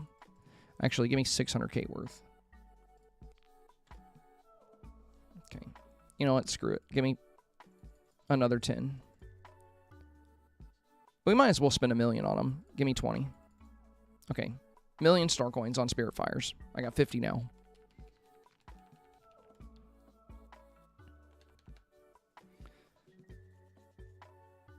All right. Should be good. What are the glowing... Oh, yeah, we answered that. Glowy vapor things. Ghost Girl said, thank you for your help. Have a good one. Thank you, my friend. Thank you. Marie said, have a good night, Senpai. Thank you. Thank you. All right, yeah, we should be all good here. I'm going to save. And I'm going to work on these scenes a bit more throughout the evening. I'm just going to... There's a new episode of The Boys I want to watch tonight. And while I watch that, I'm probably just going to be on my Steam Deck working on these builds for tomorrow's YouTube video. So, tune in tomorrow. We will very likely start with Dreamlight Valley. So, that way we can talk about the builds a bit more. Because we're going to do Dreamsnap Q&A. We did that last week, and it was awesome. So, what we're going to do is... I'm going to get up early tomorrow. I'm going to make the new video. Hopefully, I'll be live on time, but the video is a big priority on Thursday, and I want to make sure it's made well, so sometimes I end up going live a bit later than normal on Thursday, so just keep that in mind. I'll try to be live around 3:30 or 4, but it all depends on the video. I'm going to try to get the builds done tonight, but how much sleep I get depends on how long it takes me to finish these builds. So very, very, very busy, but I will try to get the builds rushed out tonight, and I'll try to get the video polished tomorrow, and then we will go live with Dreamlight Valley Q&A, where if you have any questions about this week's theme that I did not address in the video, or if you're limited on items and you want to have, you know, thoughts and ideas about what you can use, you can ask. So we'll do some Dreamsnap Q&A, and then Friday, we're going to start Dreamsnap Reviews a bit early. So, yeah, we are now doing Dreamsnaps content 5 days a week. We've come a long way with the Snaps content, guys, but it's gotten so... It's become such a big part of what we do that now it's literally every day. But that's pretty cool. You know, I feel like I'm kind of becoming known as the Dreamsnap guy. Not the Dreamsnap king, not the Dreamsnap best, but somebody good to look to for Dreamsnaps insight. All right, well... It's been real. It's been fun. It's been real fun. I want to give a very special thank you to you guys for helping us hit goal number 162, another new record on the stream today. So for the first time ever in the history of Twitch and YouTube, we've had 162 consecutive goals on this stream. So looks like today is not the day that the streak ends. Let's go. Let's go. Thank you again, you guys. Big love to Alex, Mama Dukes, Dekai, Lee Rat, Bobs, Daring, Jingle Bells, Scylla, Mama Dukes, Keto, Alice Loves Kimchi, Stonks. Thank you so much, you guys. Thank you so much. Appreciate the love on the stream. Y'all are awesome. Yo, Mercurial Shade. Thank you for the follow, my friend. Appreciate you dropping that follow before we head out here. And yeah. Also, shout out to our new channel member on YouTube. We got a new friend joining the ranks of the channel members today. Very exciting. Welcome, Huffman. And I think we got a new Twitch supporter today as well. But yeah, if you're a member of the supporter family, thank you for making the content possible. If you are curious about, you know, the benefits of supporting the content, not only does it allow me to put food on my table and do what I love to do, but you get some awesome benefits here. You get to participate in weekly Dreamsnap reviews. So it's a great deal. You know, you can, if you become a channel member or a supporter, that guarantees you 4 Dreamsnap reviews a month. So 1 for each week. You can submit your snap to my Discord, and then Monday or Tuesday I will take a look at it. We'll talk about it. And, you know, can't guarantee 4K, but if you're somebody that's trying to learn and grow in Dreamsnaps, or if you would just like to have a second opinion on what you've created, I'm here.